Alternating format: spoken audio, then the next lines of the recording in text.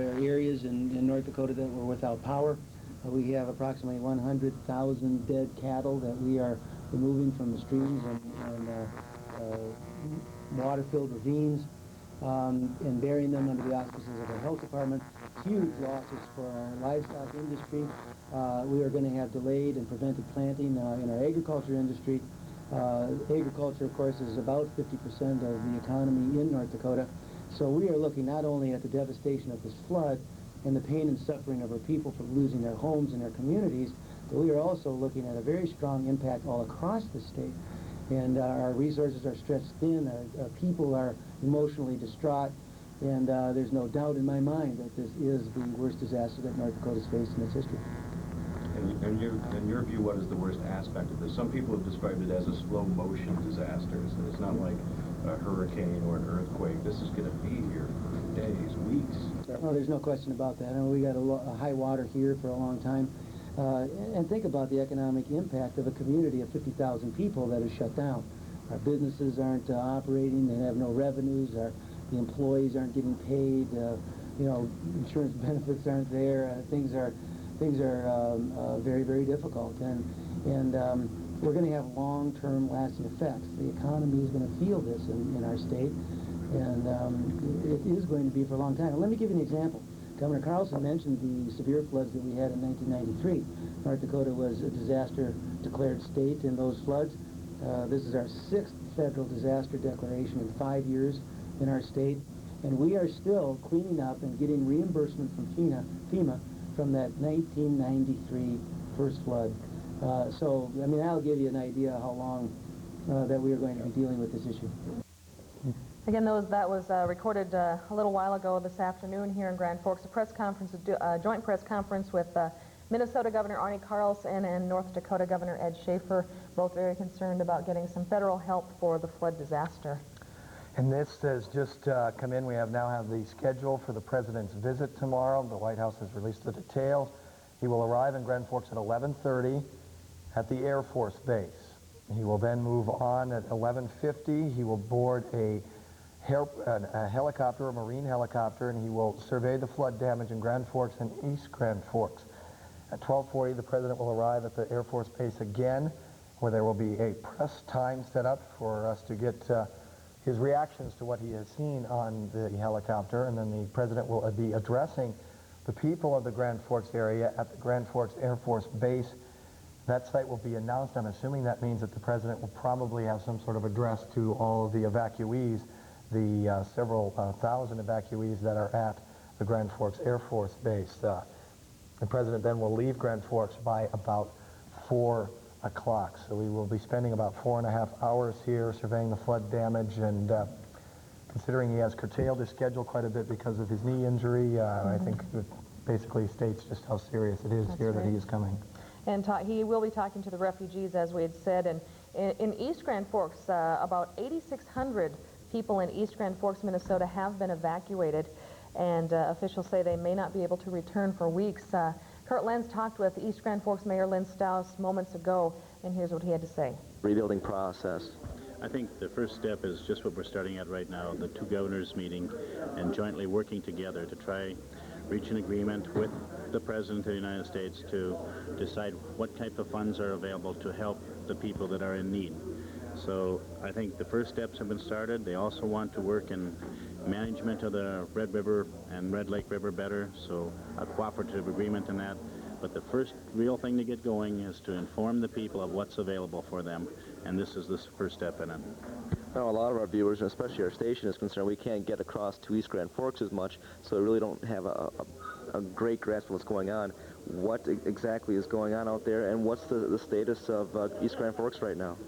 Well, our total community has been asked to evacuate. There are a few people that have stayed and tried to protect their homes, but we've moved the city hall down out to the Comfort Inn, and that's where we're operating basically our government right now. But we're a government without any money because there just isn't any funding or anything available right now, and that's what we're trying to work out with the governor and the senators to see what we can do to get through this crisis situation and to get people some money that they need and to get them back into their homes and getting our community operating again.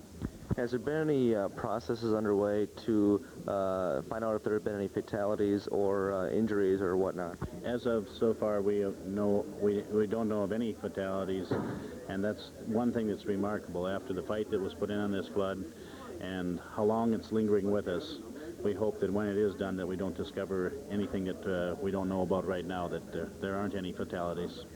Right now, how many people do you suggest or estimate that are in East Grand Forks yet? We're using a figure of possibly 250, but it could be down from that.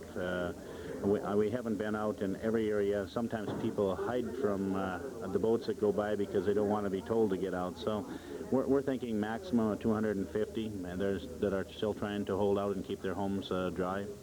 What's on your agenda and the rest of East Grand Forks agenda for the next 24, 48 hours and beyond?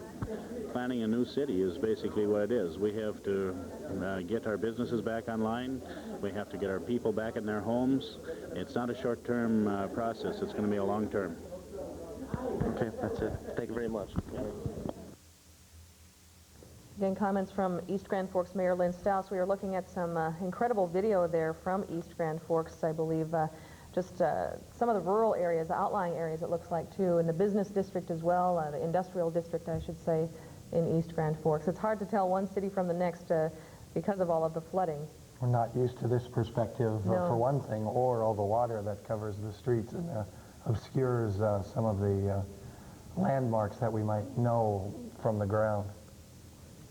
That is RDO Foods, we've been told, that we just flew overhead here. And that wondering looks if- like it would be a river channel, but I believe Yes, that's I the was road, wondering if- actually, isn't yes. it? Or- Usually the tree lines mark a river, but I believe that might have been a road. Again, houses inundated with water. Lynn Stouse, in a press conference earlier today, said that as far as he could tell, except for the one corner of the city, I believe in the northeast corner, that's fairly high and dry, he figures that at the minimum most areas have 3 feet of water in them. In Sherlock Park, which I hope we get to see, I'm sure we will, he says that it's 12 to 15 feet deep. He believed that some houses were beginning to float off their foundations in East Grand Forks. And in other areas, he had probably about 5 houses, or I should say about 5 feet of water. And we do have reports from other sources that houses have been tipped off their foundations by the heavy weight of the water and the strong current. Apparently, East Grand Forks Senior High coming up to your left of the screen, on the top. Oh, up on the top. On the of top, screen. okay. Now, if I remember correctly, and it's so hard to go back because of all the information we've had, but at one point that was the staging area for some of the refugees, but now a little, probably too much water there to know that's moved from that area now. Just flew over Highway 220 north in East Grand Forks. And that has to be, you never pay attention when you drive somewhere all the time how many miles that is from the river, but Highway 220 is not real close to the river. No. And even on that side of the river, at one point they thought things west of 220 might be okay, but only a few things above water there. Now we're getting close to the east end of town here. Now, I know that the East Grand Forks City Hall is sort of set up temporary location in the Comfort Inn. I believe that must be on the west end of town. We're coming up on the backside of the Pomida building, and it looks like the parking lot's pretty full, and the area just to its south is looks dry. Maybe here's they built Highway in the wrong 2. spot, yeah. This is Highway 2, and the Comfort Inn, I believe, is somewhere right around in this vicinity.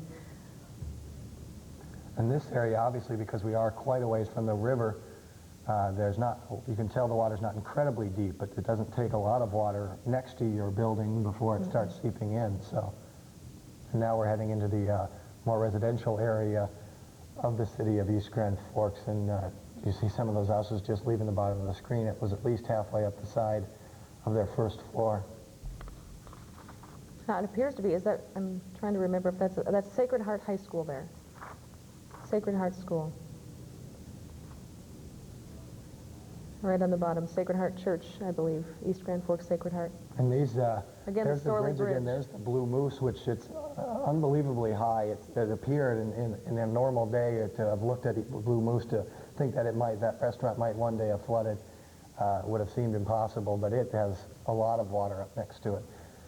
And now we're crossing over again. We've seen some of this from a different angle when we first started the show back into the downtown area. Yeah, there's the police station Yeah. on the bottom, the triangular building we see there. And that's where the Emergency Operations Center was originally set up. And they put it in the basement, and not too concerned. They knew that the flood was going to be bad, but that area was protected by dikes. But by Friday night, that the water was coming back through the storm sewer, and they had to move. And it looks like a good thing they did, only the parking lot there dry. Again, Coast Guard watercraft going through the areas. There's Central High School, the large building you see there. And the federal building is right next to the burned out area. That taller building to the right is the federal building. Certainly a lot of 11 records that were in danger there. Obviously a lot of businesses and their own records are underwater, either underwater or burned. That's right. The Grand Forks Herald, in spite of all of the tragedy, their newsroom was burned. They had lost some valuable archives, and they did put out a paper today. They set up a mini newsroom up in Manville, North Dakota, and they printed the paper in St. Paul, Minnesota, and we did get a copy of that paper today. So it's amazing what people will do. I mean, and Despite you can tell by limitations. the way the light is hitting the water just how fast the water is moving through that area too. I'm sure it's taking a lot of things with it as it goes. There's going to be an amazing amount of silt and sewage and everything else that has bubbled back up through the sanitation system too, and the water that's going to be left behind. And apparently the Bank of North Dakota, on the North Dakota side, Bank of North Dakota is going to help pay the cost of fighting the flood, or they're being tapped to help pay the cost of fighting the flood. Today the State Industrial Commission approved $25 million in loans from the bank, and Governor Schaefer says it should provide some upfront cash for paying expenses to fight the flood. And again, they are asking President Clinton for more federal aid to the area once the water recedes. The true story will come out as far as damages in the region. And President Clinton, as we said, is coming to the greater Grand Forks area to get a first-hand look at the damage, and he will get quite a tour, as you see here. Yeah, This is that's Lincoln Drive Lincoln area. Drive. This was the area Look at that right first, up to the top of our house. that's right, this was one of the areas first evacuated when the flood broke out here in Grand Lincoln Forks. School went by very quickly. I'm assuming this may be the golf course then, is that correct? Yeah. The golf course filled up with water and started to spill over to the north into the Lincoln Park area about Friday, or was that Thursday? It's too hard to remember. We like to deal in facts here, but it's too hard to keep track of everything that happened in the chronology. We'll sit back someday and get a chance to go over it all and figure out what day it was, but it spread out to the north and started to breach dikes. I believe it and- was Thursday. Yeah, in that area, because they had that mandatory evacuation Thursday afternoon. And, you know, I can't even tell. You're getting a look at your own home here. Oh, we are, aren't we? Uh-huh. Yeah, To your right. just went Just by. went by it to the right. The condominiums, the townhomes just to the south of that were supposed to be high and dry, and so were we. Someday maybe when we're off the air, I'll go back and stop that and look. Maybe I won't. I don't know if I want to see it till... I think a lot of people they're probably fighting to turn away from the television if they are watching and live in the area and they're in one of the shelters. I understand a lot of people have been glued to the set whenever we do show the overhead shots of the flooding in Grand Forks. People want to see, but they don't want to see. I know our viewers who are watching in other areas through our satellite uplink to Bismarck and Minot probably have seen some of the national stories about this flood and may not know some of the details, but this is not a sort of a thing. All these houses are very close to the river, but these houses were protected to 52 feet, which is a pretty good extra distance considering the largest flood ever was in '79 at 48 and 8.1, I believe. And since that time, it was a bad flood, and they put in a diversion around the city. They updated the Cooley diversion, which is a coulee that runs through much of the middle of the city, and now it diverts out around town. They felt very confident that they would not have problems with this flood, but unfortunately it went from a 49-foot crest prediction, it jumped up to 49.5, then to 51.5, to 53, and then finally to 54, which the gauge hasn't been working. Maybe we can check lately, but... The latest river level that I saw was 53.9 feet. Again, they are having trouble with the gauge, so and that who knows would be where the river 5 feet level is. over what was our previous record for... That was Belmont Road, I do believe, that you just saw. A lot of people diking in that area to try it, or putting up dikes and putting up sandbags. Amazing how some seem to be high and dry. Maybe that's good news. Obviously, people who may have evacuated, had to evacuate it, might see that their house is still above water. Cherry Street in Grand Forks. I believe this is getting into some of the, are we down towards some of the newer sections of town here as we, It appears so. yeah. Washington Street is coming up. Those. Oh, I see. Okay, we're moving back across from east to west. There's Okay. Water World. Yeah, no kidding. The whole town of Grand Forks is Water World, I guess you could say. We don't mean that in a Amusement funny park, way either, right. but there is a business called Water World in Grand Yeah. Forks on the south end of town. Sometimes But, levity is needed, but this is just the area to the south. Look at all the water that's still in the fields. Now, some of that is just that just melted to our, and now we can see a little better view of This it. is the Uland Park softball complex. Those spots, apparently, they must be the softball diamonds. You If I'm can't not really tell mistaken, it looks anymore. like some of those areas, they have to be about 4 feet deep there because the fences that mark the outfield look to be entirely underwater. So we'll probably go back to some more of those images. I know those are the images that everybody wants to see so they can tell if their home is gone. But throughout the surrounding area, dozens of families have opened up their homes to people fleeing the flood. And for some, it is as close to home as they're going to get, and it beats staying at some shelters where some of the larger masses of refugees are living as far as they're concerned. And News Center 8's Laura Gallegos shows us the generous people in the area who are opening their homes to strangers in need. In this farmhouse outside Larimore, the Trozen family opened their home to Grand Forks residents. We have 5 in our family and 13 guests. And a dog. Are you up in honey for us? This is the first time that our weather has not affected us in Larimore. And it just feels so nice to be able to open our doors for other people. And This group is seeking shelter after the Red began invading their neighborhoods. Real sad. I made Grand Forks my home 6 years ago, and it's been real hard to leave it. They may have left the comforts of their own homes, but warm beds, good company, and hot food are available to them. Oh yeah, I got up early to cook bacon and eggs and I don't know, a dozen eggs I suppose, and a loaf of toast or bread, and just a lot. But it's good that they're here. They got a place to stay. Down the road, the Wiggins family has 31 people staying in their small rural home. Many have no idea whether their homes are safe or if they're submerged in river water. Well, what are they going to do, you know? Got to go someplace. Belongings may be lost, homes buried, but the spirit of community and neighbor helping neighbor remains. Laura Gallegos, WDAZ, News Center 8.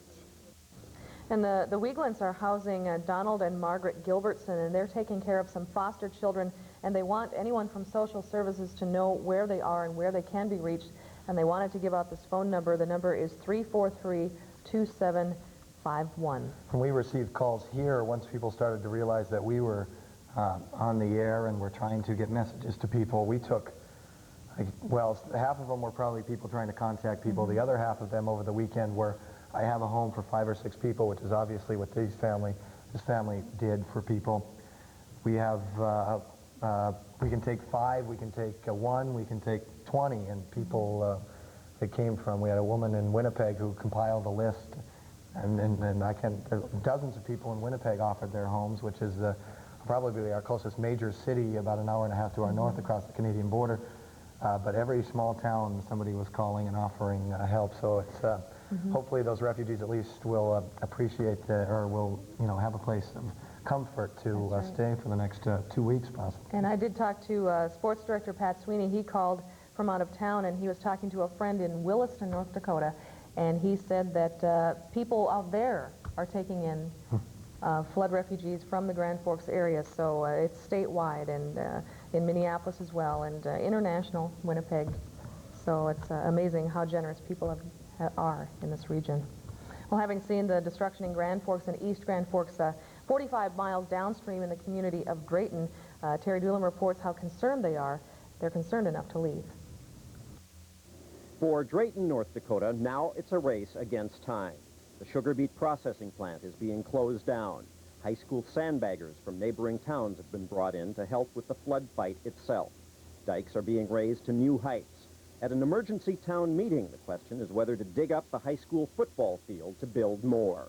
The pace here has quickened since this weekend. Residents have seen the destruction the red can cause, and there's no question which way the water is headed. Optometrist Tom Dunham's Grand Forks home has already been lost to the flood. Now his business, just across the street from the river, is being threatened. Of course, they're diking, but there wasn't any guarantees it was going to hold, and of course, that's what happened in Grand Forks. It didn't hold, so I guess I wouldn't be surprised if it came over to here. You're not so very far from the river itself. Across the street, and away we go. Down the block, a sign on the grocery store window tells the story. Inside, what groceries not snapped up are being put on higher shelves. Just working night and day to get out of town, get ready to get out of town, moving stuff out of the basements, moving it in the trailers, getting her out west of here, you know. Oh, all the water and watching television, and Grand Forks really puts a scare into you, you know. You scared? Nervous, very nervous, yeah. Everett Ozen borrowed a semi to move his and his wife Jan's belongings. I wish I knew how high the level was going to get and if the dikes were going to hold. I guess that's, oh, I really don't know. Mm-hmm. What made you decide to leave? Grand Forks, what we see on TV about what's happening in Grand Forks, and we just want to get one step ahead of all those poor people down there. Already the elderly, even pets, have been evacuated here, leaving others to decide if and when to leave. And this is Terry Doolin live now, reporting from Honeyford, North Dakota. We have taken some extraordinary measures to stay on the air during this flood emergency. As you've been hearing us talk about and show you this weekend, those of you who are with us with WDAZ on a regular basis, you know that our studio is pretty much surrounded by water. Or at least we were threatened by water, even though we had much of the equipment and much of the building sandbagged. So we have built, our engineers, our technical people, have built what amounts to a mini television station here at the Farmers Elevator at Honeyford. Now, Honeyford is about 8 miles from the Grand Forks Air Force Base. We're sort of northwest of the Air Force Base. We're about 25 miles northwest of Grand Forks. And we've done this for two reasons. One, to stay on the air. If we need to, we can come out here and broadcast now. The other reason is we are able to produce our stories from this area. As you can obviously know, it's extraordinarily difficult to move around inside Grand Forks and East Grand Forks right now. So we want to be on the circumference and at least be able to move around the area and up north as well, as we did earlier today to produce that story. So we're able to be outside of the area. You can't see it, but there's another granary where I'm looking in this direction, which is south, and next to it is a little office complex, a little empty area, and we have built a sort of mini studio out of there. We can actually broadcast out of there if we need to. As long as we're able to, we're going to come to you from Grand Forks, of course. Behind me, you can see a number of vehicles. The blue vehicle is a production truck, which we most often use for hockey games and other live events like that. Next to it is our LiveStar satellite uplink truck, which you've heard us talk about before. And next to it is a RV vehicle, a mobile home type affair, which some of our crew has been staying in. And next to it, this is a Terragator, which they tell me spreads fertilizer. So what we have going here is an agriculture business and a television business at the same time. And we're neighbors now, and we're getting along just fine. We've had grain trucks moving through here all weekend, and they're watching us strange television people work. We have some video to show you. This was taken by Mike Derman, one of our technical people. It's some home video that he took throughout the weekend and arriving here. And you'll see some of the efforts that were made to set this mini television station up. We've had local people helping us string cable and all kinds of things that need to be done. We have an antenna of some sort on top of the elevator to help us stay in communications with the people we need to. And it's just almost unprecedented effort, I think, to in North Dakota Broadcasting to have done something like this. This is a late-night visit to our transmitter at Petersburg, a road nearly impassable there by water, and our LiveStar satellite uplink truck is just invaluable right now. Extraordinary events call for extraordinary measures, and that's what we have taken here to continue broadcasting throughout this terrible tragedy. With me now is Larry Nord, the manager of the Honeyford elevator. What have they had you doing, Larry, here? Oh, we were helping them string up cables and virtually anything they needed. They come pretty well equipped and really well organized. They seem to have real good people helping them, and we didn't do a lot. We virtually just helped them throughout the night and getting ready for you guys in case you had to go on the air, I guess. What did you think when you first heard that a television company is coming out to set up on your property?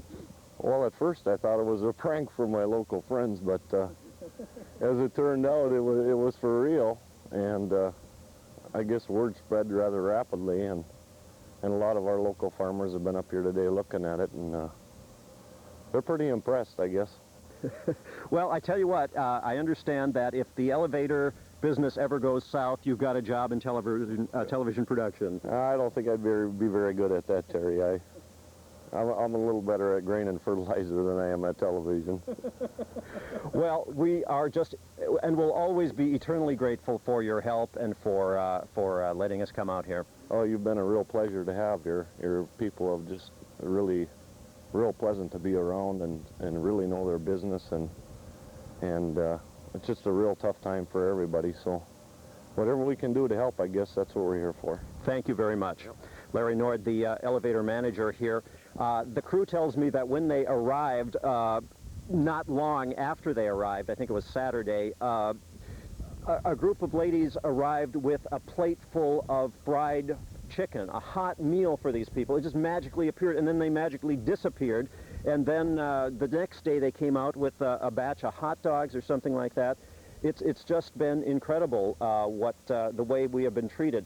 I would just like to say that everywhere I've been today, I spent last night in Hillsboro, and everywhere I've been, we've been to Drayton, we've been to Emerado, people have come up to me and said, I want to shake your hand, I want to thank you for staying on the air. You'll never understand how important this was to us. And it's just been so gratifying that I can't tell you. I had a flat tire, or a very near flat tire, near Emerado today, and we drove into the Amoco station, and they used to have a repair shop there. They no longer do, but they opened the repair shop there to fix my tires so that I could get out here to Honeyford.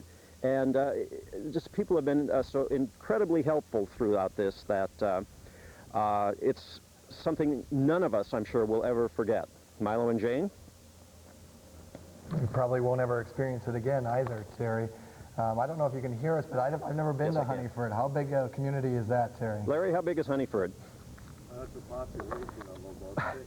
Population 6, okay. I understand. Well, it's getting international attention as now, we speak. did you guys just double the space out there, I think? You guys just doubled the population by arriving. Well, I was just going to say that. I think it's probably 10, 12 or so right now.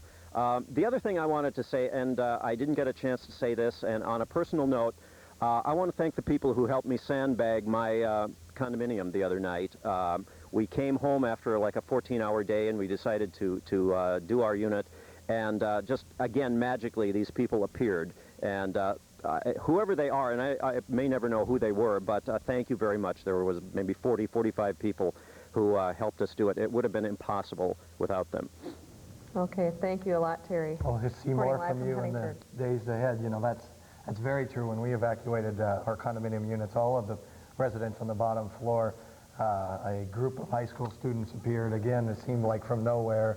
Appeared out of thin air and helped carry boxes of things hastily thrown in, and cabinets, and made an unbelievable effort, and I saw the same kids come back the next day to help out more when we realized that the crest was going to be too much to handle. So it is amazing how these people step up to help out. That's right. We don't have the perfect weather, but we do have the perfect people up here in North Dakota and Minnesota. So we'll take a break, and we'll bring you more flood coverage right after this.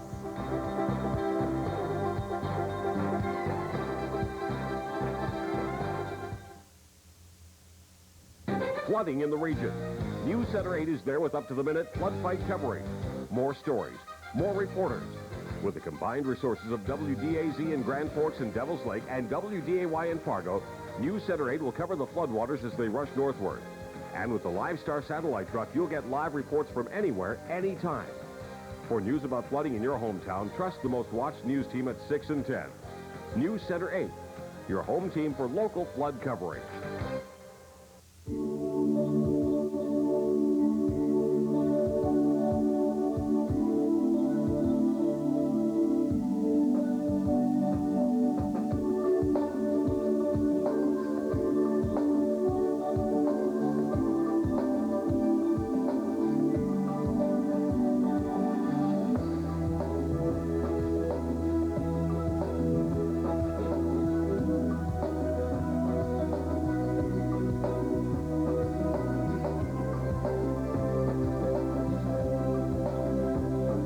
Until there are no more people in need. Until everyone in every neighborhood knows how to save a life. Until you and those you love gain the knowledge to be safer.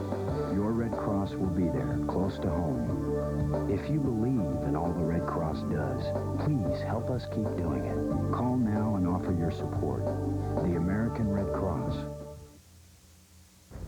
Welcome back to our continuous flood coverage here on WDAZ. And again, we want to welcome our viewers in Bismarck and Minot on the North Dakota ABC network. Again, a lot of you are probably housing some refugees from the Grand Forks, Greater Grand Forks flooding situation, and we just want to keep you updated on the situation here, and so you can keep track of your friends and loved ones here in the eastern part of the state. Well, as the Red River does continue to swallow up more and more of Grand Forks, residents who never imagined they would find water on their doorstep are now rushing to get out. Floodwaters are even flowing into southwest Grand Forks, one of the last remnants of dry ground. Aaron Quanbeck has the story. The message on this flood victim's vehicle says it all. Escape Grand Forks is exactly what people at the Columbia Heights Trailer Court are doing. Most have already left, but some came back today to pick up more of their possessions. We kind of snuck in through the back. We just sneak in. I didn't know the streets were going to be all underwater. What do you think when you see this? Just unreal. Kind of scary. Residents here say they thought if any place in Grand Forks would stay dry, it would be their neighborhood. But it seems with this flood, the water is sparing no one. You know, areas close to the river are going to go, but never dream in a trailer park 2.5, 3 feet above the ground and this far away from the river that you're going to have anything to worry about. And now you're starting to worry. Oh, yeah. We never expected to get water here because this was one of the last places in town that was dry. We left last night, what time was it, about 8? Yeah. And there was just a little water down at the intersections of our park. But now the streets are filling up fast, and people are taking whatever they can and leaving. At the Dean Friddle home, relatives who lost their house were staying with him and are now fleeing for a second time. He let us stay here until it was time to move here, so now we're moving out of here.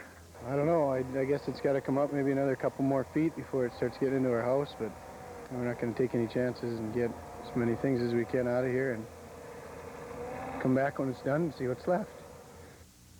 But for these people, like most everyone else in Grand Forks, coming back and seeing what's left after the flood may turn out to be the hardest part of all.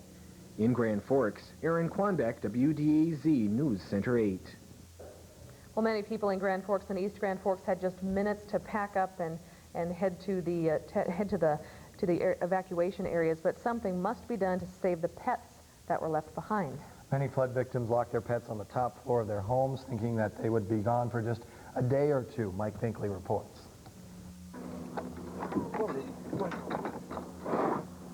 They are members of the family. Grand Forks evacuees say they were forced to leave behind.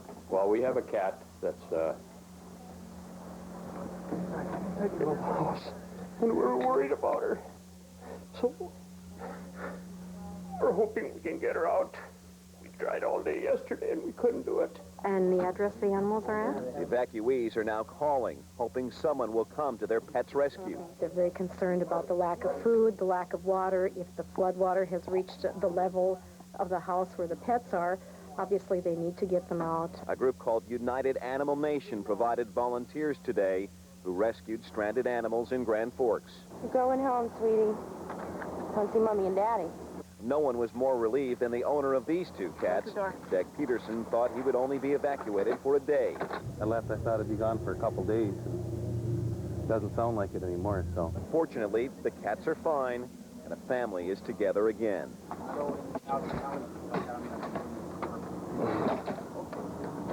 This is pretty kitty. That's nice to see. We wanted to show you a few more pictures from the air. A lot of people, again, are interested in seeing how widespread the flooding is.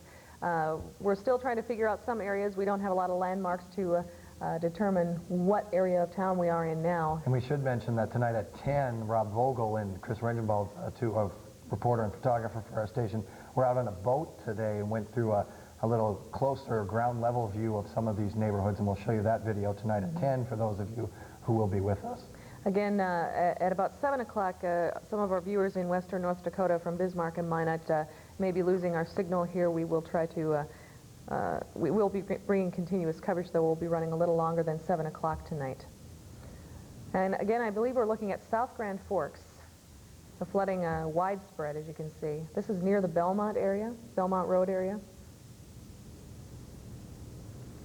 Okay, I'm assuming that's coming back across. Is that coming back across the river, or is there just that much water there?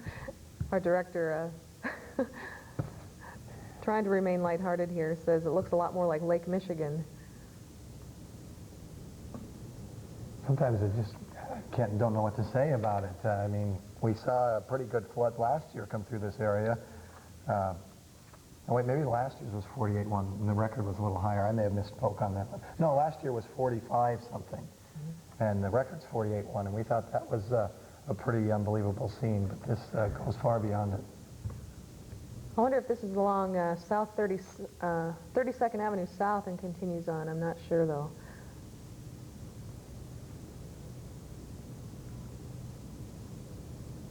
That, I'm not sure what that is. I hope it's, that's a mobile home. That's yeah, it's a trailer, somebody's trailer. I don't know if the river washed it away that far, but... Obviously very hard right now to figure out what we're looking at. We believe we're somewhere south of the city, assuming. We could be heading toward, yeah, I would say south, but... yeah, we might even be moving away from the city at this point. Look how far that water stretches. I saw a picture of one of our feeds today. I don't know if we'll see the same shot, but they looked north from the city and panned up into the distance, and I hope some of our people up north saw that so they know what to prepare for, because there is an unbelievable wide path of water working its way north. Okay, we must have been coming up back around. Must be circling back up, yes. Yeah. We'll try to get our bearings. Obviously, for those of you who are evacuees and your house might be in this neighborhood, you will probably know immediately that that's your neighborhood.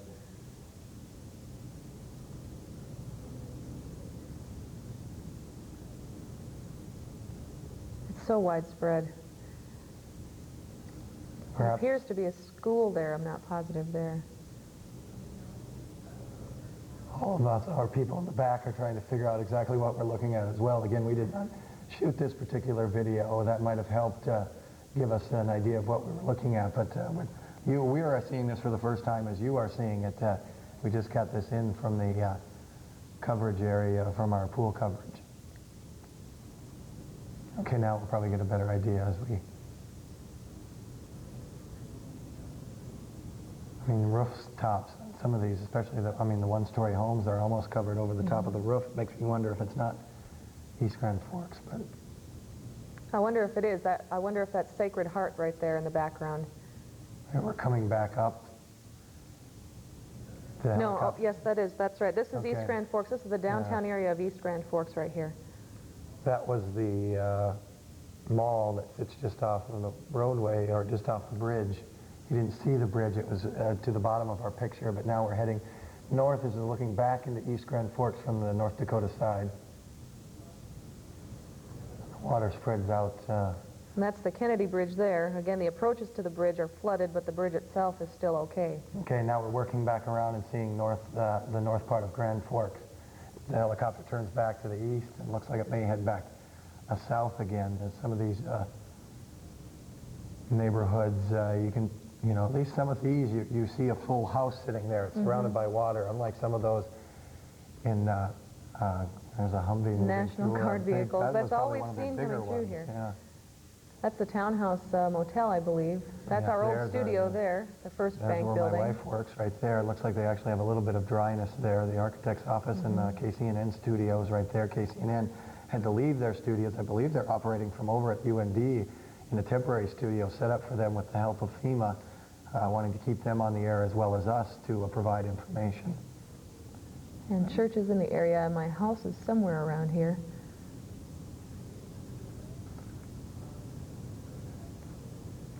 Looks like this was shot somewhere around the noon hour or a little bit later. The sun looks to be directly overhead. By the way, it's reflecting off the water. And there's some historic homes in this district as well. Yeah, Reeves beautiful. Drive, Drive. South 6th Street. There are some homes on the historic register in this area. And we should mention some of the buildings downtown that burned were also on the historic register.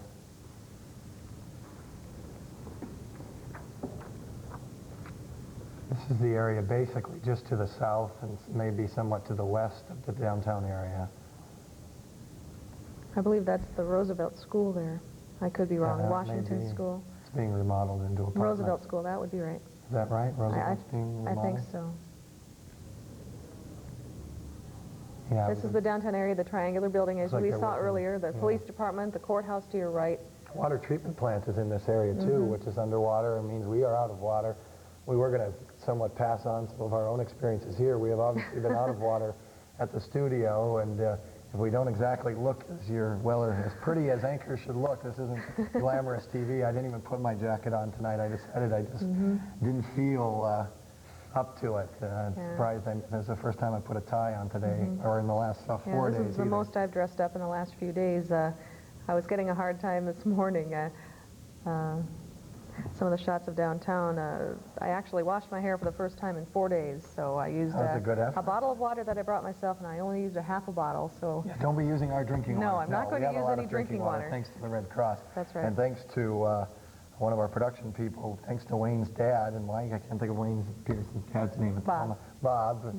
We have some porta potties. Without that was probably the most vital I link. hope he's watching. I hope Bob and Levon are watching tonight. We thank them for that. In fact, the National Guard troops who are out here on South Washington have been taking advantage of that too. They told us that they spend 14-hour shifts and often are stuck in their vicinity, and many of those vicinities are not set up with these porta potties, whatever you call them, these latrines that I know that's one of the things Red Cross, I've seen a few more trucks with those on them, trying to get those into the neighborhoods where the guard people are guarding neighborhoods and really can't leave their posts, but that vital function is thankfully being taken care of in some areas. And we are running on generator power as we speak too, so our set is dim, a little dimmer than usual. We don't have as many lights. That's probably on as we good, usually and do. you don't see. I have not washed my hair in 4 or 5 days, so. But we are running on generator power. We're camping out, indoor camping. We've been camping out in FEMA different brought offices. us that generator today to keep us on the air. We are not quite surrounded by water. It's to our front. I mean, it's not up to the edges of the building, although it is in the back, appears to be getting closer. We are several, or at least a couple miles from the river here, I would assume, but the water's backed up through the storm sewer, and we are in the mandatory evacuation zone. We ended up in it this morning when they expanded the zone. They are allowing us to stay. We appreciate that, and we'll hope we're providing the service that they wanted from us. And again, we've got people who have spent a lot of hours awake and very few hours sleeping, and sleeping on the floor and sleeping on desktops in the building. Some of us were able to put on hip waders and go to a reporter's apartment just behind the building last night. We're able to sleep in a bed, and I guess we're the envy of the newsroom and the production staff for that. But okay, we're going to take a break and do, after this break, I believe we'll do weather with Kip Hines, or I mean probably John Wheeler today because it's Monday, isn't it? That's right. We're losing track of days here, but we'll take a break, and we want to thank our viewers from Minot and Bismarck for joining us today, and we will keep you informed as the events warrant it. We'll be right back.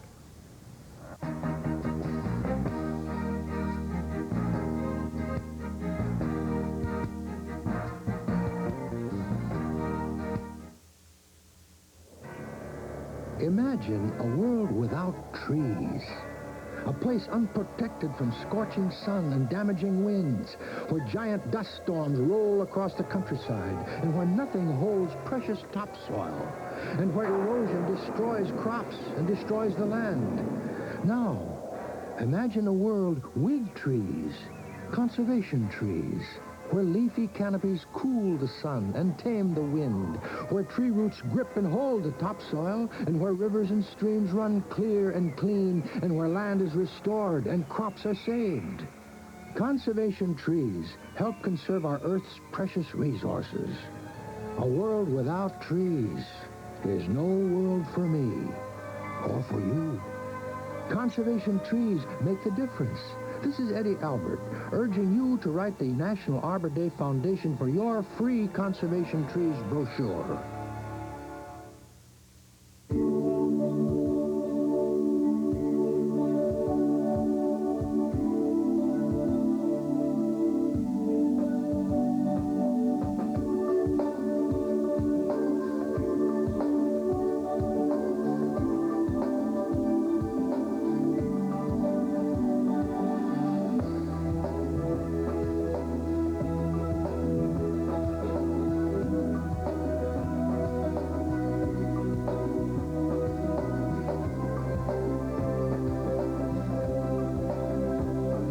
Until there are no more people in need. Until everyone in every neighborhood knows how to save a life. Until you and those you love gain the knowledge to be safer. Your Red Cross will be there, close to home. If you believe in all the Red Cross does, please help us keep doing it. Call now and offer your support. The American Red Cross.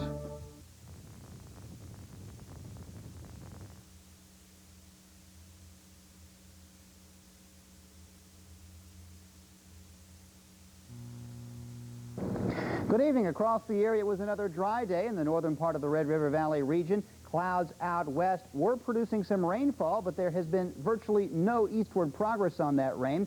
Just some cumulus clouds that have developed over the southern end of the valley and into parts of east central North Dakota. Our weather will remain essentially rain-free, it looks like, for the balance of the week. This disturbance out west is being kind of sheared apart. You can see some of the energy heading south, some of it heading back up to the northwest. That's because it's moving into a very sluggish high-pressure region where the atmosphere simply isn't moving very much. So our weather, at least, will remain fair for the next several days. Temperature-wise, we've been up into the upper 40s around the Winnipeg area, mostly the upper 50s south of the Canadian border. Out west, where there were some rain showers, temperatures held down into the 40s.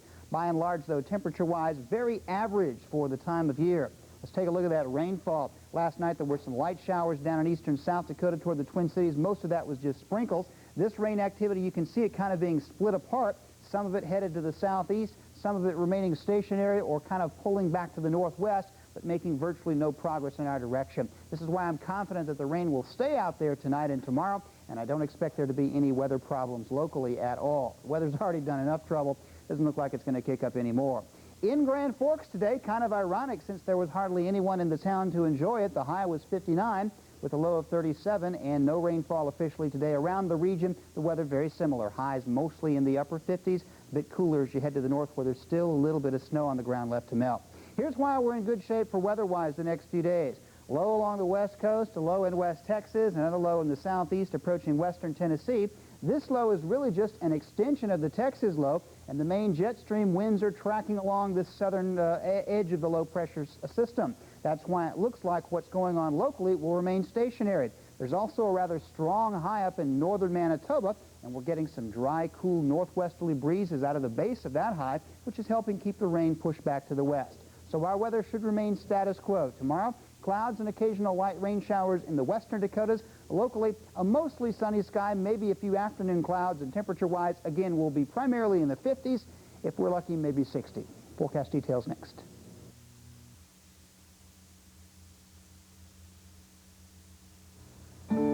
Dad showed me the difference between collecting coins and saving money. I thought he'd been collecting U.S. savings bonds, but he was really helping to ensure the future. His and mine.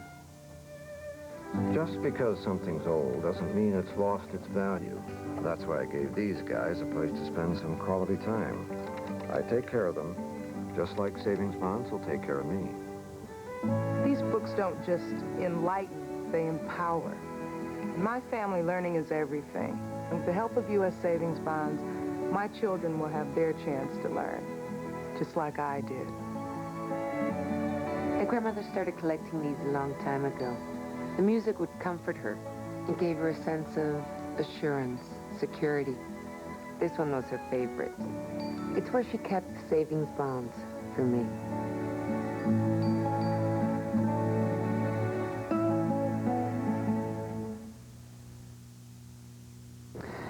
This evening, temperatures are ranging mostly in the lower 50s out to the west at Devil's Lake at 52, 48 at Winnipeg, 52 in Roseau, Thief River Falls and Bemidji both at 55, Fargo 58, and the Grand Forks Airport still high and dry reporting 59 degrees, a dew point of 38, the barometer at 29.82, and a wind out of the northeast, a dry wind at 13 miles an hour.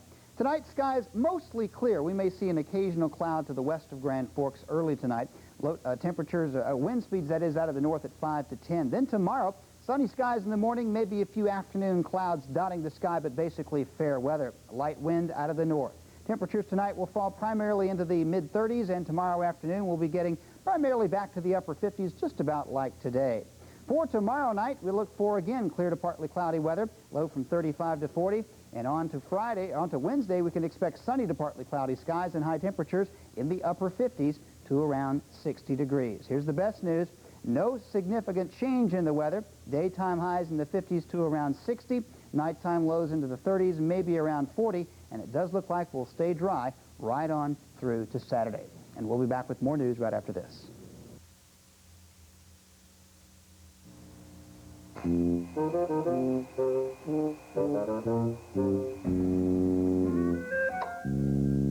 you sometimes forget things,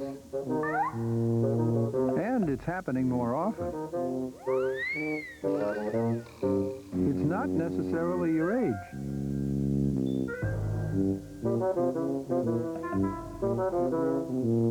Maybe you just have a lot on your mind. But it never hurts to be sure. There are people who can help.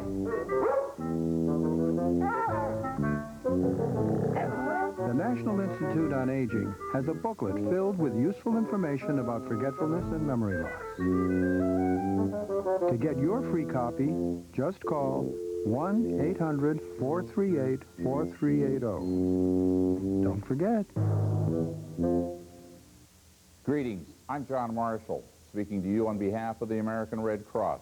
The recent bad weather and flood threats have depleted our resources, and we are in desperate financial need. I would like to encourage you to support the American Red Cross by making a contribution today. All donations will benefit area flood relief and help your neighbors during their time of need. Mail your contribution to this address and do your part to help us get through this emergency situation and make a difference today. We wanted to bring you a few announcements and show you a little bit more of the aerial footage that we received today as our Flood Fight 97 coverage continues here on News Center 8. While we go through them, you can watch the video here. Here's one announcement that I do have, a school announcement. There will be school in Manville tomorrow. Again, there will be school in Manville. Also, a travel note, you have only until midnight tonight to get through customs. The customs port of entry at Nitchie and the Pembina ports. The U.S. Customs Service says the Nitchie and Pembina ports of entry are closing at midnight. The Pembina port is being closed because of the potential Red River flooding, and the Nitchie port is being closed because water is flowing over the highway between the town and the Canadian border. And again, we told you earlier that people are starting to evacuate parts of the Northern Valley because of the Red River situation here in the Grand Forks area, as can be expected here also. Also, for people on medication, the North Dakota Pharmacy Board has authorized pharmacies to refill up to 30 days of medication for people whose original prescriptions were filled in the Grand Forks area. And they have several numbers if you want to pay attention and listen for the number and write this down. 701-328-9535. That's the North Dakota Board of Pharmacy. And the Pharmacy Association is 258-4968. Again, a North Dakota number. And the Pharmacy Service Corporation, 701-258-4922. Anybody who's watched in the last 72 hours or so knows to watch with a pen and paper in hand. We give a lot of... Now we're coming, I'm assuming that dry part is South Washington again. If I'm not, yeah, okay. The water tower is in the middle of town, or middle of the eastern section of town. I know what that church is. It's escaping me at the moment. It's a Lutheran church, I believe, right there. I can't remember which one that is. Beautiful church. That Emmanuel Lutheran Church, I believe. Yeah, that's right, Emmanuel Lutheran. The reason most people are wondering, especially if their home is west of South Washington, wondering why most of the concentration here is on the eastern part of the city, is there is water west of Washington, but what the media who is shooting this is the national media, and that's where the deepest water is, and that's what makes the best pictures for them. I guess if we were running the helicopter, we would go up and down each area of the city and as far as to where it's dry, just to give people an idea, but unfortunately we are not in control of the helicopter. But hopefully you get the idea. As we can say, there is water west of Washington. Some places of Columbia Drive, in South Columbia Drive, very deep. And earlier today and yet last night we showed you pictures from north of the downtown area and north of the university campus. Those are pictures we have There's the not water seen plant today. there. And that's why we may be out of water for 2 weeks or more right. because of that. Now you're looking across the river to East Grand Forks over there. It looks a little bit overexposed in the background there. I believe we're going to see, this is the downtown area again. The green building that's coming up, the green roof, that's the Blue Moose, I believe, and Built very Whitey's White high. Across. The mall right behind it again. A couple of very popular spots for people to go.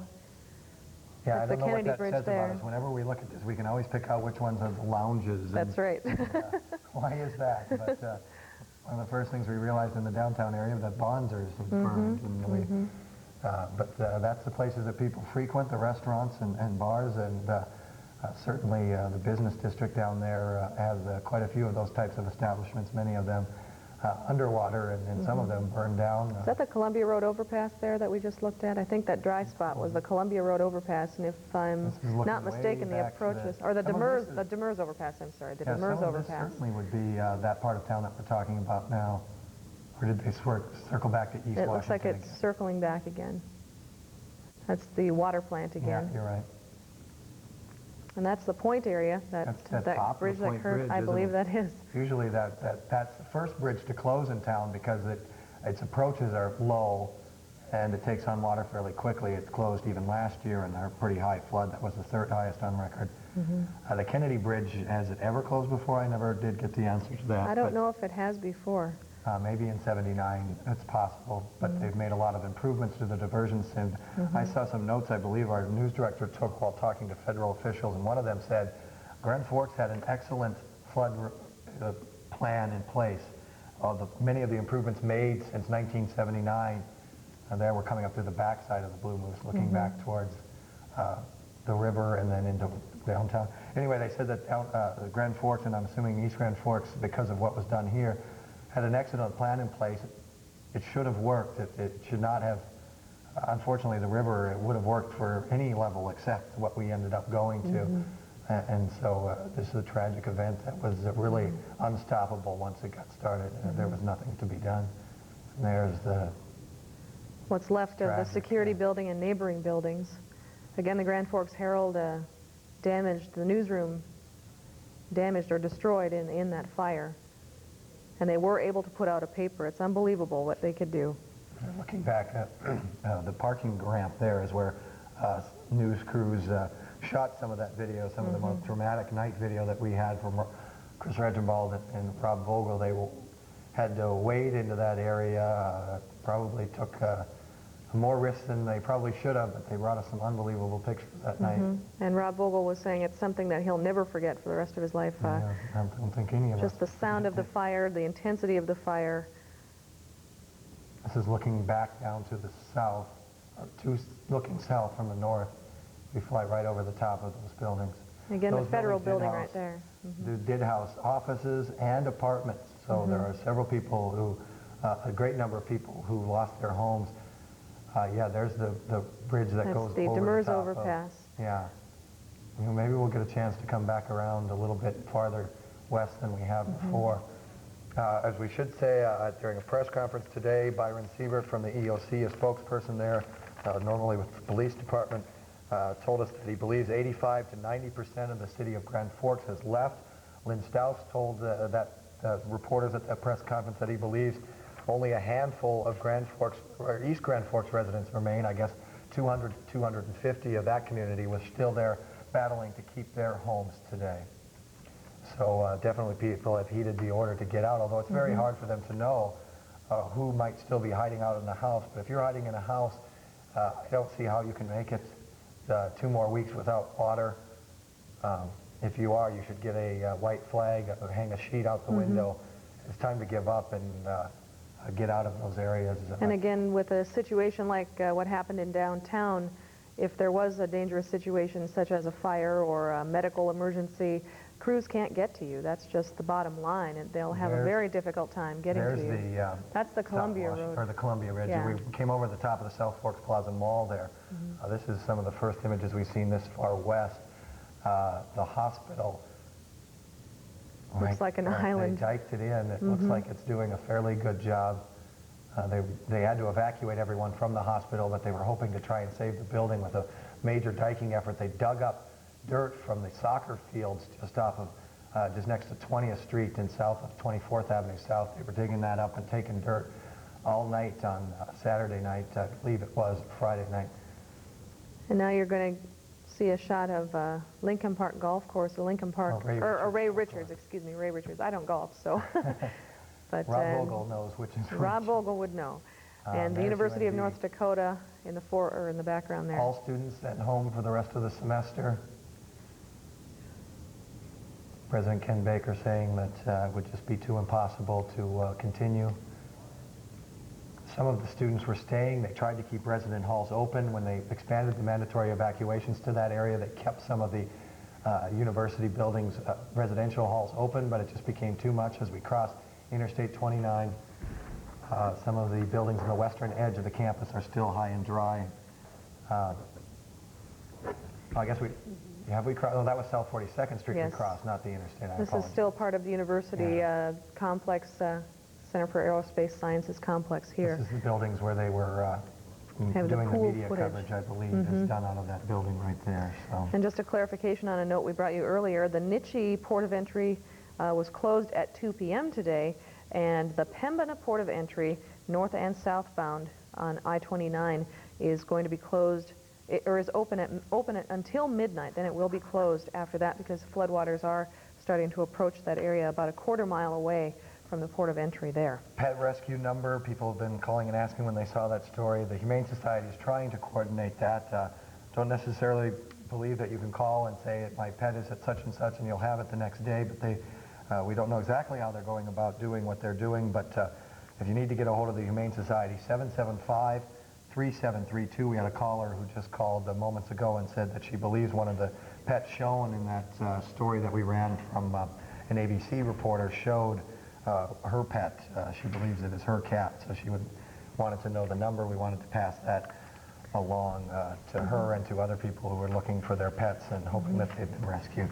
And we also want to tell people, too, because of the phone line situation, many phone lines are jammed, having trouble getting through. We wanted to inform people that only emergency calls should be made to WDAZ. We've gotten quite a few notes and messages from people looking for loved ones. Perhaps it might be a good idea to call shelters to find out where your friends and family are if they have been evacuated. But please, only emergency calls to the station. Well, we have 7 phone lines that have been lit up constantly, especially Saturday and Sunday night when we spend about 40 of the 48 hours on the air doing those types of messages.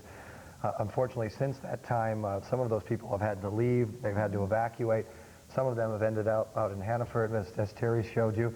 And some of our other volunteers were used to be coming in and leaving, and unfortunately they can't do that anymore. I think we're down to one brave soul who's been helping us out, answering phones, and unfortunately it's become too much for us to handle. We'll try and we'd love to talk to emergency officials from many of our counties if they have any information they'd like to pass on, but we're getting to the point where we can't handle those all those other emergency calls, unfortunately.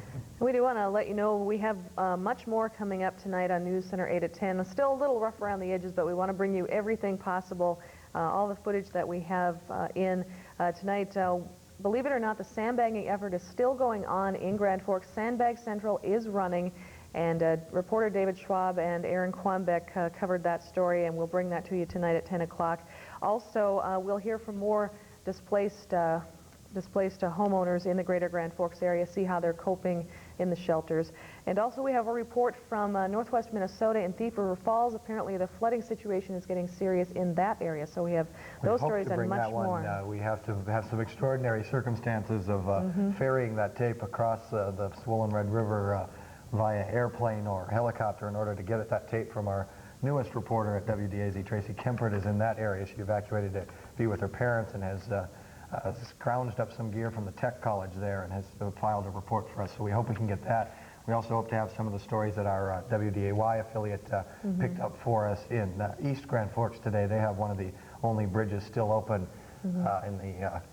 the only bridge open in North Dakota on this side, unless you go down even farther south. So we'll also show you what our network what the network did today. They did come in and interview some people here at WDAZ, and so should be an interesting story. James Cat makes an appearance on the World News tonight. Apparently I didn't see it though, did you? I think it might have been on a different, it might have been a Minneapolis station, apparently.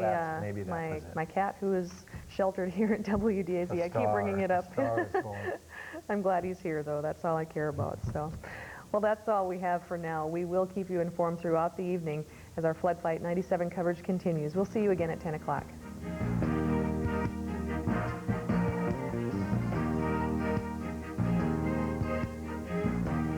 Channel 8 Television, WDAZ, Devil's Lake, Grand Forks.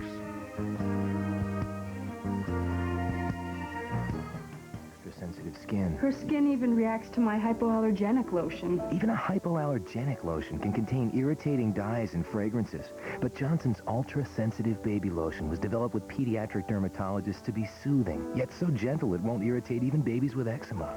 Her skin really loves this stuff. Johnson's ultra-sensitive. I gave her this skin. It's nice to know I can give her something to help it. Some thoughts on, should I sleep with it or not? This is a big question. I mean, how long can you really wear a tampon? Overnight? All night? The whole night? A group of leading gynecologists agree that you can wear a tampon overnight for up to 8 hours. This is good news. And nothing protects better than a Tampax tampon. During the day? Or at night. They're very smart, those gynecologists. Tampax. Overnight. Because it's okay. Sweet dreams. Good night. Tampax. Women know.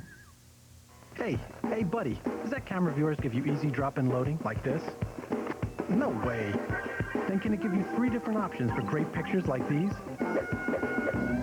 Oh, too bad. How about an index print so it's easy to order reprints? Didn't think so. Maybe what you need isn't just another camera. What you need is an advanced photo system, like Kodak Advantix.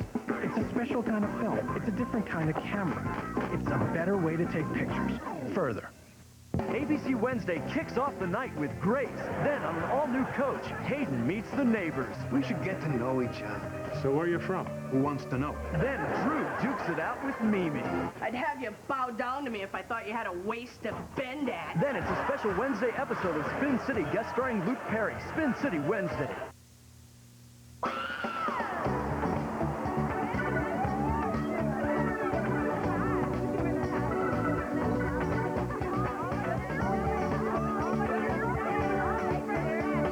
Just the other day, I was putting on my nylon, and my mother came over to help me, and I said, Mom, I don't need your help with this. I can really handle this on my own.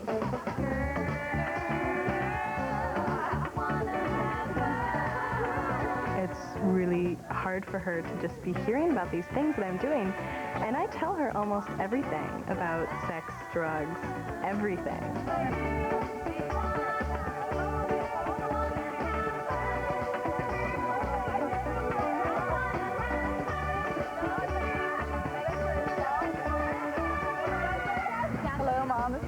John Marrow, and I'll be back a little bit later because I'm going to go to some party with my friends. Let me tell you, a teenager, she's told me she hates me. This is not news. This is not a fear. It's a reality. I used to be attached to her at the hip. Now I can't stand being around her.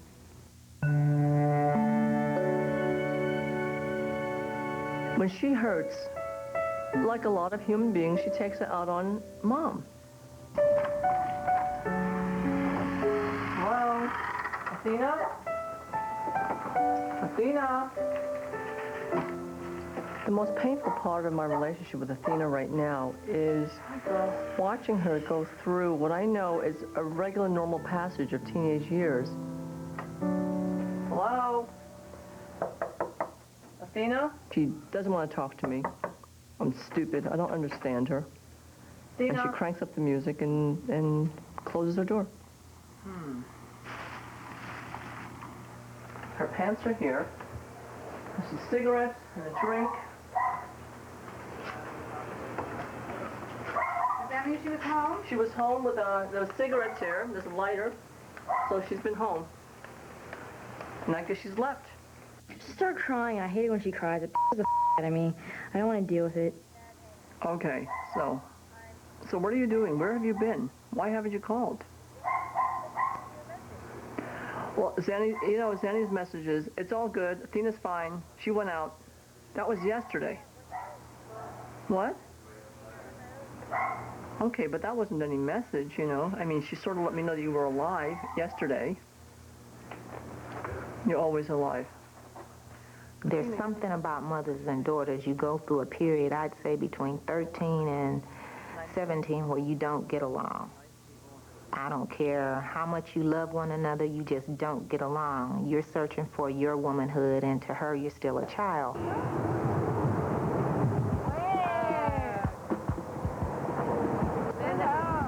I can't wait to actually be on my own and be myself and not have to answer to her and not have to explain to her why I'm doing this certain way. Being called a 500-year flood. 75% of Grand Forks is under 5 feet of water, and almost all of East Grand Forks is covered, 15 square miles of the city. North Dakota has been declared a disaster area. The recovery program could cost more than $1 billion. Good evening. President Clinton will take a first-hand look at the Grand Forks area tomorrow, and he will also meet with evacuees who have fled the city. Governors of North Dakota and Minnesota are pressing Clinton to increase federal aid to the region, increase that balance, which has already been ravaged our region by a series of blizzards right before the spring flooding. We will bring you extensive coverage of this natural disaster tonight, and new pictures tonight. That's right. We do have some new pictures, and joining us now is Rob Vogel, sports reporter / news reporter this week. Rob, you had the chance to the areas of downtown Grand Forks and beyond. Maybe you could tell us a little bit about what we're seeing right now. Well, we started out from the base of the Demers Bridge as you head into downtown, which serves as more than just a base for us. It was a launching pad, basically, for the U.S. Coast Guard, and where they took us around town. And we started in the downtown area, kind of working our way downtown, and there you can see, obviously, the courthouse and 4th Street as we go down 4th Street and head down towards the river and see some of the offices where the water was obviously, it's sometimes 3 feet, sometimes 4 feet. The water levels varied, and at every intersection that you go through, the current and the strength of the current varied as well. You'd come to an open street, some very strong currents, and without some serious navigation by the U.S. Coast Guard, and we want to thank them for their help in getting us these pictures, you wouldn't be able to get through that area. So obviously anybody watching this, we don't want you to think that because you see this, you got a boat, you can go downtown and do this. And here's another example. This car was loaded to the brim, looking like somebody ready to head out of the town, but they didn't quite make it in time because the flood washed right over the cars, and that's another thing. Probably stalled, and then they got left. And there were several cars, like you see this truck as well, that you didn't know there was a car underneath the water until you were almost on top of it. So if you didn't have somebody like the Coast Guard that had been through the area several times, they could tell you what was going on in the area and be able to identify some of these things as we kind of worked our way through some of the residential area. I know we've had a lot of calls from people wanting to say, hey, what's 3rd Street like? What's 4th Street, 5th Street, those kinds of things. So we wanted to bring you some videos showing you some of the homes. I'm having a little trouble with the tape deck here. Yeah, apparently it's jumping a little bit, but... I don't know what do you want us to stop in the control room, and would it work to move it to another deck, or should we just keep going? You tell us. Okay.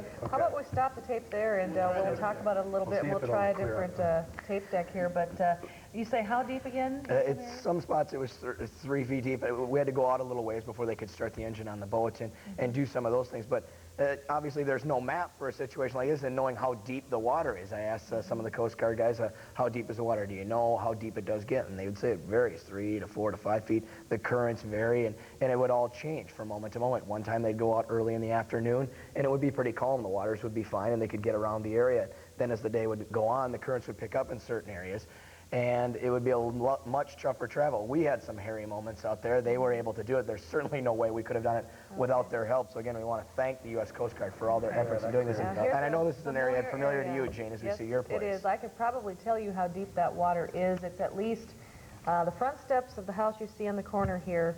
That's probably at least above your knees. If you were standing in it, in the approach of my driveway there. This is my house. But you live on the second floor. I live on the second floor, that, fortunately, certainly. but it's at least above your knees, probably up to your waist, because the approach to my driveway goes a little bit higher than that. So. And this is Fifth Street, right? We want you to identify as well, since you especially know this area. South 5th Street, about the, South 5th Street, close to the police department, downtown Grand Forks area. And the streets, it's hard to believe as you're sitting there. You know, we are in a business of putting pictures and words to describe situations, and we were basically awestruck as we sat there and watched this. And you could see barely tops of signs such as these exposed in street signs, and nowhere below know that there was a street other than seeing a top of a vehicle or something of that nature down there. And there was plenty of things floating around. A lot of people park on South 5th Street too, and like you say, you don't know if there are cars underneath there. I know that street is. You'll see some more examples of what I'm talking about, even more than what we saw those earlier cars. As you look down Minnesota Avenue here from 5th Street. Now, if you turn left, you go to the Point Bridge area. That's also underwater. So, and coming up, we'll see the Bellevue Apartments and some other things here as well. And pretty soon here we'll see as well, as we mentioned, what the cars were like before. It gets even worse in this section, where there's a car where, for a second, they couldn't remember where the car was, and boom, there it was. Well, it does go down. This does slope down to Central Park in Grand Forks. Again, some historic homes around this area. There's some beautiful homes along Reeves Drive, which isn't too far away. There you are. It's stunned. Exactly, as I mentioned, you try to put it into words, and you can only look and just go, how could this happen, and this quickly? Oh, yes. Yes, it is. There's some of the homes I was talking about there. On the first floor, they're getting water here. And some folks may wonder why we couldn't go up and down every street into other areas. Obviously, everybody's going to want to see the street, but there were some areas, such as I mentioned on Belmont, and other places we wanted to go where the water levels were not very deep. They could not take a boat through there. Hopefully that's a good sign for people who have homes and live in those areas. Somewhat surprising on that southern end of Belmont, of course, that probably some of the closest property to the river may not be that bad, and yet some of the stuff on the other side of near Washington is unbelievably high, and even over towards Columbia also. So it's all a question of elevation. I'm not sure what that is, if that was a makeshift shelter for somebody. I saw that last week. I was out dike walking. I was wondering what that was, but cars submerged once again. And we couldn't believe how many cars were there. That was another thing. You'd think most of the people had either evacuated with their cars. And that's another thing the Coast Guard mentioned. We asked them about that. You hear the declarations of getting out of the area, mandatory evacuations, those kind of things. There were, they say, probably still some people in this area. They saw some signs that people were still holed up, but when the boats would come around, the people would probably hide when they heard the boats. But they could see some evidence. They could see some evidence of people still sticking it out in certain areas. They didn't identify where. As I mentioned, here's the Bellevue Apartments as you go past that. But there definitely were some signs that people were trying to hang on. There's no electricity in these areas. No electricity. No water. And from everything, and there's another top. That's the top of a car. Look at that. That's how we talked about how much deeper it gets here. And the car is probably not a very big car. You can't even identify what kind it is. But still, it's almost completely covered and very dangerous to try and travel in an area with a boat, unless, like you say, like the Coast Guard or somebody knows where they're going. Is this one of the deeper areas of town, deeper water areas? This was one of the deeper areas that we went through today anyway. At least a foot or two deeper than in some spots where we were before, as we kind of work our way down. We mentioned that Lynn Stout says over in East Grand and Sherlock Park area that there's 12 to 15 feet of water on some homes. So we can imagine some of these are 4, 5, and 6 feet deep. Imagine a home under. We could not. That was kind of over to that area. The 6th Street in Minnesota area, just identify where that car was. The kind of areas we traveled down, and we go on South 6th and in the Gertrude area, and we'll see St. Mary's Church and some of those landmarks coming up as well. And like you say, the water level coming up on a lot of these homes, and you mentioned the historic homes and some beautiful homes such as this. They all come up to about the same level, so there's definitely water in the basements of these places. Here's another car with wood that's been now just driftwood, basically, that's floating through the river. A lot of debris floating through. Exactly. That's another thing. We got about as close as you want to come in some of those things, and some, as we mentioned, you can see the current picking up. There were some hairy situations. I know about 3 people who live in this neighborhood, too, and I hope they got out safely. That's all I have to say. And as you mentioned, you just say you know some people, man, and talking to Chris as we edit this video, it puts a whole different perspective on it when you're sitting there looking at it saying, that's my babysitter's place. For Chris, his child's babysitter lives in this neighborhood. You know some family. It's family and friends and neighbors that are all living in these homes, and they're going to have to come back to this. And we talked about those people holed up. It's going to be a couple weeks before those people can even get in there, or should consider going back in those areas to try to begin the cleanup effort. And I suppose to make a warning to those people, I'm assuming at some point these people are going to be coming through your neighborhood every day, and you can say, well, maybe I won't go today because they'll be back tomorrow. It's a big city and there's a lot of water. They can't go through every street looking for evacuees. So if you see one, you should say, well, not that they can be watching TV right now listening to us, but I'm just surprised that they would stay down there. And you can see this is another area where the current was especially strong, kind of going through there by Valley Dairy, as we saw there, and you see the Grand Forks Mission coming up as we go down 3rd Division in that area. And just a couple of days ago, Pat Sweeney was doing a live report from the approach of the correctional center. That's right. Steps. This is the mission here. Underwater.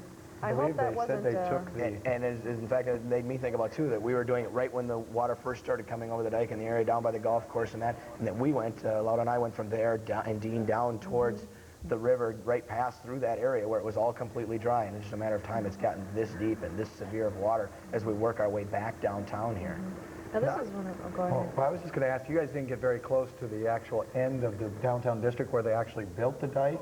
Well, so I'm curious if this water came from the south and just bubbled up through the storm sewer, if at some point it came over the dike. Can you even see the dike? I suppose we will. I think we will be able to later. And in fact, you can see basically the top of some sandbags that were put on the dike. And thankfully, as we see this early bridge, the water was going back over towards the river that was running that direction. But the sandbags, the dikes, that's another thing. There's lots of sandbags kind of floating around in that area and tops of bags that they have to avoid. And those are all washed away and is submerged underneath the water. That's how high the water is. This is right by the City Center Mall. You guys have quite a story coming up as you go through this area.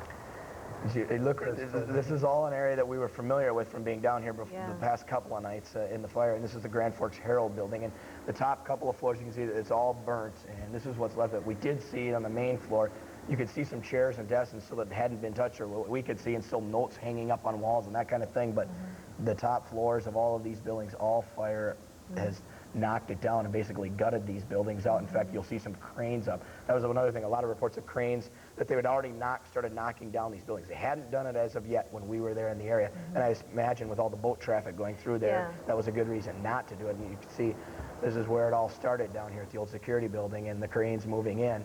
But nothing had been knocked down as of yet. We want to point that out. I was listening to the scanner, and they were saying there are media crews in the area. We have to get them out of the area before we do any kind of demolition of these buildings, and I'm guessing that they wouldn't be doing it tonight. They'll probably have to wait until daylight if they haven't done it already. So. Yeah, they didn't want to do that, and they were, as we mentioned, we were one of a number of groups of TV stations, and radio and newspaper, and all the other media that they took through this area. In fact, we were traveling with someone from FEMA who went through here, and here's Central High School. We kind of work our way back around town, coming back out, and there were flames.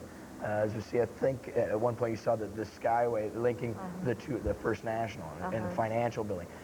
That was still up, but there were flames on top of it. We were down there the other night, and in fact, here was our home away from home for Chris and I for the past couple of days. Going down there at the fire was at this parking ramp is where we got to. And did you have to walk up the parking ramp to get there? We had to walk up the parking ramp to get there and walk a few blocks to get there. Not advisable, but we wanted to make sure people saw what was happening down there. Good way to get in trouble both with the law and both with just...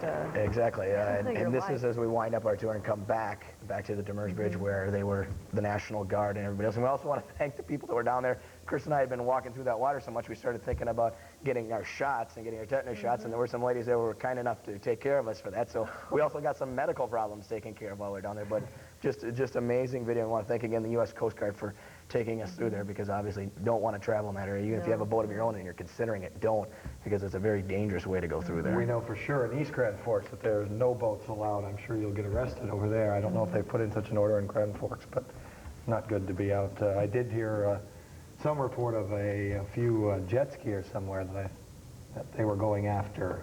So lots of different kinds of boats from the National Guard, the bigger boats that they were bringing in, and also the boats that the Coast Guard had in there. And we saw at one point the type of boat with a fan on the back of it, like you'd see going through the Everglades, or that type of situation.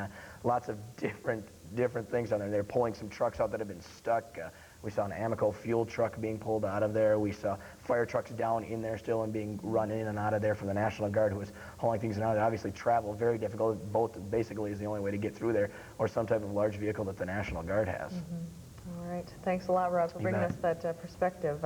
We haven't seen that area of downtown. We have seen quite a bit of the business district, but now we saw more of the Central Park area. And lots of aerial footage as well. This is our first chance to really get in on a boat and see it on the ground and give you some perspective on how the water has come up down there. Okay. Thanks a lot, Rob. Well, getting pictures from East Grand Forks has been difficult, as you know, because of the lack of an opening. As far as Kennedy Bridge being closed, that was the last link. But Austin Schauer was able to make it to East Grand Forks. He's from WDAY in Fargo. He has this report.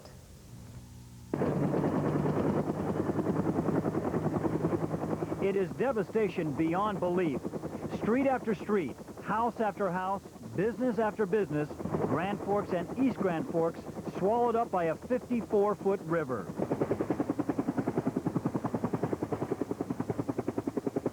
People here prepared for a crest of 49 to 50. Never did anyone expect an additional wall of 4 feet to blindside them. Dikes, both clay and sandbag, never had a chance. There is no sewer, there is no clean water, there is no electricity. These are watery ghost towns that will need to be rebuilt one brick at a time over many, many months. The flood plays no favorites. From mobile homes to apartments, the houses valued at $250,000, all virtually destroyed. Leaders from both communities tried to look forward. Water world, you know, it's just water everywhere. It's in both Grand Forks, East Grand Forks, our community is just about completely covered with water, whether it be 2 feet, whether it be up to 12 or 15 feet. There's no more sandbagging now. There's no more diking. We did our work. We tried our best. Mother Nature beat us. It's moved forward. Let's do what we can to restore the community. With help from the Minnesota Department of Natural Resources, we toured the flooded streets of East Grand Forks.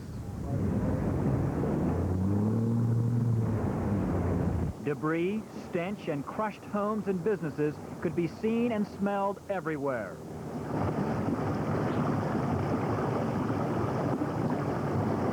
The water is filled with garbage, raw sewer, and fuel oil. The smell is horrific.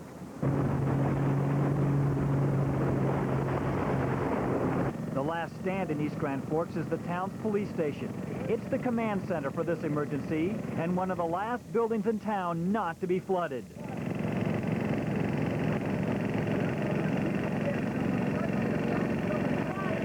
Nearly every business in town is flooded. The tops of buildings are all you can see.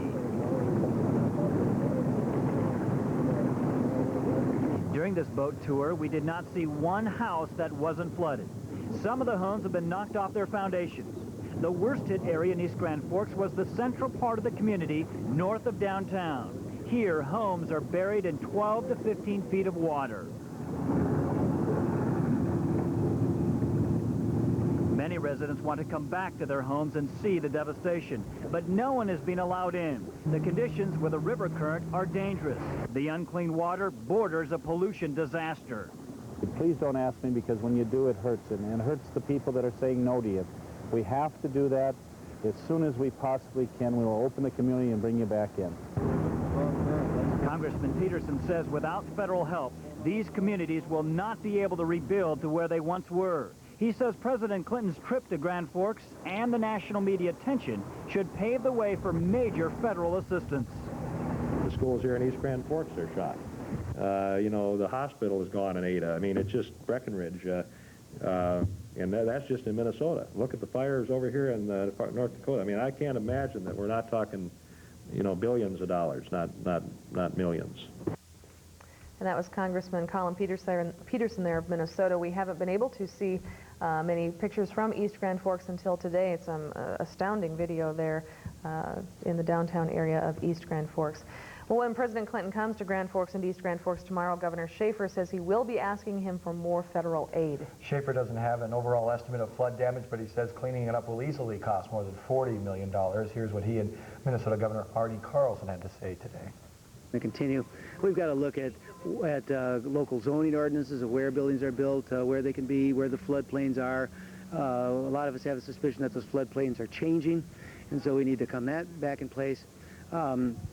I think we can look at our system of wetlands restoration, of where we're going to have drains, where we're going to have dikes, what works, what doesn't work, and get a good flood management plan in place. And I think that long term, that's very important for us, so that as we rebuild the infrastructure, we rebuild it properly so that we don't run into these continual flooding problems in the future.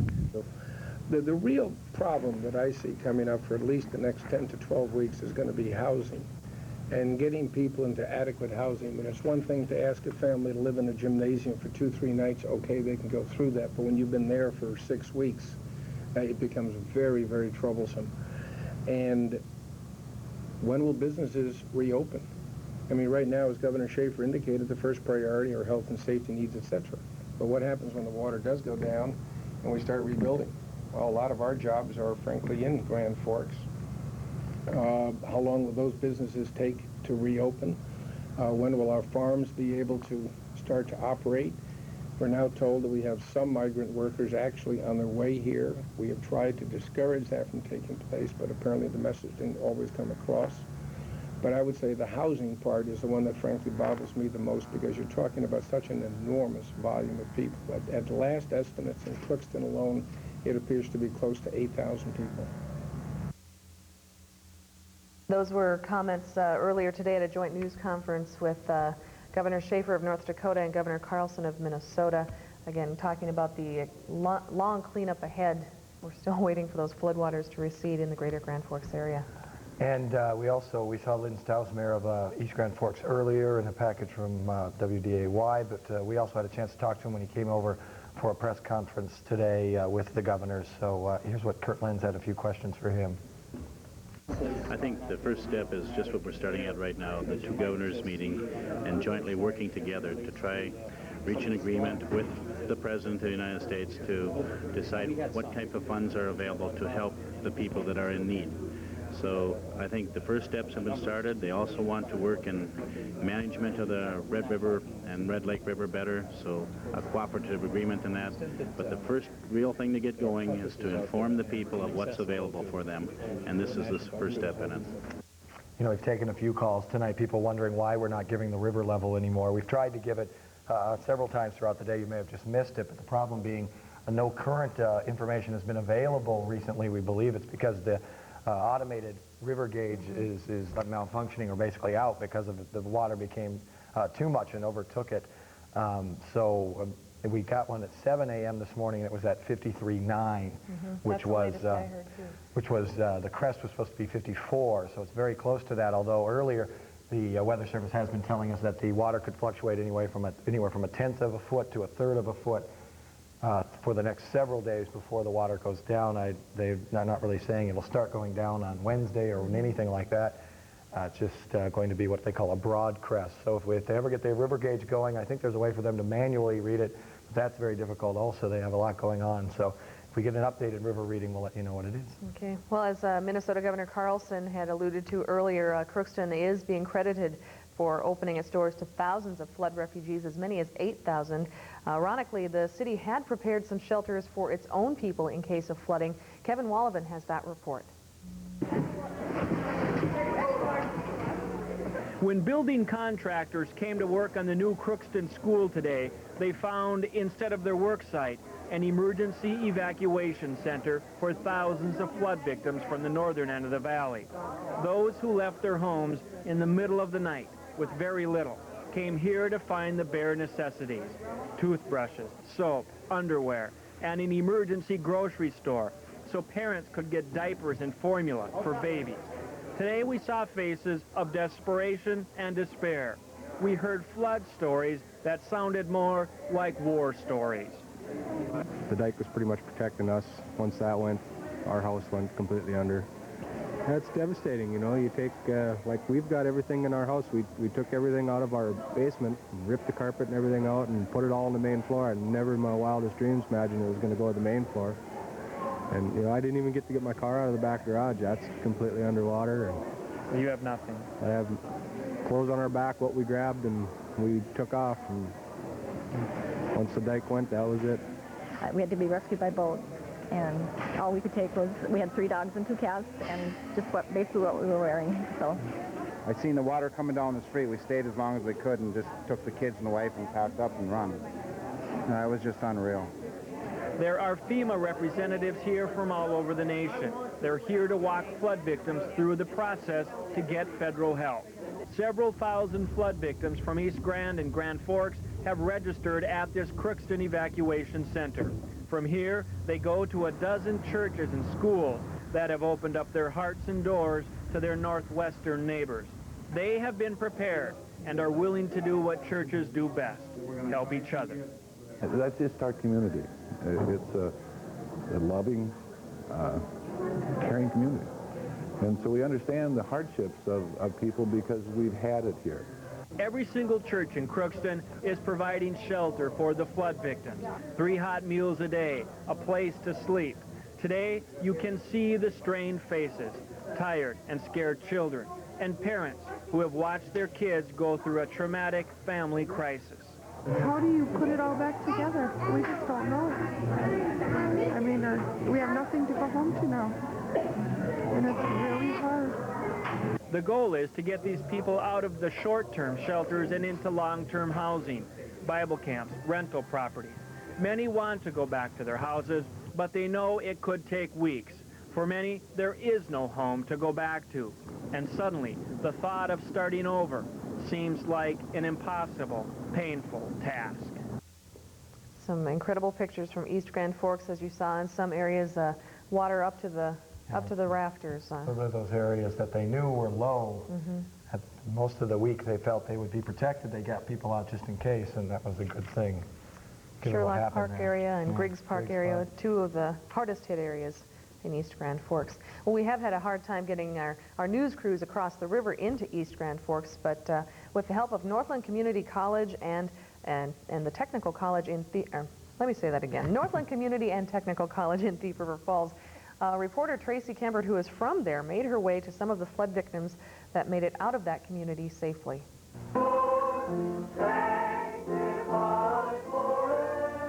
There is something to sing about. All is well for these East Grand Forks residents who were evacuated Friday from the Good Samaritan Center. They came to the Thief River Falls Northland Community College, and as you can see here, it hasn't hampered their card playing. And what else are they doing with their time? I'm making slippers, and they're going to be dainty colored ones. Good Samaritan Administrator Sandra Bentley says the residents have been troopers, and things are finally getting around to organized. We want to keep operating as a nursing home, and we are. We have every nursing function going, and it's working. And little did they know they were going back to school. Classes resume tomorrow.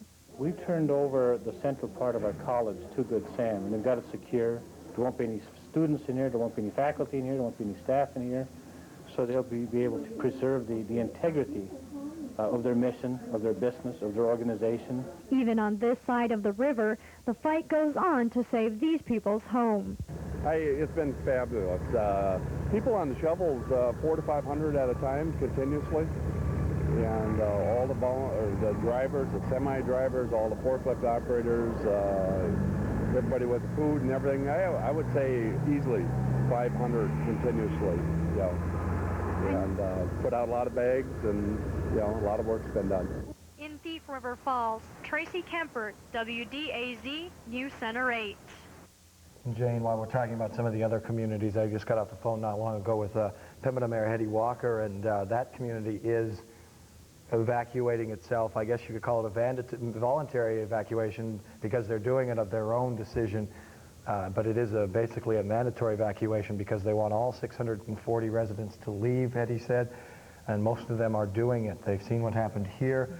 She says their dikes were built to 57, 56, 57. They have been working to make it higher in that community, but they just feel that having seen what happened here, they do not want to end up in that situation down there. They are leaving some people behind, she says, because they are going to try to keep working until the water comes to see what they can save and to see if they can hopefully get their dikes up. Because what happened now is the Weather Service today upped the crest in Pembina to somewhere between 58 and 59. Certainly the river channel a little deeper there, so but that's, you know, so it's not, you're able to compare relative there, but that's just a lot of water in Pembina. So Pembina is getting out, and I'm sure they will take advantage of some of the shelters that have already set up across that part of the state, where it's already set up for some of the people from here. So I'm sure they will take advantage of that. I just hope I know there's enough room for everybody, but it'll start to get some tight quarters with all these communities still left to our north. And we wanted to mention, too, on the story from Thief River Falls, a special thank you to the pilot, Dr. Ben Saylor, and thank you to Thief River Falls and Northland Community and Technical College, and also for Pennington County for getting that tape to us. We had to have it flown over here from Thief River Falls, and Tracy did some work through Northland Community and Technical College to get that story put together. When we evacuated her the other day, we thought she was going to get a 2-week vacation, and instead she went to work for us. No, so that's a nice effort on her part. Yeah. Believe it or not, the flood fight is not, you know, it's really not the kind of newscast we usually do, but we keep plugging away. Believe it or not, the flood fight goes on in Grand Forks. David Schwab has that story. The countless images of devastation brought by the flood may have brought a feeling of defeat to many, but there are some battles yet to be won. At Sandbag Central in Grand Forks, 15,000 sandbags are still being made every hour. They are being used to protect vital services such as the hospital and telephone communications. Volunteers here say they are down but not out. I mean, we don't have jobs to go to, rather than sit at home and wait for things to happen. Might as well come out and make things happen, you know, or at least try. The business I work for got wiped out. We have no job, but you got to do something. The real triumph's got to come from the community spirit as we rebuild this. You know, I think it'll make us stronger and better. It is members of the Air Force and the North Dakota National Guard that are helping build the lines of defense. Since Friday, they have kept Sandbag Central running. They are building dikes. This one is being built on South Washington to slow the river's run through the city. It's kind of a reciprocal thing. When we had a problem 2 weeks ago with power at our place, the community of Grand Forks said, hey, if you need some rooms, if you need a place to stay, come. And I think it's just reciprocal. That's why it's a Grand Forks community. The U.S. Post Office in Grand Forks is also preparing for a flood fight. The building is located in southwest Grand Forks, one of the last areas not underwater. But that might not last. Water is close. They are sandbagging vulnerable parts of the building and loading up mail trucks with post office equipment. If we need to evacuate this building, we would have supplies available to work the mail. Post office officials say their new address could temporarily be the Grand Forks Air Force Base, but all that will depend on the river's next move. David Schwab, WDAZ, News Center 8. Jane, I'm trying to dig through our stack of what we deemed important messages. It's very long, but I know, now that the first time I've seen Dave's story and I know he's talking about that, they have now decided that the Air Force Base temporary facility will be at the Grand Forks Air Force Base. I think I found it. I think that's it. Okay. Yep. They'll be working with them. They're being made to set up the post office for tomorrow. There's no mail service today. Obviously, it's anticipated the limited service will begin sometime by midday tomorrow. And once that's been established, they'll tell us, we'll tell you. If you're out in that area, what will happen, you can go out to the post office and they will, you can tell them where you live and they'll probably dig through their files and find your mail for you. Residents in East Grand Forks mail will be shifted to Crookston, and that will also begin on Tuesday, but probably won't be available till noon, and the time there will be between noon and 5 at the Crookston Post Office. Again, remember, it will not be available until before noon tomorrow. They're also asking that their postal employees that were evacuated, displaced by the floodwaters, they're asked to call the toll-free number for the post office, the Postal Service, to let them know where they're at and if they can make it to work, if they want to work. That number, 1-800-335-2314. I'll say it again, 1-800-335-2314. So our first essential service to get back up and running will happen tomorrow with the Postal Service running again. very unusual manner, but it's running again. Okay. We'll be back with more flood coverage right after this.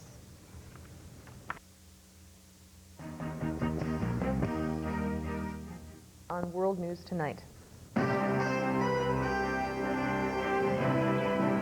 From ABC, this is World News Tonight with Peter Jennings. Good evening. We begin tonight in the Red River Valley of North Dakota. It's been like a plague in the valley. It's more like an inland sea than a river.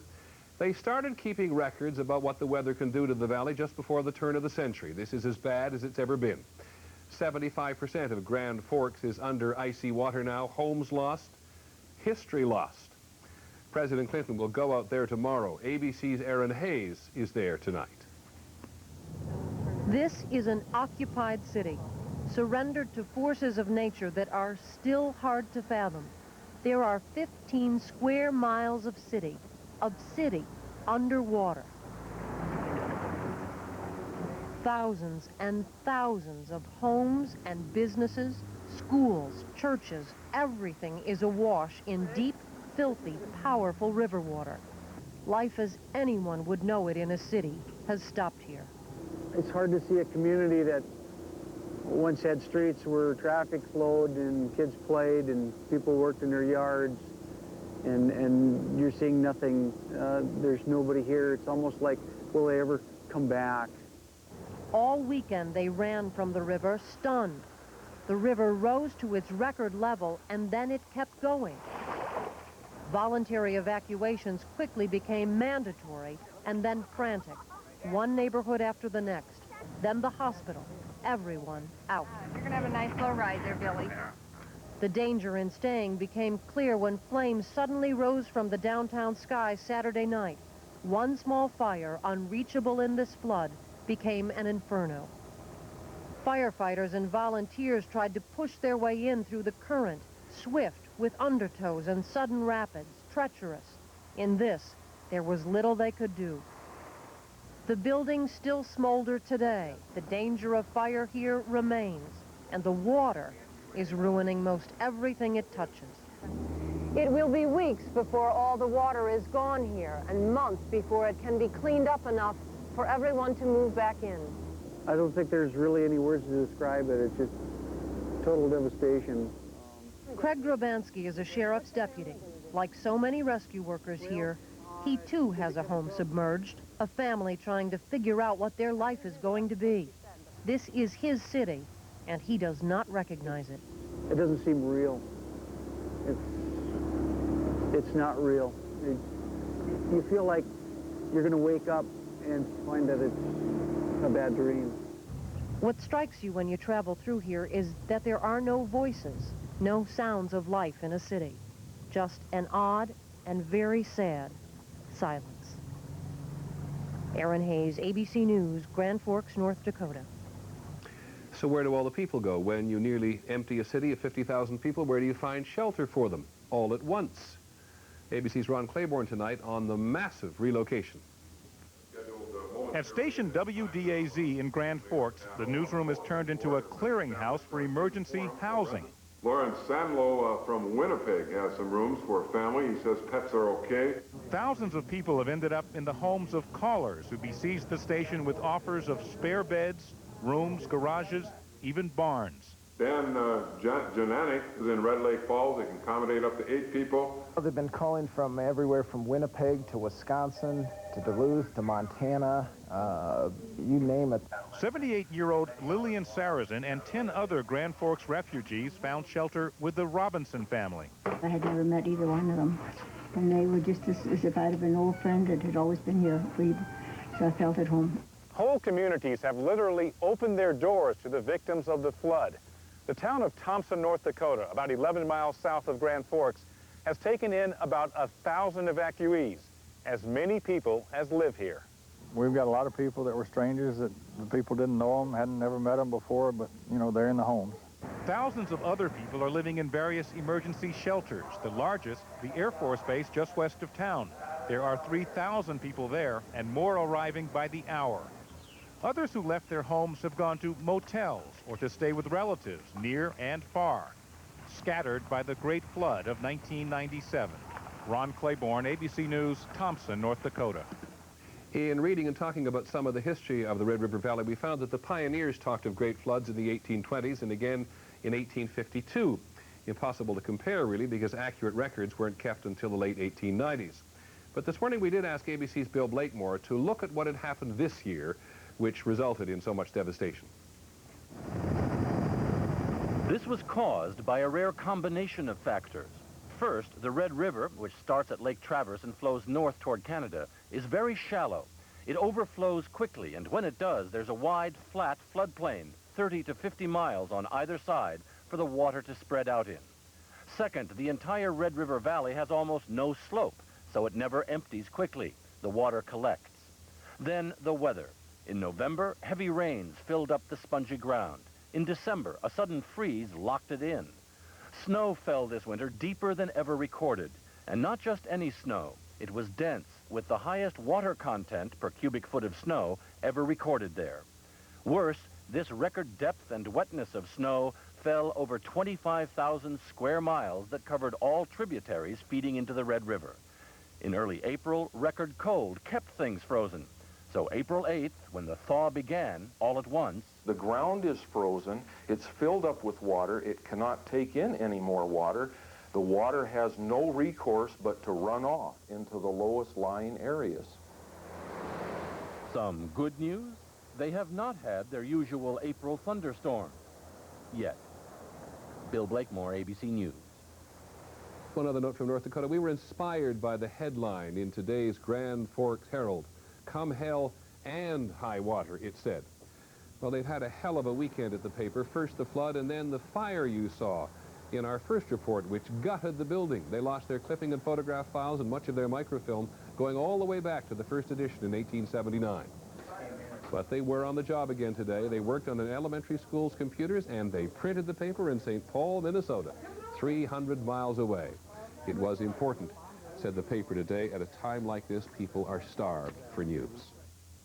And that was seen on World News Tonight on News Center 8 today. Some amazing footage that they had and some really nice stories with the people involved who have been evacuated in this flood. We wanted to show you some more aerials of the greater Grand Forks area and kind of map out some of the areas that were flooded. This is a look here at, I believe, downtown. This is downtown Grand Forks, the courthouse there with the dome. That's the Grand Forks County Courthouse and the adjacent Grand Forks Police Department building. Again, just a muddy, murky scene in downtown Grand Forks. The railroad tracks are supposed to be there, but you can't see them there. No, I didn't see it in that particular ABC story, but I believe our station manager pointed out that besides showing us, Bob Kerr, by the way, was the person on the air in that ABC story. He's been filling in as an anchor to help spell some of us who, after our 48 hours of coverage over the weekend, and he said that one of those shots, and I didn't see it, but was of KNOX, who happens to be, their building is out by the out by the country club. That's and right. They apparently are surrounded by water. They're in the same boat we are. Yeah, and they were able to get, because they are the emergency broadcast station for the upper valley, for our area anyway, they were able to get a FEMA generator as well. And they have been one of the longest running straight through radio stations in town. They've been able to keep their power going thanks to FEMA. And so we're all sort of in this together, the Herald and the couple of radio stations that are on in town and ourselves, trying to keep the information flowing at least as fast as the river if we can. That's right. You can't even recognize the city anymore. No, I agree with the sheriff's deputy who said that it doesn't seem like your own city. It's hard to, I mean, I certainly felt that after I woke up today after finally a good hard night of sleep, and I woke up in a strange bed. I slept over in one of our reporters' apartments right next to the station. I got a bed for once there. Lucky. And you know, it just didn't seem the right place. It must have been the feeling of being in a strange room and then realizing I had to walk over to the station, and that's the edge of town. We're on South Washington, the edge of town. So. And I've been holed up here, so I haven't really gotten a chance to see what our reporters and photographers have seen who have been out covering the news stories. I've been here answering phones, typing things, doing announcements on the set for the past couple of days. Yeah, there's that. I guess that must be the Sherlock Park area, or maybe Greg, is that, That's East Grand Forks there. If I kind of was looking away from the screen, or am I wrong about that? This could be the Lincoln Park Oh, area. that's I'm Lincoln not sure. Park. Oh, that that's might have right. been Lincoln Elementary So that we we just saw. Yeah, we talked about East Grand Forks having houses 10 to 15. Right in that area, obviously, we have houses in that area too. I forgot about those houses being so low. This is the Lincoln Golf Course. It looks more like a large water hazard. And Sort as of a we golf said, course. at 6, the water filled up in there and came in the back way to some of those communities. Instead of coming from the river, it came through the golf course, which is adjacent to the river. We get a quick glance of my condominium as we come around to the south, but it's pretty quick. I did, after the news went and froze that video in the control room and got my first look at the water, and that's at least up probably to the ceiling. Is that it right there? No, that I isn't don't know, it. I may have just missed it. We did just miss it. It's right off to the right there. Because if that is, the garages are covered the way it looks. Yeah, the garages on the riverside were in the floodplain. They built the garages down there to withstand, with a flood door and everything, up to 54 feet. But as I say, the river came up. We had diked a little bit too, and that was fine. But the river came over from the golf course, and then they ended up having to put a dike on Belmont behind our apartments to try and save that area. And some of those houses probably did take on a lot of water. That particular area of Belmont is high. A little farther north, it's very low where they built the clay dike in the first place, right across the road. But those houses, that water came over that dike on Friday, I believe. So, you know, everybody has a tragic story, and I'm sure they're sharing those and commiserating at these shelters about what they have. Some people don't know. Hopefully you can pick out your neighborhood and see. Certainly some houses very close to the river right there that look like the water may only be right up against the wall. So, and there's a house that seems to be almost high and dry right there. This is a good view of the south end of Grand Forks. Again, there's not too many areas that don't have water. Maybe that house right there. You know, that we just saw. this area, protected, or I guess maybe protected isn't the word, but there are some houses there that that have some dry patches and may not have any water unless it seeped in through the bottom.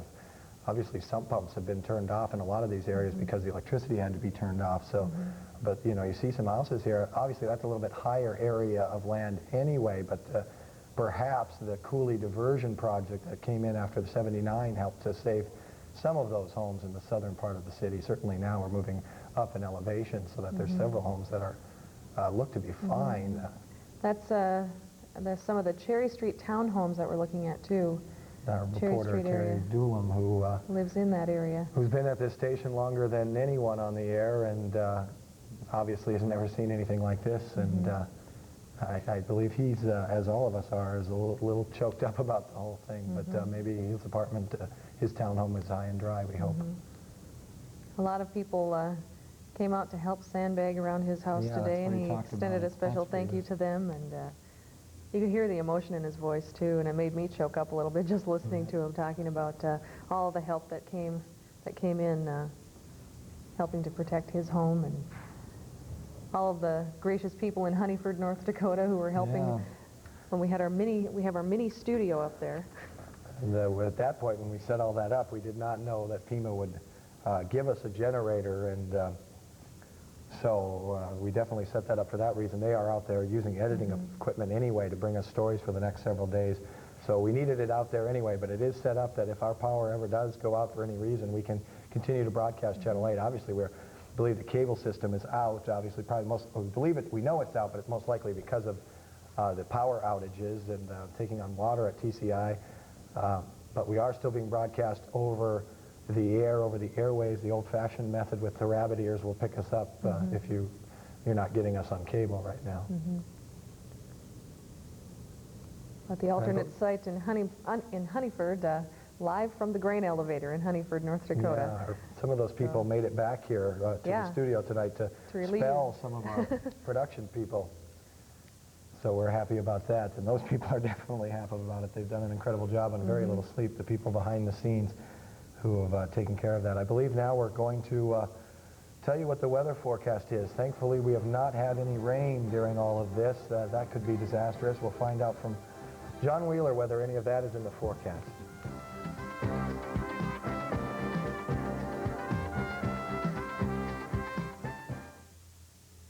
Here's my nephew Scruff. Down to the southeast of Bismarck, but there's no eastward progress, certainly no northeastward progress, so Again, no chance of rain across the region. Certainly not tonight. Anything tomorrow would be held to a sprinkle at best. 60 at Grand Forks, low of 36. Airport thermometer still operating. Devil's Lake at 52 with a low of 34. Winnipeg slightly cooler at 49 and 28. Fargo's high was 61 today. We have a few other reports from Thief River Falls, Grafton, Warroad 49, Cooperstown 56. Also in Valley City, Jamestown had 60 today, Bismarck 58, and in the Twin Cities it was 62 degrees. On the surface, a little area of low pressure, fairly weak down in eastern South Dakota, but a big old high up in northern Manitoba is causing that northeasterly wind, the dry wind, to blow into this system, keeping the rain out west. The main frontal activity is to the south of us, and that's where I think it will stay, so our weather should remain about the same with clouds and showers out west and a pretty fair amount of sunshine locally. Temperatures again will be in the 50s to perhaps 60 degrees tomorrow. Details next. Imagine a world without trees.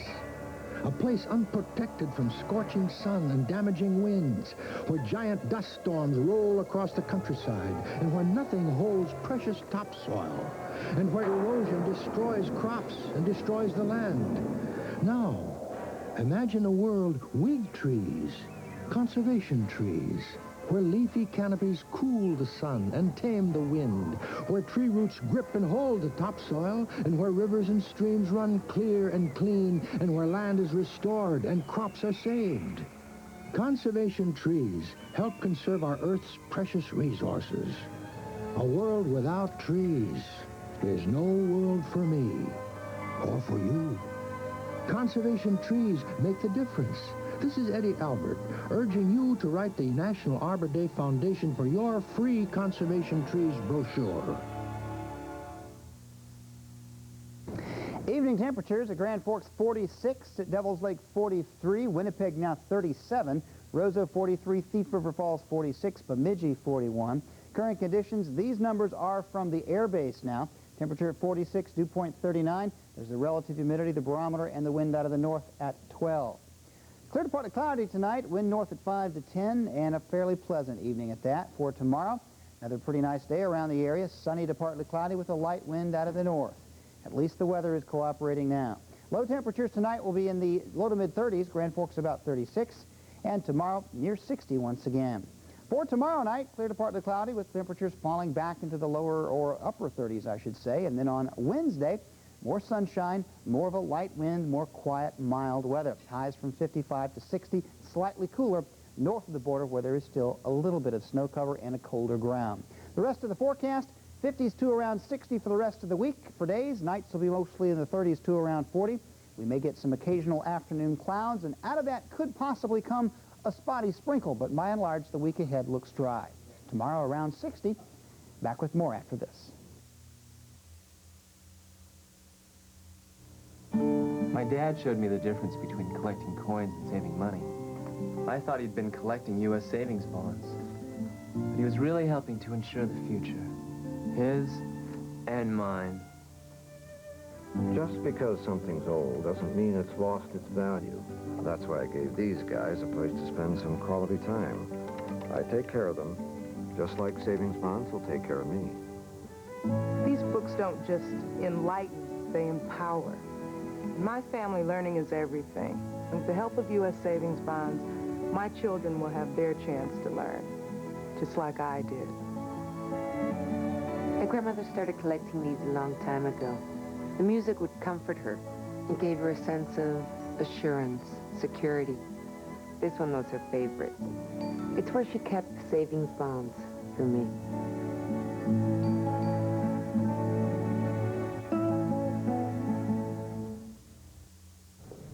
Welcome back. We are bringing you continuous Flood Fight 97 coverage here on News Center 8.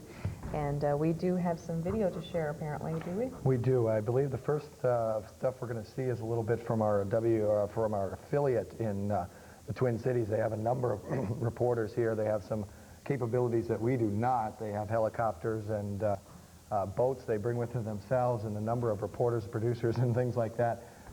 So we're going to look at least one thing from KSTP here as we show you quite a bit of coverage from the weekend and today from some of our friends in the Twin Cities. Let's look at some of that. name is Dorothy, and your brother's name is Lyle, Yes. and you're trying to find them. You don't know where they are, is that right? Well, I don't know if my brother's still in his house or not. See, his wife passed away about 5 years ago, so he's been by himself, too. And his oldest daughter's in Alaska. She was home here for mother's funeral. And you were staying in the Grand Forks Hospital, right? United Hospital? Yeah, United Hospital, yeah. That's the only hospital we got now. And you were there, why were you in that hospital? Well, I had a light stroke. So you were being treated there? Yes. And then they transported you here to Abbott last night? Well, they were going to try and send me to Bismarck, but they didn't have no transportation to go to Bismarck, so they switched around. They sent me down here. So I got in here last night this morning about, must have been about 1 o'clock or so. And at that time, when you were in Grand Forks, did you know where your wife was at that time? No, I didn't. Tell me where you think she might be. So what I got, the information I got so far was that she was out at the base. So whether she's still there or not, I couldn't tell you. So Lloyd, tell me how you were feeling. I mean, you were obviously not feeling very well physically, and you were trying to find your wife. What was going through your mind when they told you were going to be transported down here to Minneapolis? Well, I didn't like the idea, but I had to try to do something first. Because I sure don't like to have strokes. What do you want to say to your wife? She's listening right now. What would you like to say to her? Tell her I love her. It's all right. It's okay. I'm sure you'll find her. She'll be listening.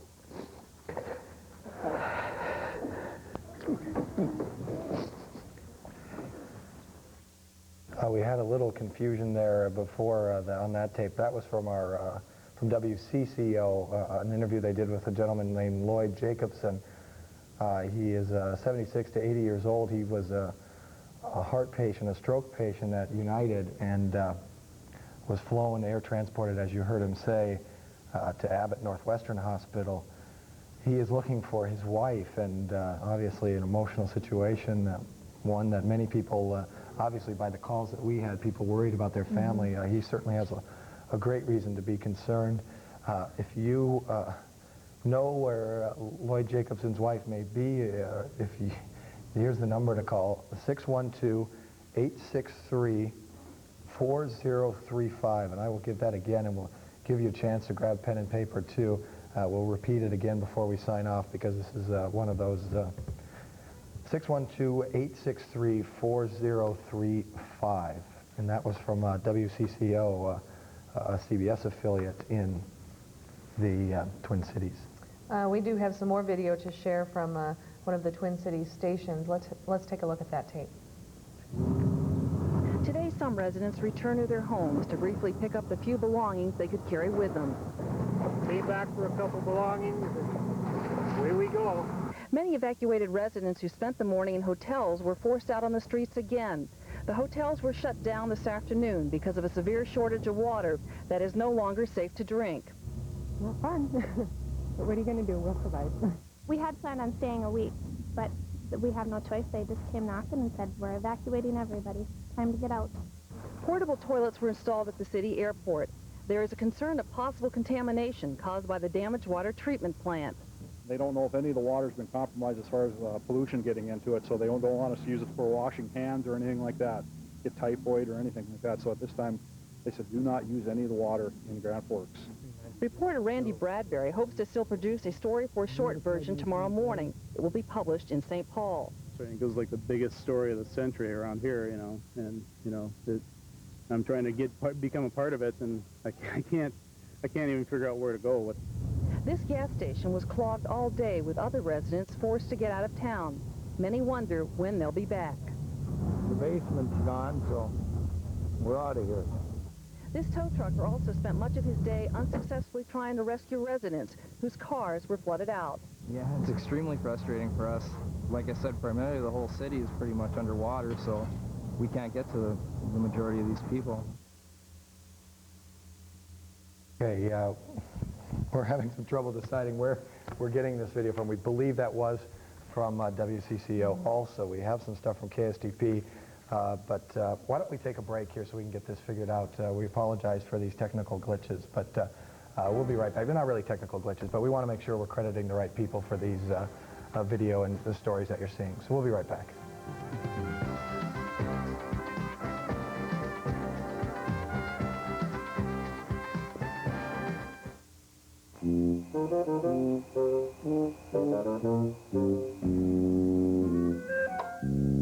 If you sometimes forget things, and it's happening more often, it's not necessarily your age.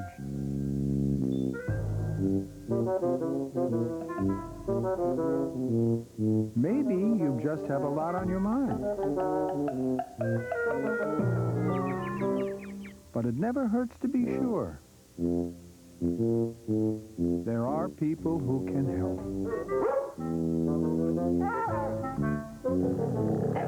The National Institute on Aging has a booklet filled with useful information about forgetfulness and memory loss. To get your free copy, just call 1-800-438-4380. Don't forget. What do parents say about Shriners Hospitals? My boy was slowly losing the use of his leg, and I went to several national organizations, and they all turned me down. To this day, I thank the Lord for Shriners. I see them in the parade, and I get a lump in my throat, and I feel like saluting the entire organization. These people are so caring. Their staff at the hospital is unequal to any I've ever seen. I don't care if you're black, brown, born in Mexico or in Africa. They don't ask where you're from. They merely say, what can I do for you? Shriners Hospitals, providing free expert medical care to children with orthopedic and burn problems. For information, call this toll-free number.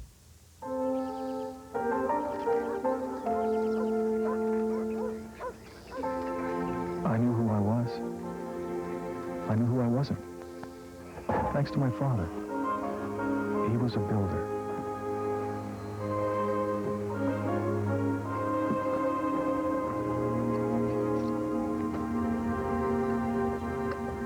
He talked a lot for being a quiet man.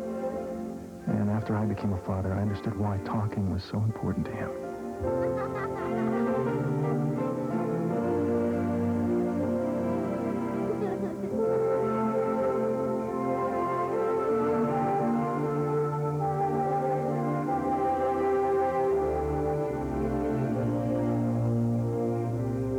Sometimes a boy needs to talk about things that bother him. Pressures from friends, or today it's drugs, I suppose. And when I needed someone to talk to, he wanted it to be him. His values, not someone else's.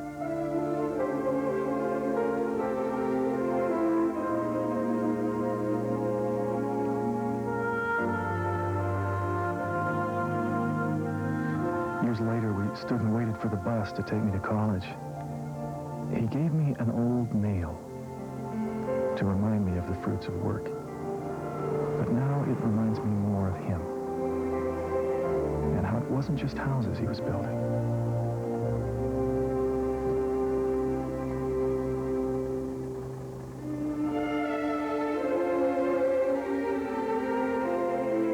The closer you are to your children, the further they'll be from drugs. From the Church of Jesus Christ of Latter-day Saints.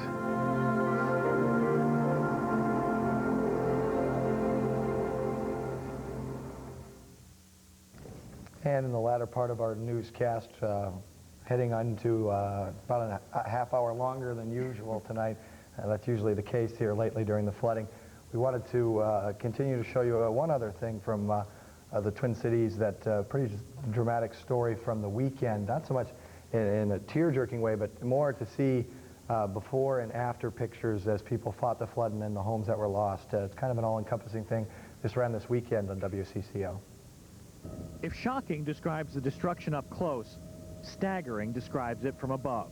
Staggering in scope, because half of Grand Forks is covered, even more of East Grand Forks. And staggering in speed.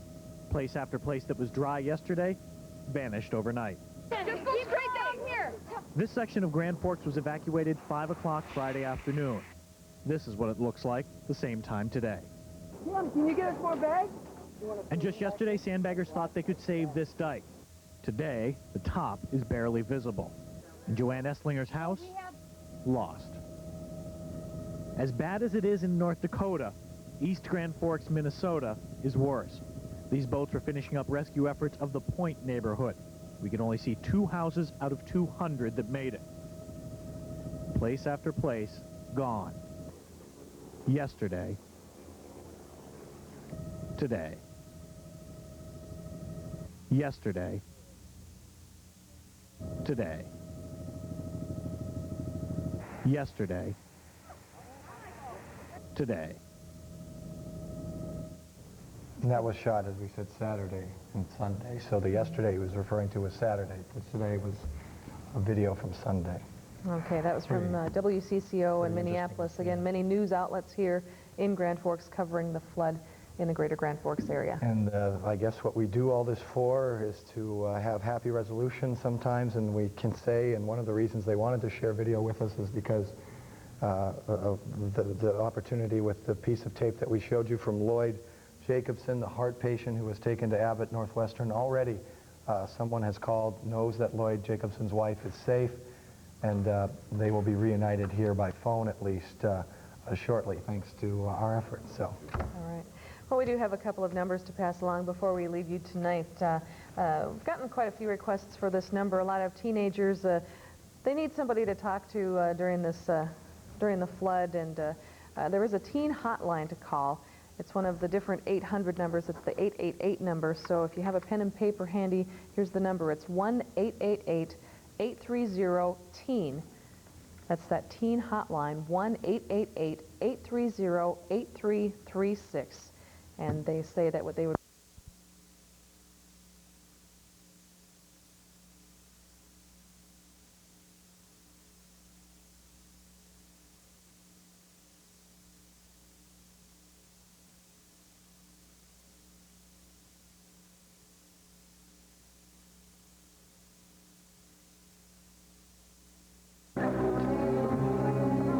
Chrysler continue to spread. The nearly 2-week-old strike by 1,800 auto workers at a Detroit engine plant has led to new layoffs in Michigan, Indiana, and Mexico. Nearly 23,000 workers are now idle. Today is the 27th Earth Day, our annual celebration of the planet. There will be also... We did see Air Force One land moments ago, and it must be taxing at the end of the runway. What we're taking is sort of a raw feed of the arrival, so the camera work at sometimes might be a little shaky, but we will definitely go with it as much as we can and try to describe the action. President Clinton, before he left Washington, says, speaking very strongly, that he will try to get and will push for beyond what would be considered the normal disaster reaction plan that maybe FEMA and some of the other agency has. I think everybody has agreed that something is going to have to go above and beyond. If we can go back to the satellite picture, I believe this will be one of the helicopters that will be taking the president, or this probably is the helicopter for the media pool. Oh, and there's, you can see Air Force One taxiing in behind. There, moments ago to the left of that picture is the Marine One helicopter that the president will be riding in. But anyway, we're talking about the Marshall Plan, as his aides are calling it, is something that hasn't been seen like it. They are likening it to the Marshall Plan, the rebuilding of Europe after World War II. You know, it sort of stresses just what sort of situation we are dealing with here. That's right. The way that President Clinton sees it, people in North Dakota, as he says, are quite literally in a fight for their lives. And again, he is going to take an aerial tour of the region. He says he doesn't anticipate any problems getting lawmakers to approve an increase in emergency funding for Grand Forks. Clinton says Congress will find a way to provide the necessary support. Again, Governor Schaefer of North Dakota took a boat tour of Grand Forks today, and he said the town looks like a ghost town, just a ghostly feeling about it. And he says there may have to be temporary housing set up for people while they rebuild, and the rebuilding process will be quite lengthy and quite expensive as well. Again, Air Force One taxiing down into the Grand Forks Air Force Base. President Clinton is expected to meet with many of the flood refugees staying at the Grand Forks Air Force Base. At least 2,000 people are evacuated there, have been evacuated to the Grand Forks Air Force Base, staying in a three-bang hangar. A few more may try to get into the shelter before this afternoon in order to hear the president's comments. He'll be offering some words of support for the flood victims, and again, they're staying at a three-bay hangar, an ocean of cots, people staying there. And unfortunately, they have no idea when they may get back to their homes. Originally, right off the bat, it said 2 weeks because of the sewer system and water treatment plant being down in Grand Forks. And in East Grand Forks, the first thing they said was probably a week, and they've upped that to 2 weeks. And really, the mayor has said since those initial statements that it may be much longer than 2 weeks. It could be 3, 4, and some officials will sometimes tell you 5 weeks. Obviously, that will be for the most devastated areas where the water is incredibly deep. As the river recedes, which according to the Weather Service, we had something earlier stating that the water was starting to, well, at least had crested and was holding steady. So as the water goes down, certainly in some of these neighborhoods, it will start to leave through the storm sewer eventually, and maybe some will get back in earlier. But if you don't have water, the city doesn't want to let you back in. So just an unbelievable situation that the president is coming into. And as we've stated before, the president has curtailed his travel schedule quite a bit since his knee injury. So the fact that he is coming here definitely stretches the stresses the fact that this is an incredibly important situation we have going here. And we do have reporters live on the scene. If we could go to them now at the Grand Forks Air Force Base. Jane, can you hear us? We can. Right, Terry. This is Terry Doolin with Austin Shower from WDAY TV. We're watching Air Force One taxi around in front of the media viewing stand here, and it's a little bit bigger than your plane, Terry. It's an awesome sight, of course. It always is. We're about, I would say, no more than maybe 40 yards away from the plane. We did not expect it to land this closely, so we should certainly have more than just a bird's eye view when the president comes off the plane. Governor Schaefer is here. Mayor Pat Owens has arrived. Some other dignitaries. I haven't seen the congressional delegation. I know Senator Wellstone is here. From Minnesota as well. He went off there. I think, yeah, we were saying that Senator Wellstone is here as well. Anybody who's anybody in politics is here right now. The plane has taxied. The plane has taxied. It is now at a stop position, and we're waiting for the doors to open. This is extremely important, though, for the future of Grand Forks and East Grand Forks to have the president here, Terry. Yes, and there's a large contingent of media from the Twin Cities who arrived separately, I think, on a Northwest Airlines flight earlier. There was a contingency from apparently the White House press corps. The doors are opening now. The ground crew is doing its work. The president, remarkably, is on time, and the organization around here was quite good. It was very easy to get into this facility, and that really helps as far as getting our job done as well. This was a hastily thrown together media event. We learned just yesterday, I believe, that the president was coming. The regular routine of credentials and all of that usually begins at least a couple of weeks before, but not this time. The local politicians, Governor Schaefer and some of the others, are now moving into a position where they will greet President Clinton. Kevin Wallivan is here from News Center 6 as well. Kevin? Governor Carlson, along with Senator Wellstone, Congressman Peterson, and city officials here in Fargo, all walking up to the plane to meet the president. Now the national media is moving quite close. The local media stays back, and that's the way it goes in these situations. Bill Plant, we know, is from CBS except News. Except for Aaron Quanbeck, who is the pool reporter or the pool photographer, and he's got a pretty good vantage point there, I see.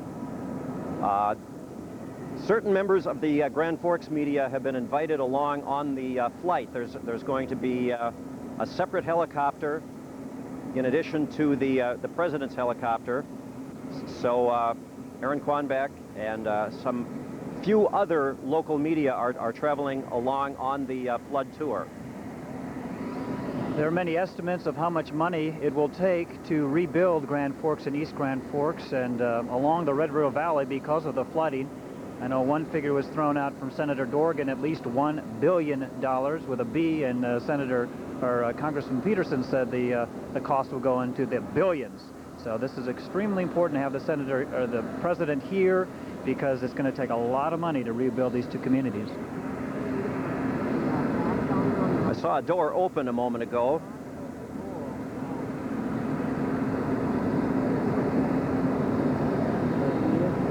And there looks to be maybe 40, 50, well, not 50, but maybe 30 or 35 local dignitaries who have lined up to apparently be greeting the president.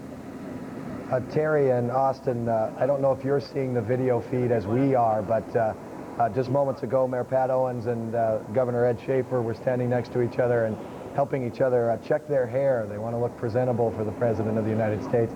Now we are seeing the long line of people who have lined up to greet the president. So we just wanted to, we're not sure if you can see that picture. So well, we're not seeing the picture, but we can see the governor and the mayor from here. They're both dressed quite casually.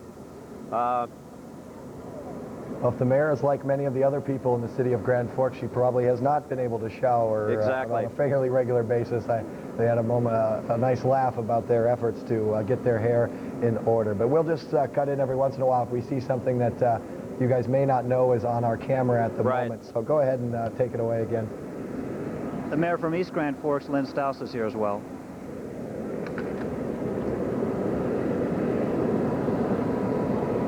There is a rather small crowd of apparently air base people who are farther away from the reviewing area.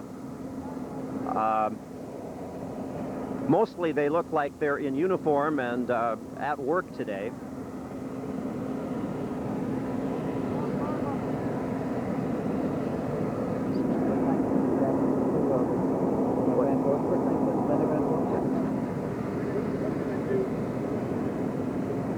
This is the first time that President Clinton has been to North Dakota, of course. All partisan politics are dropping right now. The governor will be one of the first individuals to meet the president when he steps off Air Force One. Quite a scene out here in Grand Forks. The president has been briefed on what has happened. Now we have some movement at the top of the platform. Once again, he and his staff are expected. Here he comes. Here comes the president with a cane, apparently. Still recovering from his knee surgery, I'm sure, and as you see, he's coming off the plane.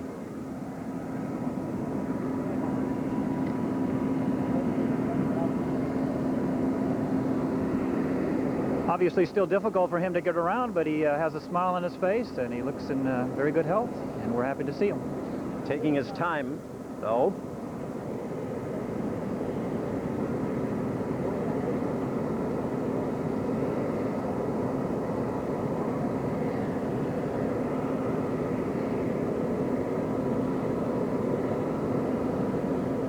Talking to a Air Force officer, maybe from the Grand Forks base here. I can't recognize who it is. Now he's shaking hands with Governor Schaefer. Governor Carlson is next. A lot of criticism of Governor Carlson, some for not being around a little bit more in this part of Minnesota. But he's there now to meet the president.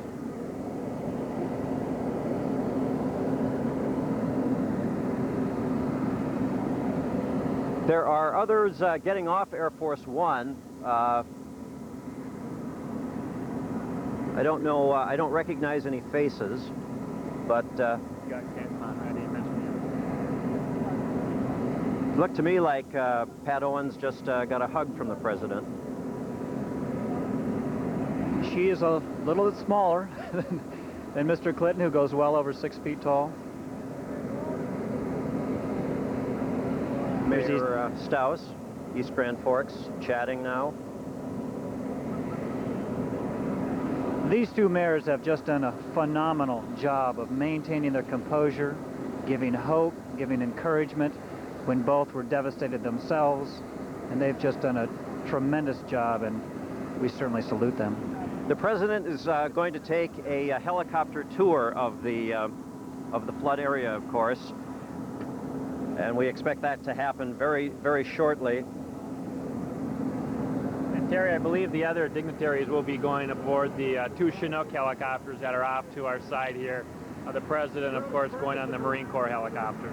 That's Congressman Collin Peterson now visiting with the president, and the Peterson office was very instrumental in getting the president here. We listened in on the conversation yesterday, and he was very intense in getting the president here in Grand Forks, and others helped as well, but that office did a remarkable job.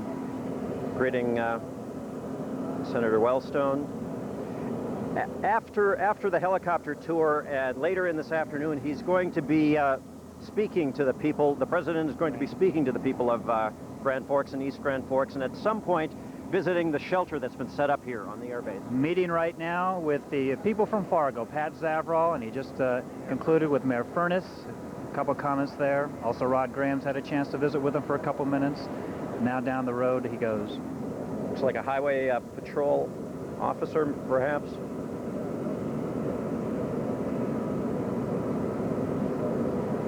Someone from the airbase. National Guard. National Guard.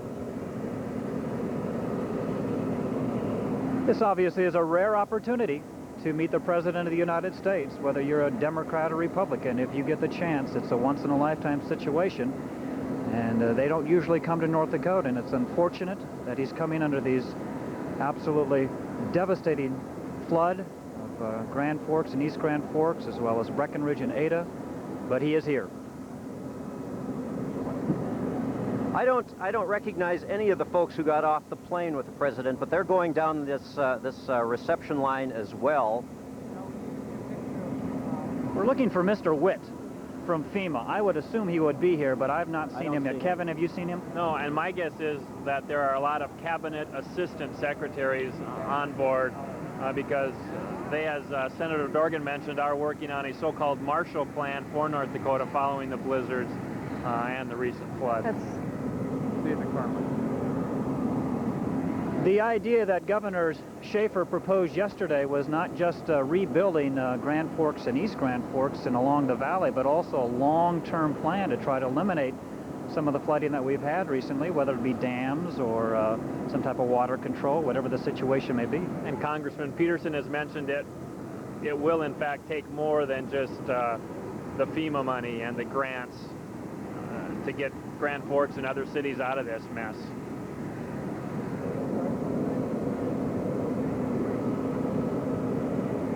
The president is to be in Grand Forks until about 4 o'clock this afternoon, which is a relatively long visit, I would say. The White House, as many people know, has been sending out Vice President Gore to these situations, and the president himself has not been going, obviously because of physical limitations, but also because the thinking is that Mr. Gore will run for president in the year 2000.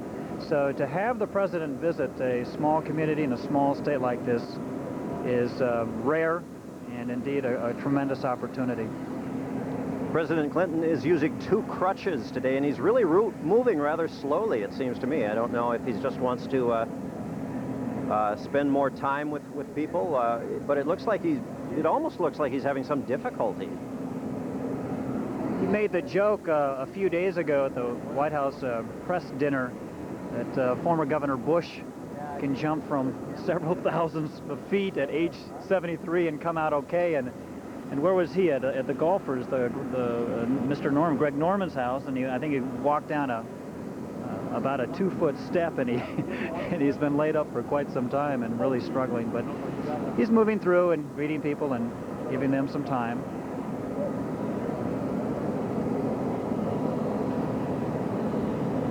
It's a very long reception line.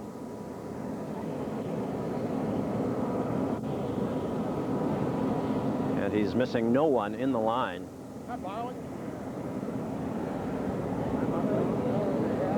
There's quite a contingent of Ram van vehicles, and the local dignitaries, politicians will be getting in these vehicles and following the president where he's going. The special meeting will be held at 12:55. The president will receive a briefing. We got a call yesterday from Congressman Peterson's office, and they requested 4 different stories that the president wanted to see to give him a background on the flooding situation along the valley, and we're not sure if he's already seen that, or maybe he'll take a look during that briefing. That is a open press availability for us, so we'll be covering that as well throughout the day. Guys, we know that you couldn't see maybe from your vantage point, but at least we've seen the next 3 people in line behind the president is the congressional delegation. They flew in with him on Air Force One, so that's at least what we've seen from the camera's point of view. We have not got a look at who else is in that line, but the congressional delegation apparently flew in with the president. President waving to the crowd just briefly, and now it looks like he's getting ready to walk over to the Marine helicopter that will take him on this aerial tour. He's visiting right now, and I don't know if you can see it back there, Milo, and our folks in WDAY, but he's visiting with Senator Conrad right now. Very close working relationship with Senator Conrad over the years that Mr. Clinton has been in office.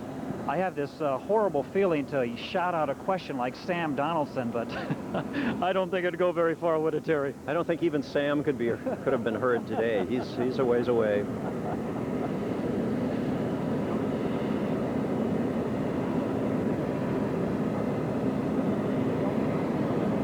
Jane, as you had mentioned, there are a couple thousand people, maybe 2,500 people who are here at the air base being evacuated.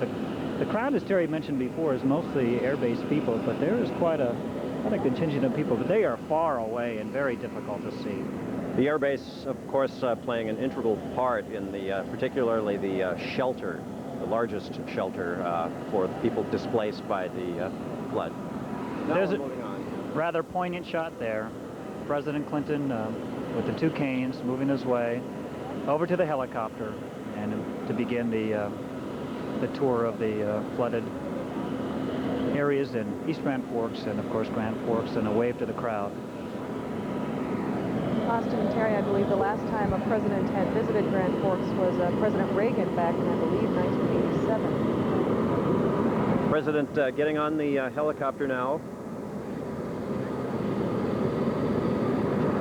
With some difficulty, it looks like to me, sort of backed in. Terry, his chair is actually right inside the door, so he's backing in and right into his comfy chair.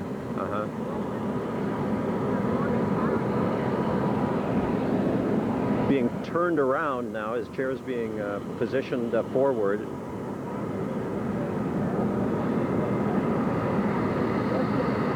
These helicopters landed about 15 minutes prior to Air Force One. Some of the others backing off from the runway now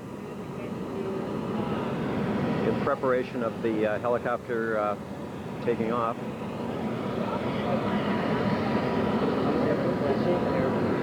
This has been a little confusing for the media, the local media anyway, because we learned the details of this almost as we were entering the airbase today.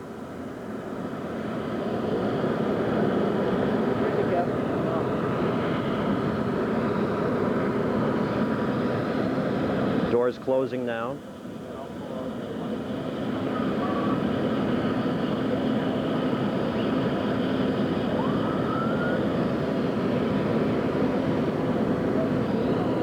And people moving away from the Marine helicopter. Well, I got first, I don't see. Look for Schaefer. We're trying to get to some of the locals who spoke with the president. Yeah, we're getting there first now. Is the stress down there?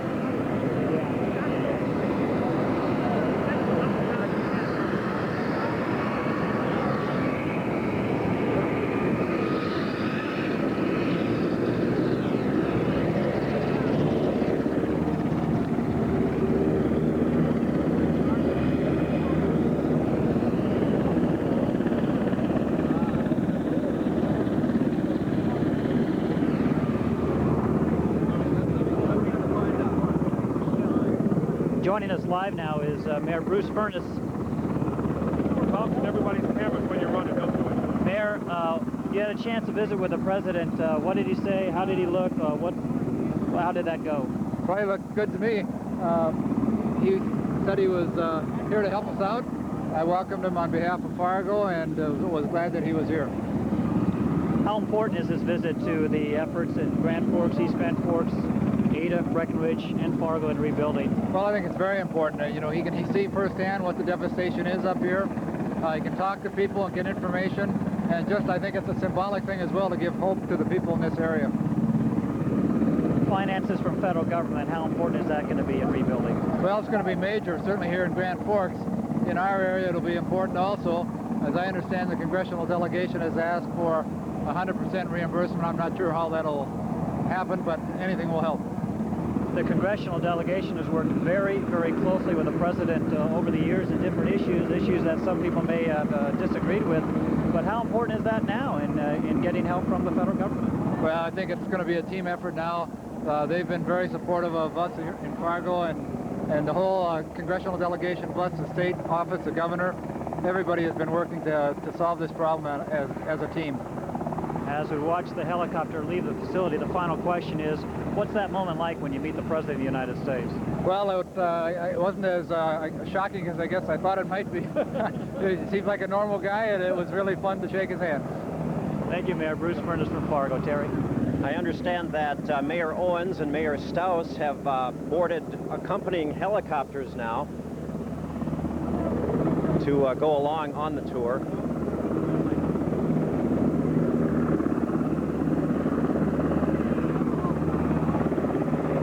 As is Aaron Quanbeck from our staff.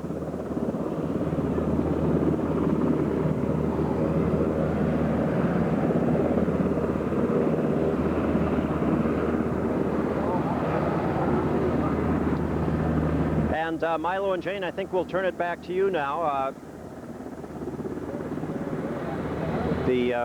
As the helicopters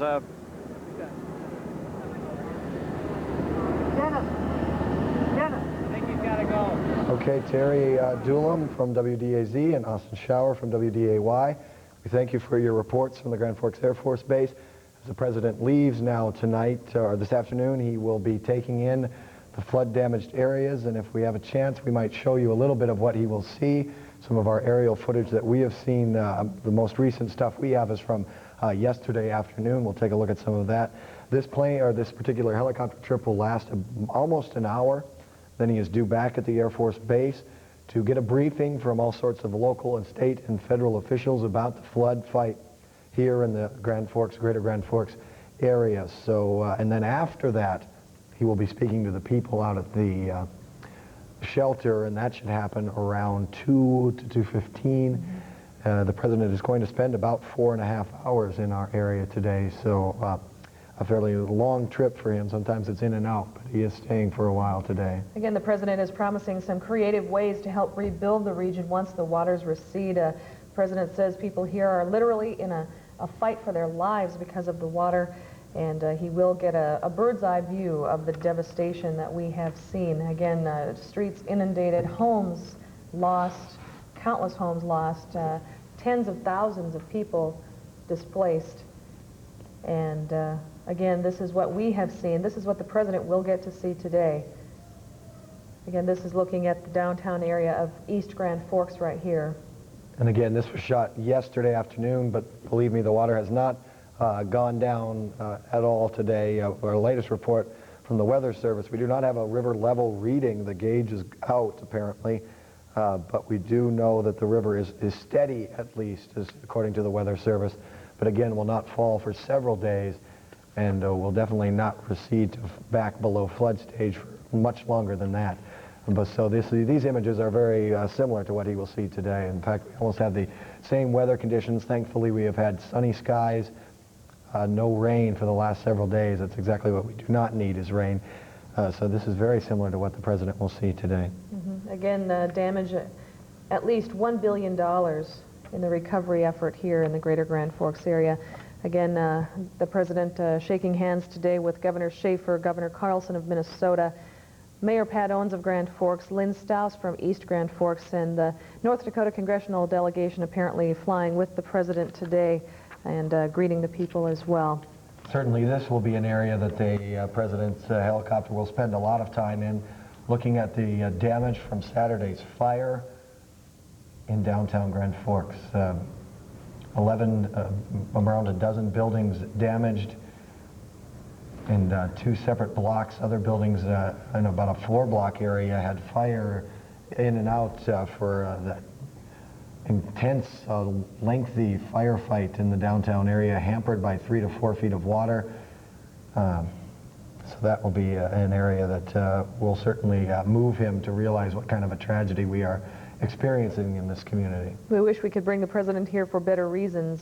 This is a scene he's probably replayed all too often, visiting areas destroyed by nature, fires in California and the floods here in North Dakota. Certainly, even some of the top FEMA officials, as far as flood goes, one of the members of the congressional delegation from North Dakota yesterday told us that a 10-year FEMA official, and certainly probably they have longer time employees than that, but a 10-year man told him that he had never seen flooding like this before. And the one thing we can be thankful for, floods often do take lives, and as far as we know, as far as there have been no reports of fatalities from the flooding in Greater Grand Forks, the one bright spot in all of this is that we have had no fatalities. So that is something important for the President to know. But certainly the damage he will see, as you are seeing from these pictures, is extensive. Again, people displaced statewide, we've heard. We're going to see a picture of the Air Force chopper.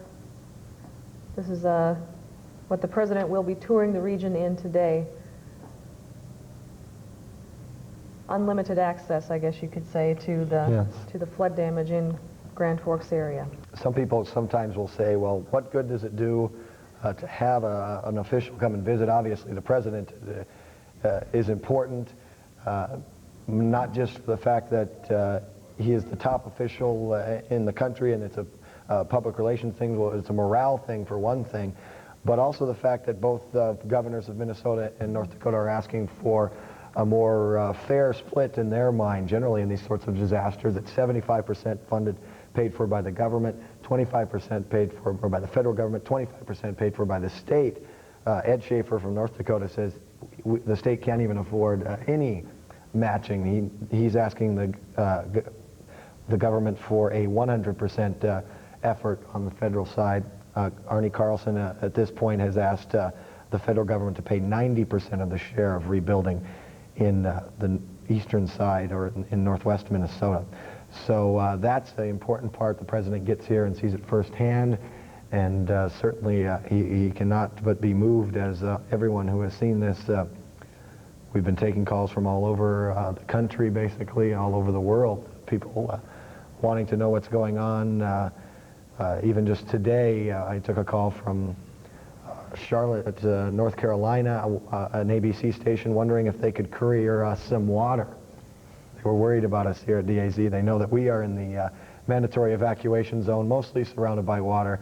I was able to tell her that thankfully we do have a little bit of access, and the Red Cross has been good in getting us water and food, so she didn't need to courier us any water, but just they know what's going on here, and their thoughts are with us all over the country, obviously. There is quite an outpouring of support. Again, like I was saying, people displaced all over the state of North Dakota, some people perhaps going to their homes in Minnesota. Again, this is what it looked like in the downtown area yesterday. I was talking to my mother yesterday, and she said that out in Williston, they're organizing some relief efforts for the people here in Grand Forks. They've taken in quite a few people as far away as Williston. Again, in Minot, apparently the mall there, the largest mall in the city, is organizing, bringing clothing, food, any kind of necessary items for the people here. So quite an outpouring of support. Again, people offering their homes. That's a car, by the way. Yes, the tops of cars. Rob Vogel and photographer Chris Regenball went through this area, and Chris knows this area pretty well as I do, and you know whose houses they are, and you wonder if the people got out and if they're safe and how they're doing today, and it's quite a sight to see. But as we were saying, the boats that were taking the photographers, the media pool through the area, you can't even tell where the vehicles are. The water is so deep in some spots. They have to be very careful navigating through these streets that have now become river channels. Some of the historic homes to the south of the downtown area, obviously some homes on the historic register in that area, and some of the buildings that burned downtown on the historic register. So an important part of our history, of our culture in this city has been ruined by either floodwaters or fire. And those are things that you can never get back. You can rebuild a building, but you can't get back records. You can't get back photographs and those sorts of items. Certainly our hearts go out to the Grand Forks Herald, whose upper floor burned, and they lost an unbelievable amount of information, 100 years of microfiche with going back to the very beginning of the Grand Forks Herald in this community. Those sorts of things, I believe they do not have backups of some of that stuff. It's lost forever. So. Again, President Clinton saying he will provide some very creative ways to help the area rebuild. And Mayor Pat Owens, all along, she was saying, we can rebuild, we will rebuild. The main concern is not losing life. And luckily, so far, no casualties in this flood. And this is a look in East Grand Forks. This is another boat tour across the river. We've been unable to get across. Luckily, we had our sister station, WDAY, was able to get up to East Grand Forks.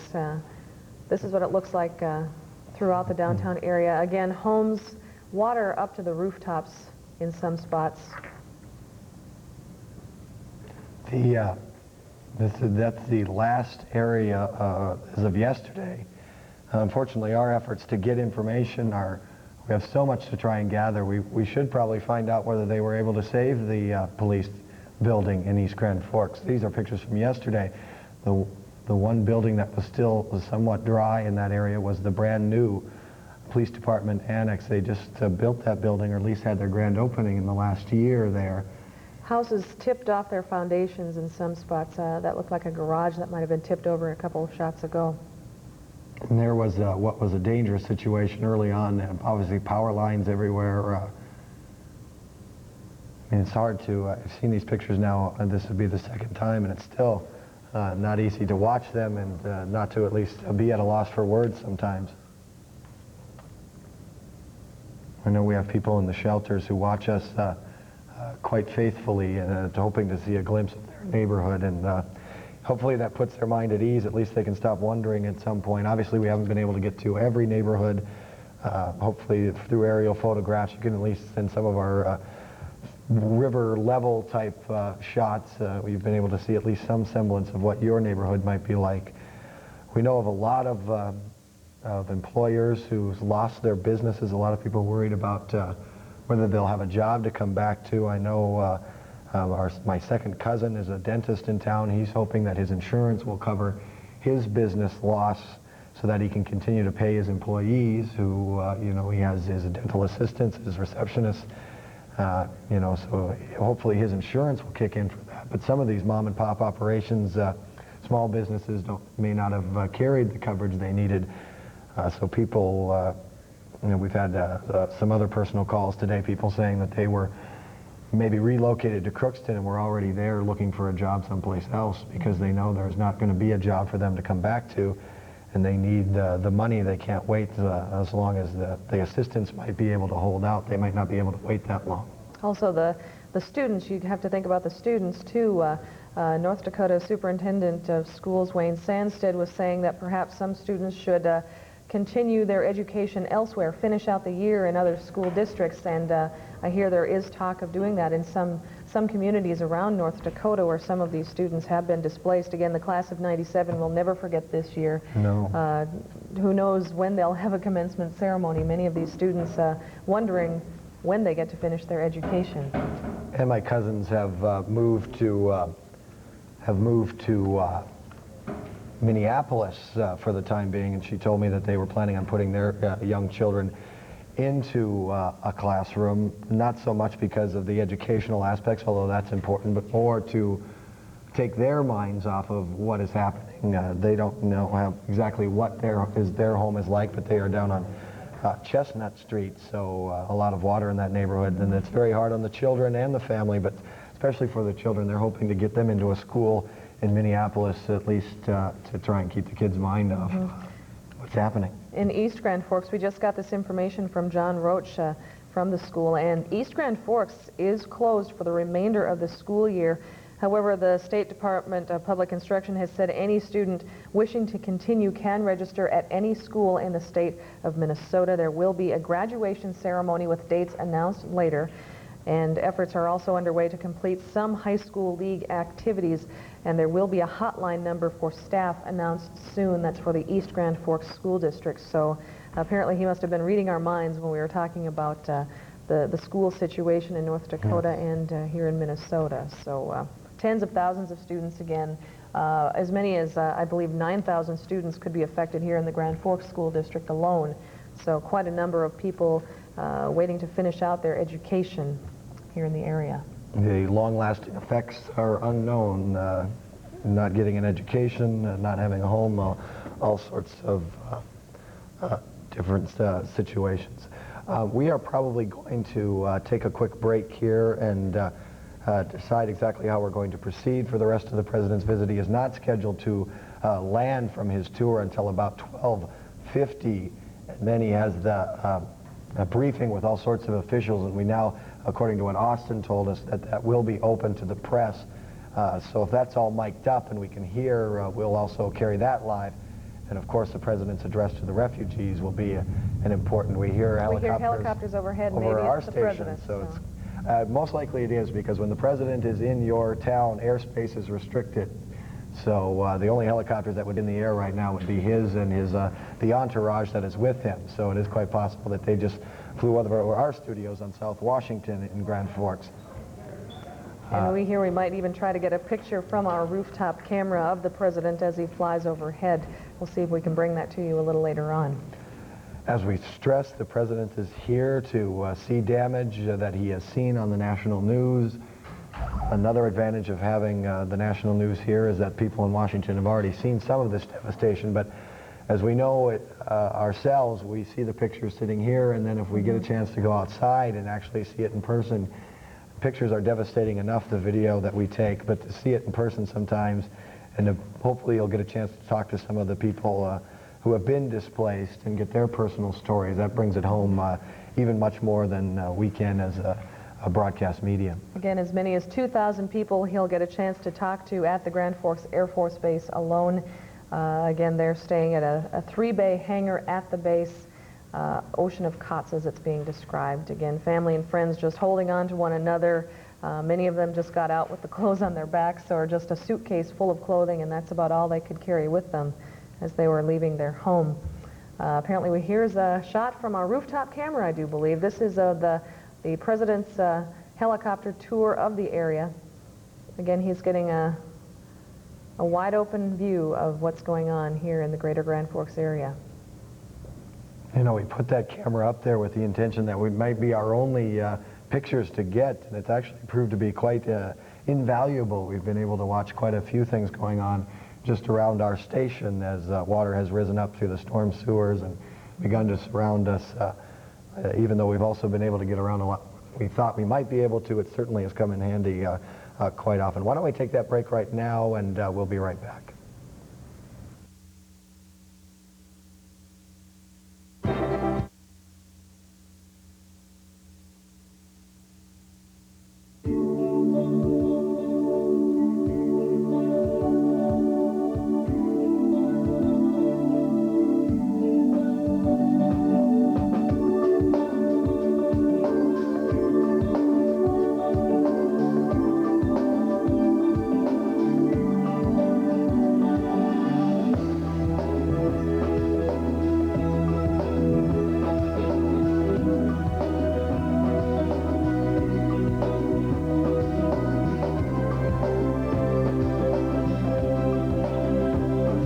Until there are no more people in need. Until everyone in every neighborhood knows how to save a life. Until you and those you love gain the knowledge to be safer. Your Red Cross will be there, close to home. If you believe in all the Red Cross does, please help us keep doing it. Call now and offer your support. The American Red Cross.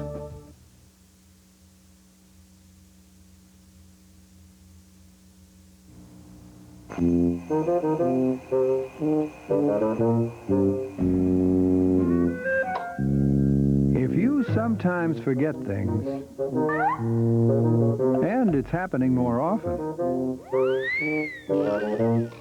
it's not necessarily your age.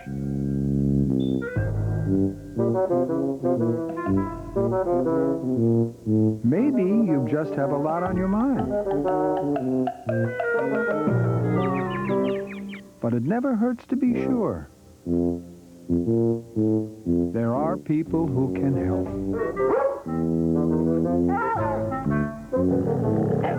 The National Institute on Aging has a booklet filled with useful information about forgetfulness and memory loss. To get your free copy, just call 1-800-438-4380. Don't forget. Welcome back to our continuous flood coverage here on News Center 8. Again, President Clinton is flying overhead, getting a bird's eye view of the devastation here in the Grand Forks area. This is another shot from our rooftop camera of the president's helicopter. It's a Marine One helicopter, right? Marine One is what it's called. He, if I believe, we're not out wide enough to see, but I believe he's going probably north to south. Is that correct? Or is that farther up north from our studios? He's definitely over the eastern part of the city, if I'm not mistaken. Certainly some of the harder hit areas are close to the river, but there's also some homes not far from the river that didn't take on nearly as much water as others. It's a very unusual situation. Yeah, now we can see he is just off to the east of our studios, which are at 24th Avenue South. Really the main town starts to well, it goes quite a ways down past 32nd Avenue South, but sometimes people consider 32nd Avenue South the edge of town. Certainly a lot of development east of 32nd, or east of Washington and south of 32nd, right along the river, and some of those homes definitely underwater, although that was a little bit higher ground from some of the pictures we saw yesterday. So he's certainly heading over towards the river. He's right over basically the top of the river right now.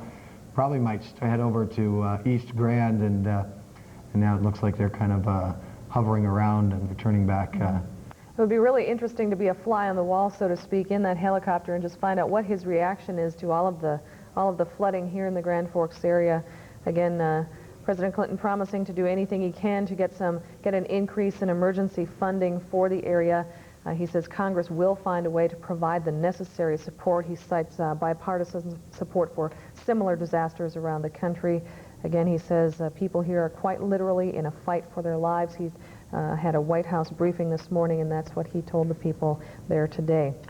I can imagine that he must be somewhat awestruck, as many of our reporters who have had the opportunity to go down into the war zone, as we can call it, have been just really overwhelmed with what they've been seeing. Not any attempt. Rob Vogel took that boat tour, and at one point during the tour, cameraman Chris Raderbald panned over a little bit, and you could see Rob sitting there, and he even admits that he looked very numbed, and he had no expression on his face. Very difficult to deal with, and especially when it's your community that's underwater, and you're out there seeing people's homes that you know. It's a very difficult thing. Again, yesterday on World News Tonight, talking to one of the sheriff's deputies, Aaron Hayes did, and he said, I don't even recognize my own community. This is my town. I don't even recognize it anymore. So. What's happening now the rest of the afternoon, we are going to break away for a bit while we wait for the president to come back from his aerial tour. Right after that, he's scheduled to meet with all sorts of different officials who will brief him on what happened here, what it was he just saw, what they're asking for. I'm sure it will be a very comprehensive briefing of the president on the situation here. And that we expect will be covered. The media will be allowed in, whether we'll have a lot of microphones and be able to hear what's going on. If that's the case, we will stick with that and get the update as the president hears it. If we can't do that, then we'll probably end up just doing a quick thing with that, and then for sure when the president addresses the evacuees that are at the Grand Forks Air Force Base, for sure we will have that speech. And as it's scheduled now, that will start around 2 or 2:15. President's not scheduled to leave till 4, so it's quite possible that will be a fairly lengthy address by the president to those evacuees out at the Air Force Base. So we invite you to join us back then. Stay tuned. We'll keep you updated. Thanks for joining us. We'll see you later.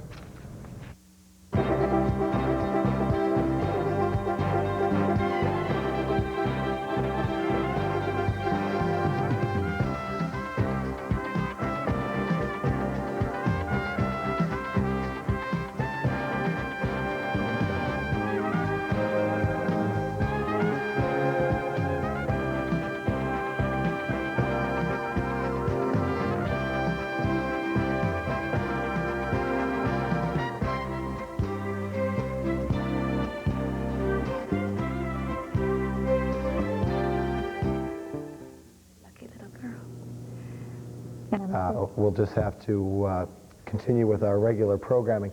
We do want to show you, though, right now some images of the press pool footage that was shot today by our Eric Quanbeck as he flew in a helicopter, not in the same helicopter as the president, but flew along in a helicopter as it toured the Grand Forks area at the same time that the president was touring in Marine One. And I believe, are we going to show that video? There we go. This is basically the raw footage as it's just being uplinked to stations around the country, shot by WDAZ's Aaron Quanbeck. So this is what the president had an opportunity to see today. Certainly along the same lines of some of the things that we have been seeing. Unfortunately, the helicopter was working more to take the people quickly through the area than to fly slowly for our needs, but Aaron is able to come in. I believe this is coming across the north, that was at the North Washington area. So anyway, that's the kind of stuff that we will be showing you throughout the day today. As far as the briefing that's going on right now for President Clinton, we are unable to bring that to you. We apologize, but if it becomes available, the Kennedy Bridge in the foreground of that, a lot of homes and right next to it, deeply underwater.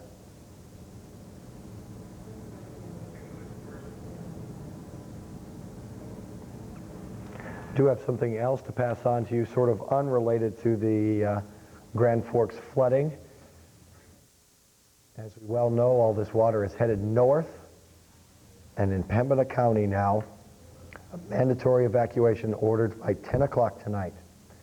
We can take a look at the map that we just made. This was faxed to us. It's not perfectly easy to understand, but let's just say if you're in the eastern, up to a third of the county in some parts, especially towards the north around Pembina, you are being asked now by the Pembina County. I guess you're not being asked, you're being told.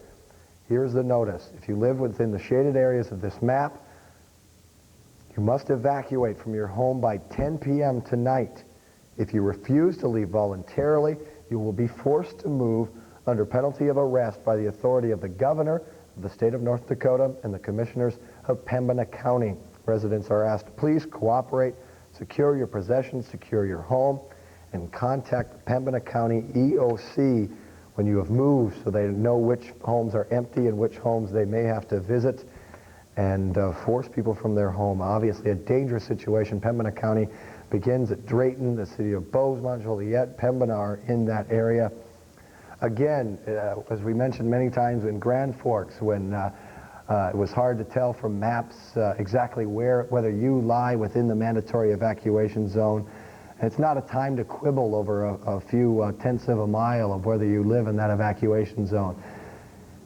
It's best to get out and save yourself rather than staying and trying to save property that may not have a chance of being saved. So Pembina County is feeling the effects of the water heading north and deciding that it's time to get out. Again, this is some of the pool footage that was shot just moments ago in a helicopter that was accompanying President Clinton through the area. Unbelievable amount of it, definitely through the area near the river where Lynn Stouse of East Grand Forks says he believes that close to 600 homes in that community, only a community of 86 to 8,900 people, 600 of those homes are underwater, up to their rooftops. Just kind of let you look at some of this as we're heading. This is looking towards Grand Forks as we head up to the downtown area.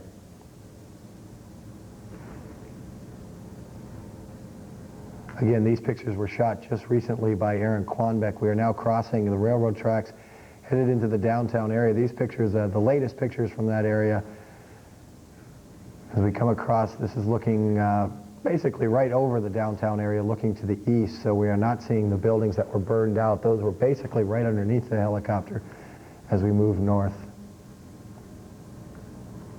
Some of our homes just north appear to not be entirely submerged underwater, but certainly are taking on water in the basement and many on the first floor as well.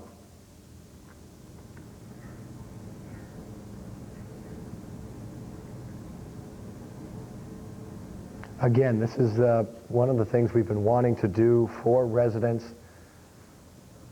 that are staying in shelters that may be watching us.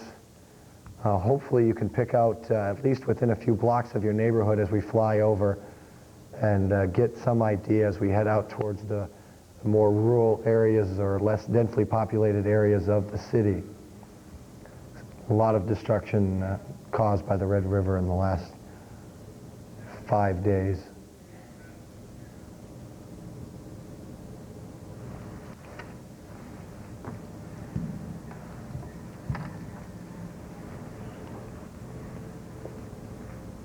This is north of the city where the river now is stretching out mile upon mile on either side.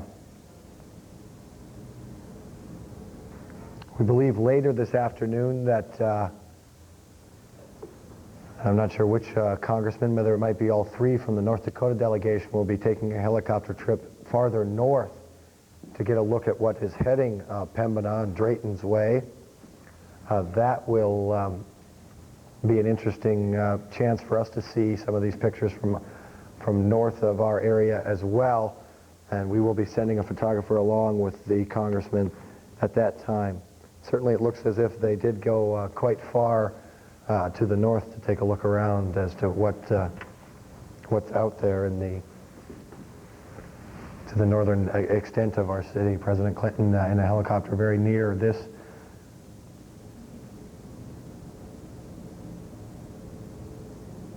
Finally getting into some drier areas as we move away and from the river.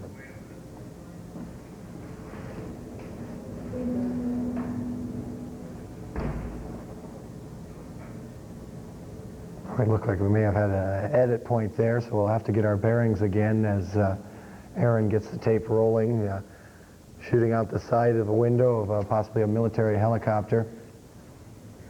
And this is East Grand Forks now. As we come back down, I'm assuming we're heading back down from north to south, since that's Point Bridge in the distance. Crossing across into Grand Forks, into the downtown area. And this is where you will again see the devastation in downtown. I would be interested to see whether those walls are still standing on those buildings if we get a chance to see the burned out area. They did move cranes in yesterday, and they were waiting to knock the walls down on those buildings. They're concerned that they are a safety hazard. There's the overpass that goes over the tracks. There's the new warehouse apartments of a building that have been renovated into apartments, the old warehouse in town. This would be northern streets of Grand Forks.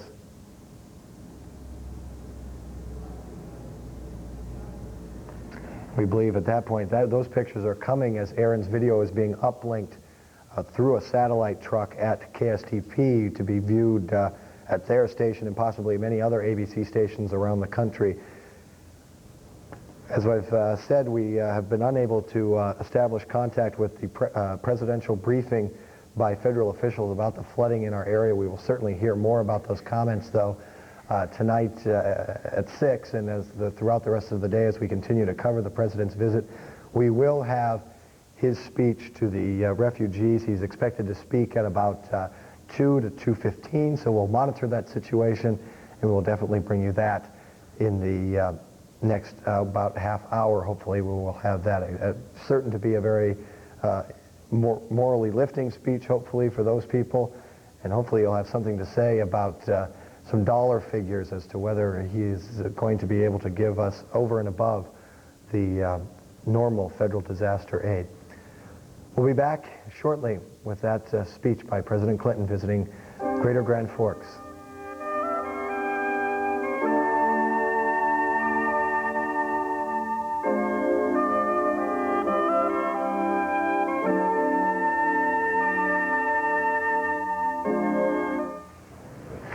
Ever? No, it's none of his business. You mean after all the damage that has been done, you are actually going to perpetuate this lie? Well, I wish you hadn't put it quite like that, but, yes. Well, then I will put it a little bit stronger. This lie is like a cancer. If you don't cut it out, it spreads. Andrew, I'm sure that Ian has his reasons. Oh, it's quite simple. I want revenge. If he's not destructive, Ian, walk away from him. You see, it's not only revenge for myself that I am after. He treated my mother abominably, and now she has given me the weapon and the emotional armor to combat that Gorgon. And when I have pulled him down, as far as I can, then I will tell him why. And I will look at him in the eye and I will laugh in his face. See, I'm not always the nicest person in the world. You sure you want to welcome me into your family?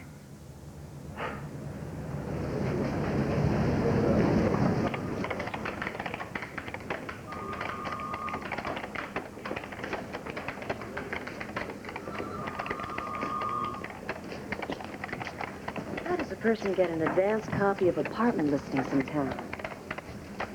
There. Good, you remembered my name. Apartment listing? Is there an echo in here? Sorry. That's the word I was looking for. But you're going to have to do better than that. In fact, I've decided you owe me a major apology. I've come here to collect.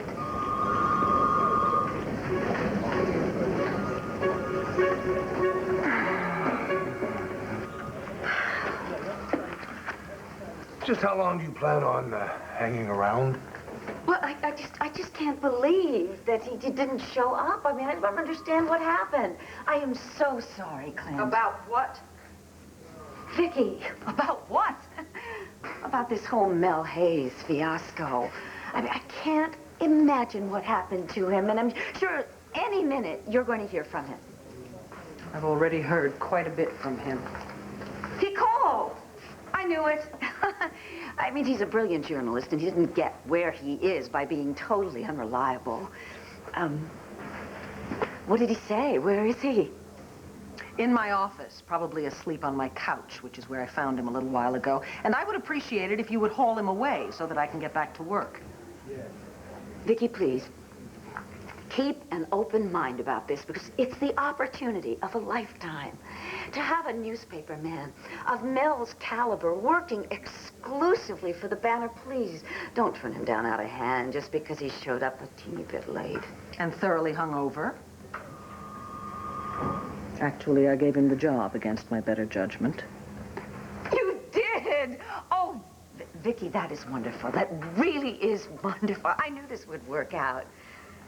You're going to be very grateful to me. Don't push it, Dorian. Actually, I should know a lot better than to ask you this, but what exactly is your interest in the man? You interviewed him. Surely you know. Do me a favor and go and collect what is left of Mr. Hayes before I change my mind. My pleasure. You won't be sorry. Now, why did that sound like a curse from the Wicked Witch of the West? Well, you know, for once, I think I might agree with Dorian. I think he can make quite a difference around here. Yeah, good difference or bad difference? Well, he might ruffle a few feathers, but we can handle him. We? Oh, no. No, Clint. From now on, Mel Hayes is your responsibility. And I hope you enjoy every minute of it.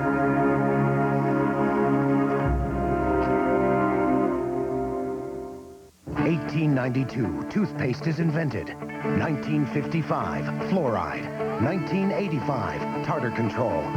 Now, tartar control toothpaste from Listerine that keeps fighting germs for a long-lasting clean. Introducing Cool Mint Listerine Tartar Control toothpaste. Its germ-killing formula keeps fighting germs even after you stop brushing, so that clean feeling lasts. Finally, new Cool Mint Listerine Tartar Control toothpaste. Strong on germs, long on clean. Dad? Yeah.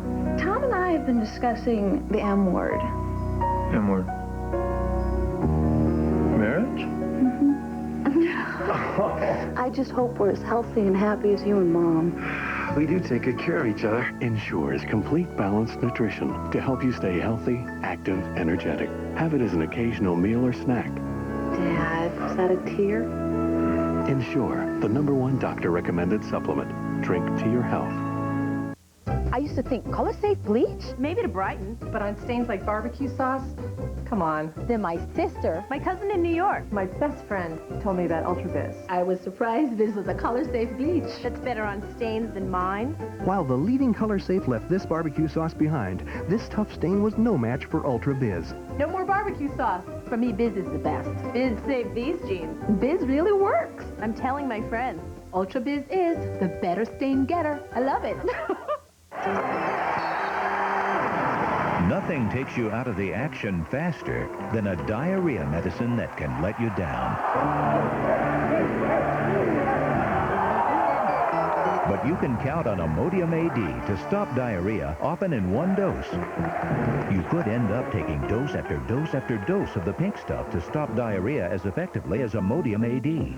Don't take chances when you have diarrhea. Take Imodium AD, one dose relief you can count on.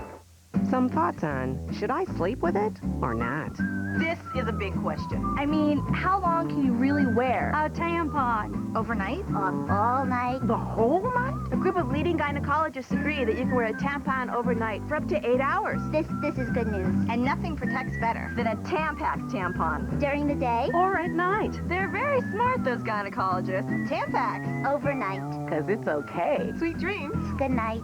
Tampax. Women know. Want frosting that tastes like you made it, but you don't have to? You want Duncan Hines Homestyle Frosting. Our chocolate has only real chocolate flavor. Our vanilla only real vanilla flavor. Like homemade. Duncan Hines. Hot stuff. People who cook for a living know the best meals start with the best ingredients. That's why they cook with Uncle Ben's. Fluffy, perfect every time. In fact, more restaurants serve Uncle Ben's than any other brand of rice. Good cooks cook with Uncle Ben's. This week on General Hospital. I am hurting both of them. Is there a part of you that is hoping Jax will make the decision for you? Brenda is torn I just need to figure out how to be happy. between a dangerous passion. You love me? Now, what are you gonna do about it? And a love that is pure. I thought maybe we could have a talk. General Hospital, ABC Daytime. Can't swim. Better learn. Tidal Wave, No Escape. Coming 1 week from Monday on ABC. By everyone here at the table. And James Lee Witt has already talked to me quite extensively about this over, as you might imagine, a long period of time now. But I wanted to say that there are three things I'd like to announce first. First of all, before I left the White House this morning, I authorized FEMA to provide 100% of the direct federal assistance for all the emergency work undertaken by federal agencies in 149 counties where disasters have been declared. And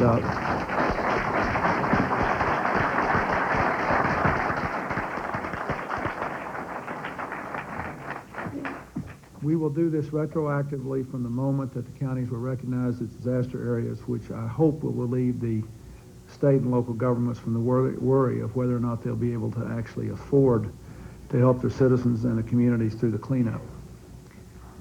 We do this only in the most difficult of circumstances. Normally the reimbursement rate is 75%, but anyone who has been here and seen the destruction, as I have, knows that this is not an ordinary disaster, if there is such a thing. The people here are giving 100%, and we should too. Second, we are dramatically expanding FEMA's public assistance grant program. We'll add 18 counties in Minnesota and 53 counties in South Dakota today. And these counties also will be eligible for funds for repair and restoration of their communities after the waters subside. Let me also say that we expect to make additional counties in North Dakota and Minnesota eligible for this assistance as soon as we can fully assess the damage that they have sustained. Third thing I'd like to say is that today I'm asking Congress to approve an additional $200 million of contingency emergency funds for North and South Dakota and for Minnesota. I've asked that these funds be made available both for short-term emergency response activities and for long-term efforts to help the region to rebuild in the aftermath of the flood. If approved, this action will bring to $488 million the total amount of disaster assistance we've requested for the people of the states. Finally, I'm directing our FEMA Director, James Lee Witt, to lead an interagency task force to develop and direct a long-term recovery plan for North Dakota, South Dakota, and Minnesota. We know that this is going to be a long-term effort. And when we were coming in today, one of the things that I was just noting based on my now 20-plus years of experience in dealing with things like this, although I've never seen a community this inundated by floods, this large a community. We have to deal with the long-term problems, and you have to know that we can be relied on to be there in all these communities over the long run. The only other thing I'd like to say, Madam Mayor, to you and the other officials, you know this already, but a lot of people are still almost in shock, I'm sure, and have not had time to focus on some of the things which will make the losses most painful. The things that have been lost in these homes, the records of family occasions, the letters from World War II, the letters from the kids that go off to college, all the things that people will have to come to grips with in the days ahead. And I know that $488 million or $4 billion wouldn't make that go away. But at least we want you to know that we are going to be there over the long run, and the rest of America has, I think, looked with great compassion and pain, but also enormous admiration at the heroic conduct of the people of this community and of all these states in the last several days, when they've gone through things that most of the rest of us can't imagine. We could never imagine facing a flood and a fire and a blizzard all at the same time. And we admire you greatly, and we're going to do what we can to be there with you over the long haul. Thank you.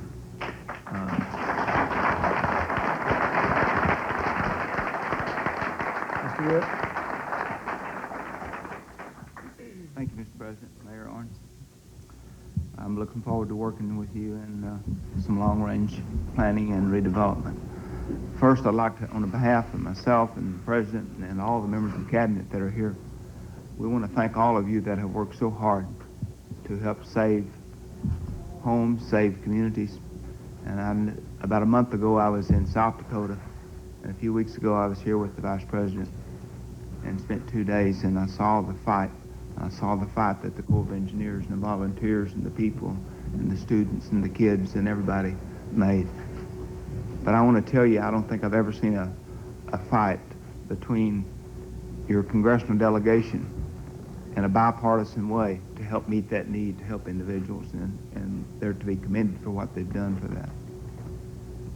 But we're going to work with the mayors of the local communities, the state, the Adjutant General in North Dakota, and this Jim Franklin in Minnesota, and South Dakota, the state director, and the governors, in putting together the best possible plan that we can to help build the infrastructure.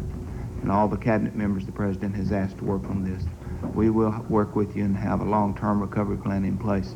The president has charged us with this, and we accept that responsibility, and we'll move forward. The immediate care of individuals is critical, Mr. President. The long-term housing situation is going to be critical, that all these people are going to be facing. So we will put together with the local officials in the state something to help meet those needs. Thank you, Mayor. Mr. President, Mr. Witt.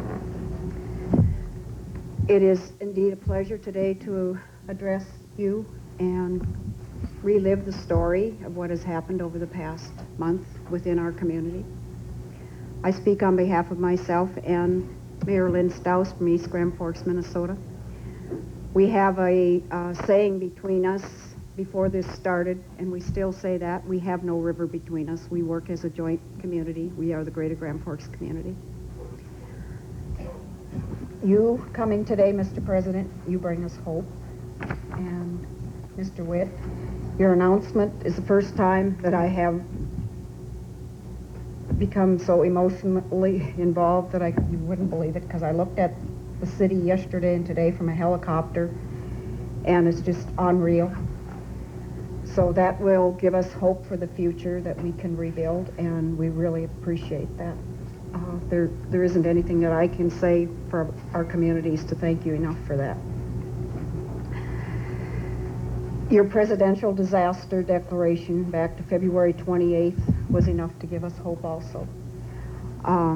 We knew that there were people in Washington, yourself as leader of our country, that are looking after us, and indeed you are our angels.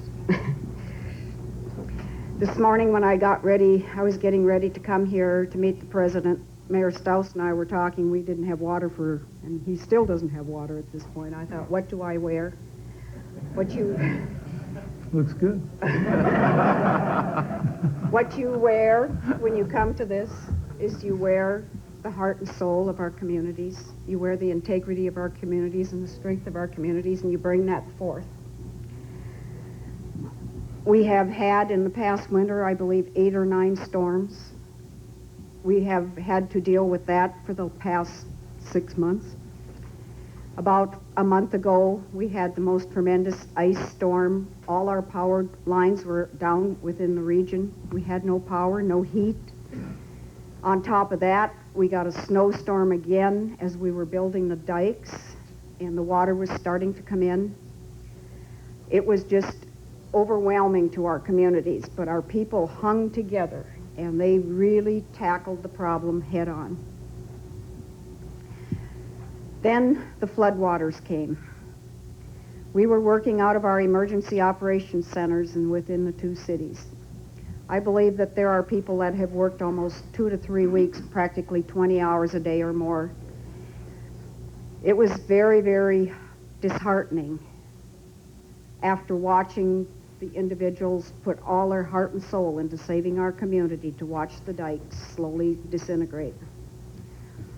I cried when I heard that the Point area of East Grand Forks, the first dike I believe that went. I did cry because that is my hometown from before. And Mayor Staus, my heart went out to you, and I haven't been able to reach you till today. I was pretty much involved with the EOC Center, but I did get a call one morning at 1:20 in the morning. I believe it was on a Thursday or Friday morning.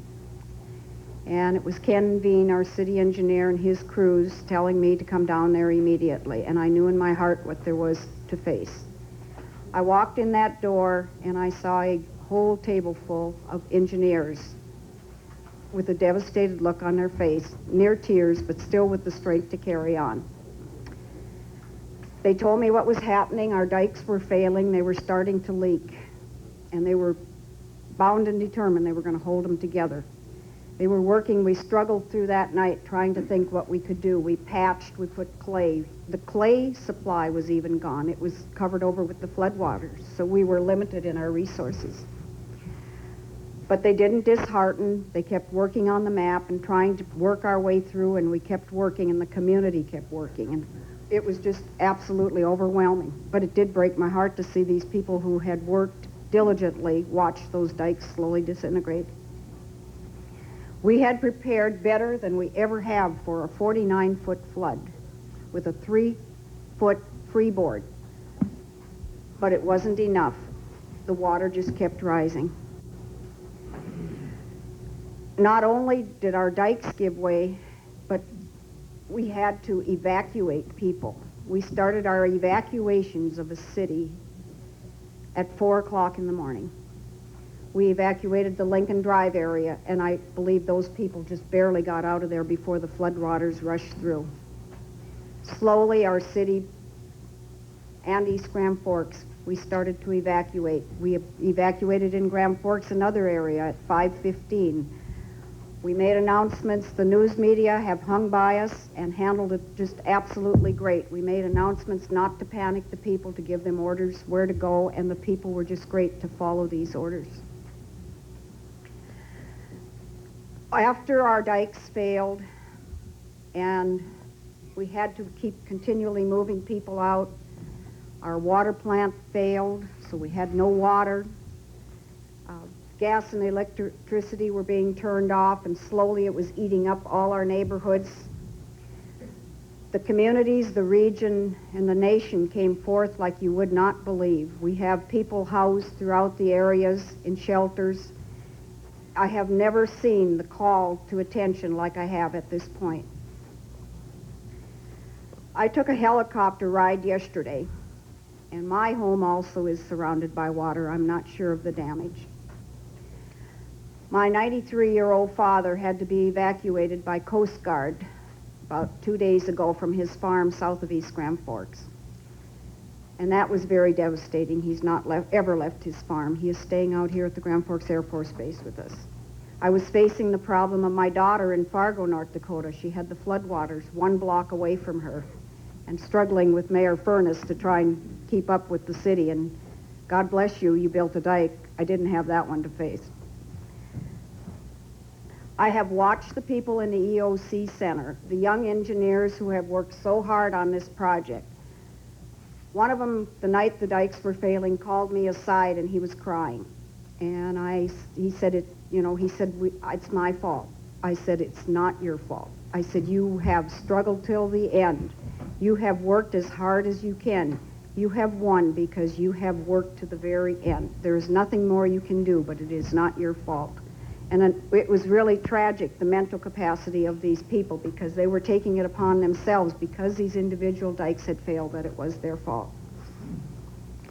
Now we are all working together to rebuild.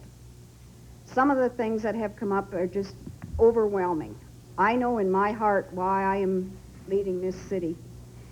The other night I had an opportunity to visit one of the shelters here on the base. It's at Eielson School. It is St. Anne's Guest Home and some of our special needs people.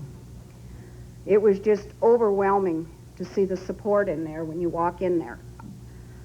I had an opportunity to meet 2 of my disabled people that I just always visit and just think the world of. And they had their pets in their apartment. There was a cat and 2 pet rats, which have kept them going for several years. And they had left their pets because they had to get out. They handed me their key and asked if I could get their pets out. Lo and behold, I knew the Lord was looking after us, because I turned around and here is a gentleman in a red vest with the National Humane Society written across it, and I handed the key over to him, and he took care of it. And I did not know it would be quite so easy. There was one lady in there who was waiting to go home. She couldn't wait to go home. I did not have the courage to tell her her building was one of the buildings that burnt downtown. We lost 11 buildings in a downtown fire. We cannot thank enough the armed forces and South Dakota and Park System who came in to fight that fire because we just could not do it on the ground. Our own firefighters who so diligently went in there and risked their lives to save 20 people who were in an apartment. They were very fortunate that they could get those people out. Right now, I believe where we are at is the reality is hit. We have to get back to some form of normalcy. We are in our recovery period. The time is now. I think of Mrs. Clinton's words, and she used it with the children. But right now, all of us together, the whole population, it's going to take a village to rebuild. And we will work together, and we will rebuild. I cannot thank enough the agencies like FEMA and the Red Cross, the Small Business, Job Service, all the different agencies that have worked together to hold us through in the last several weeks as we have worked with these people. I believe in my heart at this point we have won the battle. We have lost no lives within the two communities. We have much to be thankful for because it was very, very hard to evacuate people. People were having a very difficult time leaving and turning away from their homes. But we are all here today, at least, to help build together. And we will rebuild. We have the spirit and love in the community like you have never seen in your life. People are upbeat, even though they are under duress and have lost everything they've worked for all their lives. They still have a kind word and still say, you know, we will rebuild, we will be stronger. What we need to do now is get people back on track. People need to know where is their paycheck coming from now, where they are going to live in the future, what are they going to do while they are rebuilding their homes, how can they get their small businesses started and so forth. So these are the types of things that we will need a lot of help from the agencies to put back on track. My greatest worry is we do not want to lose our citizens at this time. We want to have it as comfortable as possible for them while they try to rebuild their homes and businesses. And we as mayors will work with you to try and do this. And President Clinton, you give us hope. You are a bright star right now within our community. I believe you are part of the Midwest because you are a people person. I have seen that in you, and we thank you so much. Mr. Witt, you also. You have shown such great respect for the people of our community and what they are doing, and we thank you for what you have done for us. We have hope for the future because of the strength you have given us. You have given us courage in the face of devastation. You have given us faith, which has really been tested in the last several weeks.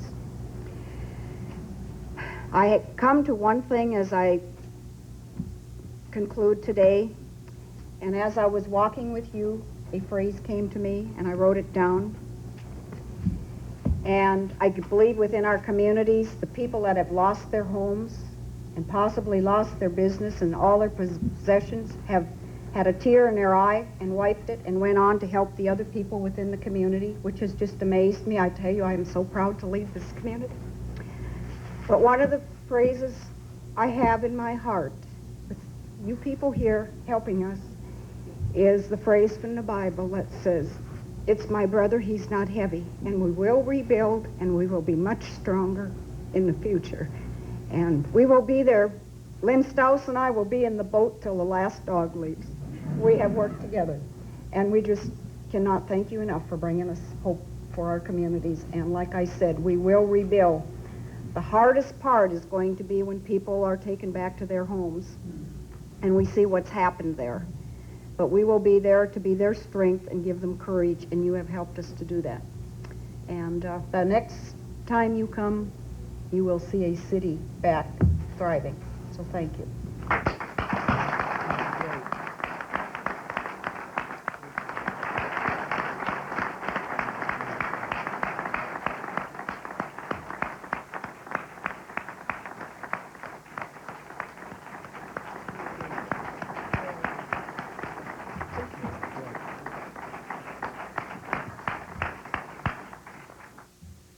At this time, I would like to introduce to you a gentleman who I have followed for the last couple weeks. I think he's tired of me because I have been his shadow, because I knew he had good direction, and I knew he was putting his heart and soul into the community. That is Mr. Ken Bean. He is our city engineer, director of public works. And without you, Ken, we could not be at the point we are at right now. We would have lost lives. And I just can't tell you how much I value you within our community and within our city employment. Thank you. Mr. President, Mr. Witt, I think the mayor pretty eloquently described the destruction, and you've seen it, of course, from the air. It was very devastating to me personally when we were attempting to keep adding on to our dikes to stay ahead of the water.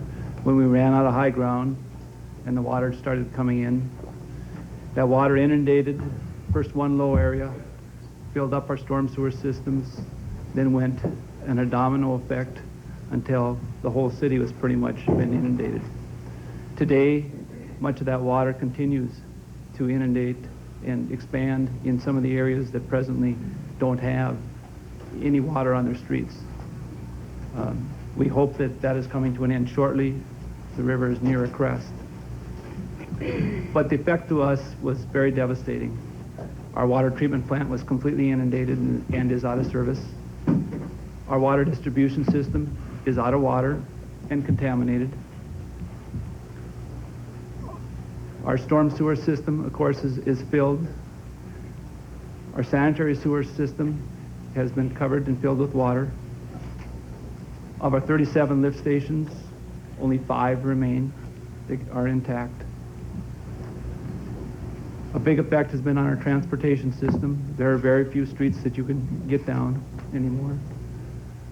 75% of the city, of course, is inundated has been evacuated. Much more of that has water, and only time will tell when that is evacuated also. The effects, of course, are just very, very costly and very time-consuming to get back up. The citizens here have no basic services in sewer and water. We're also dealing with the other utilities, such as maintaining electricity and the like. Many of the areas that are inundated will and can never be rebuilt. There are homes that are floating or are moved off their foundations. The overall impact, of course, is going to be for us to try to work and get a solution to this. We are working on that at this time. But there's not much infrastructure left that remains. We are worried about the street systems. The water has such a current to it that it is eroding new banks, new channels. We're trying to control that as much as possible. We still have overland flooding coming around us that we're trying to stop at the same time. So we are not in a very good shape when it comes to supplying the essential services to get people back here again. We're working diligently to do that. But we know it will be very, very time-consuming to bring those things up. Again, our water plant has 4 to 6 feet over it. We are going to have to wait till the waters recede before we can get in and start trying to do any repairs.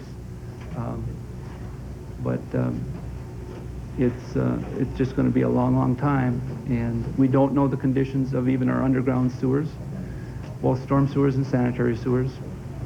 To do a full assessment of our losses will take some time after the waters have gone down. We hope to put a team together as quickly as possible. We'll work with FEMA to do that and try to get our city back up and operating as soon as possible. Thank you, Ken. Mr. President, Mr. Witt, I now would like to introduce one of the unsung heroes of our flood. He's a young man who we are very proud to have as a city employee, as a firefighter, and one who has risked his life to save 20 people and helped us to keep our record. We have lost no lives. Randy Johnson, who is a fighter with the Grand Forks Fire Department. Randy. Thank you, Mayor, Mr. President. A bit ironic, the very thing that firefighters rely on when they fight fires is water. And for a short time, the very thing that prevented us from doing our jobs the way we would like to do them was the water. The flood came up so quickly, and when the downtown buildings began to burn, they moved so fast. Probably the only thing that moved faster than the floodwaters. We had several people that immediately went to find out the situation to either do further evacuations. We had done, days before, we had tried to get people out of the buildings that surrounded the security building where the fire started. When we first got a boat nearest the fire, Deputy Chief O'Neill, Battalion Chief Jerry Anderson were on that boat. They saw that we still had people up in that building. That was our priority at that time, to find a way to get them out. They weren't aware at the time of the circumstances of staying. Okay, that was a pool feed from the briefing with the president and Mayor Owens. Obviously, we've lost that now. I think what's happening is they're preparing for the president's live address, which will take place shortly somewhere at the Air Force Base. We're not sure where. Phil Harmison joins me now, as he has all day long. Phil, that was a pretty emotional moment for the mayor and everyone else to have the president there, huh? Oh, yeah. You could tell that she had obviously thought about what she was going to say. She was working from some notes. Oh, yeah. But it wasn't something that she stayed up all night and worked on. But it was something that has been sort of her hallmark. A public official who really speaks from the heart. We were talking earlier off the air that she's a longtime Grand Forks employee. Yeah. 32 years as the mayor's assistant, started as a secretary. Exactly. All the way up through the personnel ranking system, and eventually became the administrative assistant to well, I think about 4 mayors, as I recall now. She was, when I was lived in Grand Forks and worked at KNOX Radio, she was the assistant to Mayor C.P. O'Neill. And then Hugo Magazine after that, Mike Polovitz, and then Mayor Westman, and now... Yeah, and then Westman, then Polovitz. Westman, I'm sorry, then Polovitz and herself. But yeah, you're right. It was an emotional speech, but I think when you sit down and listen to the text of it, however, it was very well crafted. Oh, yeah. It very nicely portrayed in language what was going on during the actual events, the chronology of the flood and then the fires thereafter. And I think it was probably very good for the president and Mr. Witt, but especially the president, to understand that the chronology of those events, how it happened, how it occurred, and then I thought Mr. Vian was a professional, telling the professional side of the story, and that in very layman's terms, however, that they did try everything that was possible. Oh, yeah. They were prepared, and that they were preparing for that 49 and 50 foot and 51 foot crest, and that they obviously had wished it hadn't happened, but in hindsight, I don't know what they could have done differently, nor does anybody else. I suppose if you had learned earlier that there was a 54-foot crest coming, I don't know that they can dike that high, but I suppose more people would have been evacuated a little sooner, or perhaps I don't know, maybe there could be contingency dikes that could have been built, but it's hard to know. You know, that's an awfully devastating water level. It certainly is. I know that the existing dikes would have had to have been greatly shored up along the base to enable to get to a that point. high. Exactly, and so that probably wasn't an option, because then you would be encroaching. You'd have to basically demolish some homes fairly rapidly. Yeah. Build a dike behind that. So, like you say, maybe there would have been, say some concession backup dikes farther back in the city, further to the west. Right. Well, but I'm not quite sure you could have even built dikes far enough west and high enough to contain what was coming up the valley at us. I suppose it's not unlike what Mayor Furness ordered in Fargo last week with the building of a contingency dike on the southwest side in case the other dikes failed. But it's all hindsight speculation now, of course. No one, I mean, it's very difficult to plan for a flood that goes so much higher than historical proportions. No, that's not something that not only do they not teach, they don't even consider it at the University of North Dakota and North Dakota State University Engineering School. You know, right. When you're doing civil engineering, they don't give you the hypothetical of what happens if a wall of water is coming at you and you're trying to protect large areas of land and population. Well, and it rose incredibly fast on Friday. I think basically Friday, well, Thursday, Friday, and Saturday. I think we surpassed in Grand Forks 3 adjusted crest projections in a 24-hour period. And people who were working the dikes, not only the professionals, people hired by the city, but also the private volunteers that were out preparing sandbags and actually placing sandbags. It was all right, well, we got to crank it up another foot and another foot, and in all candor, when the crests were being revised so rapidly, there were some credibility questions. Well, what's next? What's next? I guess no one knew. You know, no one had ever experienced anything like this before, and there was no way to know how much water was coming. No, not at all. But I think people had a frankly real good attitude about it. Yeah. All Here the way again through. is downtown Grand Forks. Excuse me, Phil. The building right in the middle is a parking ramp up to the Is that the upper- Grand Fork? Is that First National Bank, the burned out section just to the side of that? It would be the other side of that, right? Other side, The building right in the middle of the screen right now is the Central High School Gymnasium and Swimming Pool area. That's the part that was added on. That was the new addition, right? We're now moving to the north as we're moving. That is St. Michael's Church right there with the spires. Now we're looking out through the helicopter windows. It's a little tougher to see. Well, that's the State Mill and Elevator.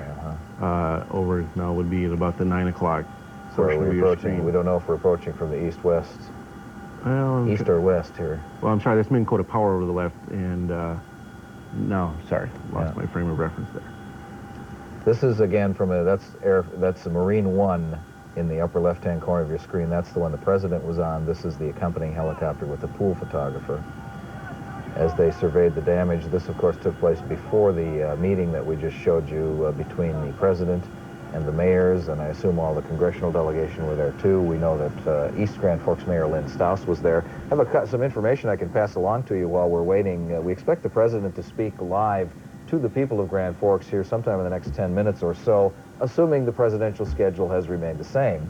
Of course, that's always in flux, you know, Phil, no matter what the situation. They're doing pretty well, I'd have to say. Anyway, we have word that the Grand Forks and East Grand Forks school years are now closed for the remainder of the year. However, in the Grand Forks district, well, in both cases, actually, they're making arrangements to put students in other school districts. Parents should put their children in the school district they end up residing in, and if you have decided to come to Fargo, for instance, to stay with relatives, you would put your kids into the school district there. But this is going to cross state boundaries. The two states have agreed to work together on this, so Phil, in your case, I guess if you ended up staying in the Twin Cities area, which you may or may not have decided, but just hypothetically, you would be able to put your kids into that school district. Right. And there would be, all the same services would be available to you. No student's grade would go down from what it was now, but all students would have the opportunity to improve. 17 of 18 school buildings in Grand Forks are in the water. That looks like the interstate there. That is the interstate. I'm not sure which direction we're pointing, perhaps. Is that a runway, or is that another highway? This is as Marine One landed now. Anyway, students will receive the grade they currently had, but will have the opportunity to improve. Basically, it's open enrollment for the remainder of the year for Grand Forks and East Grand Forks students across state boundaries.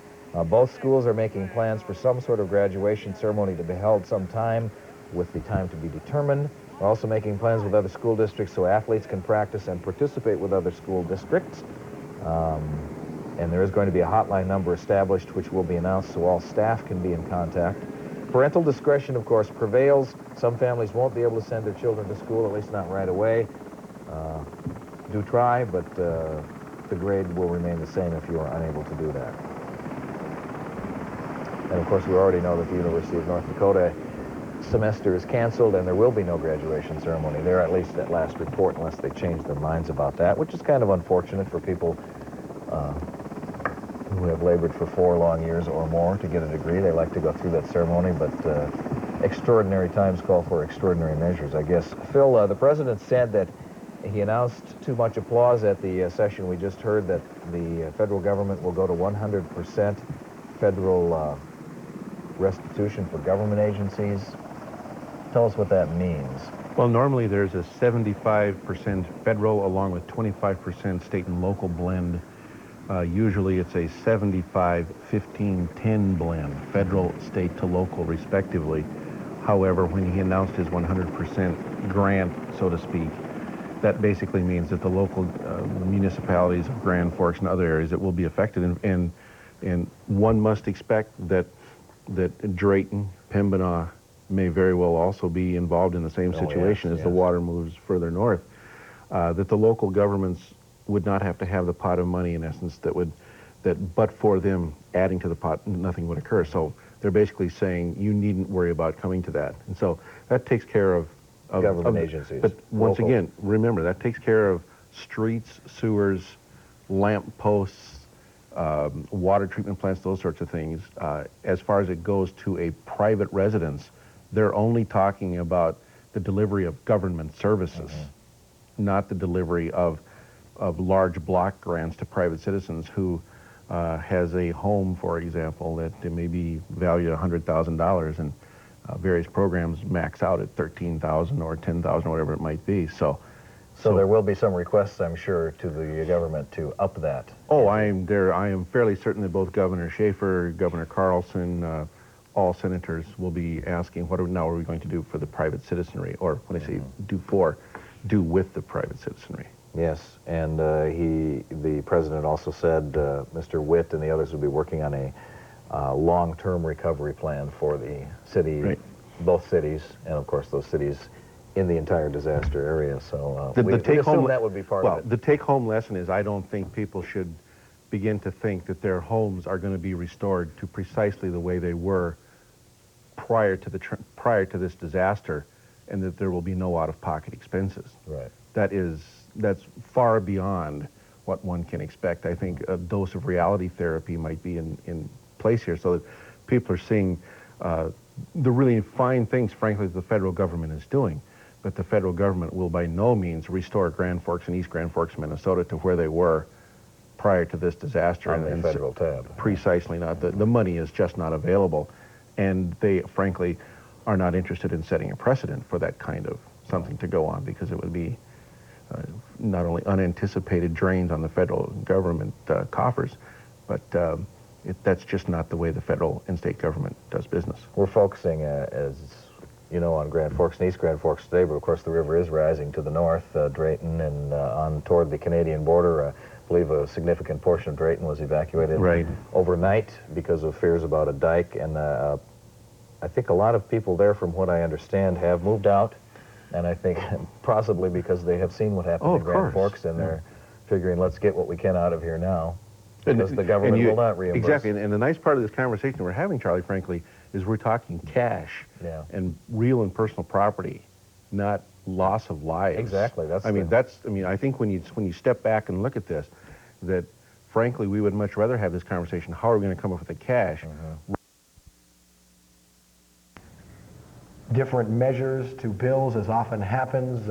He's asking them to keep this an aid package for the Dakotas and Minnesota, and to not add their little pet projects to this in an effort because that could slow things down if there's any bipartisan or partisan wrangling over the issue. Again, this story has gotten the sympathy, the attention of the nation, if not the world, and people from all over the country have been calling WDAZ and offering help as far as helping our staff and that kind of thing, and just finding out where they can send donated items, send money to help the flood victims, offering places to stay. It's just been incredible. You're looking here at some pictures taken yesterday. That is the top of a vehicle, believe it or not, the top of a car in the downtown Grand Forks area.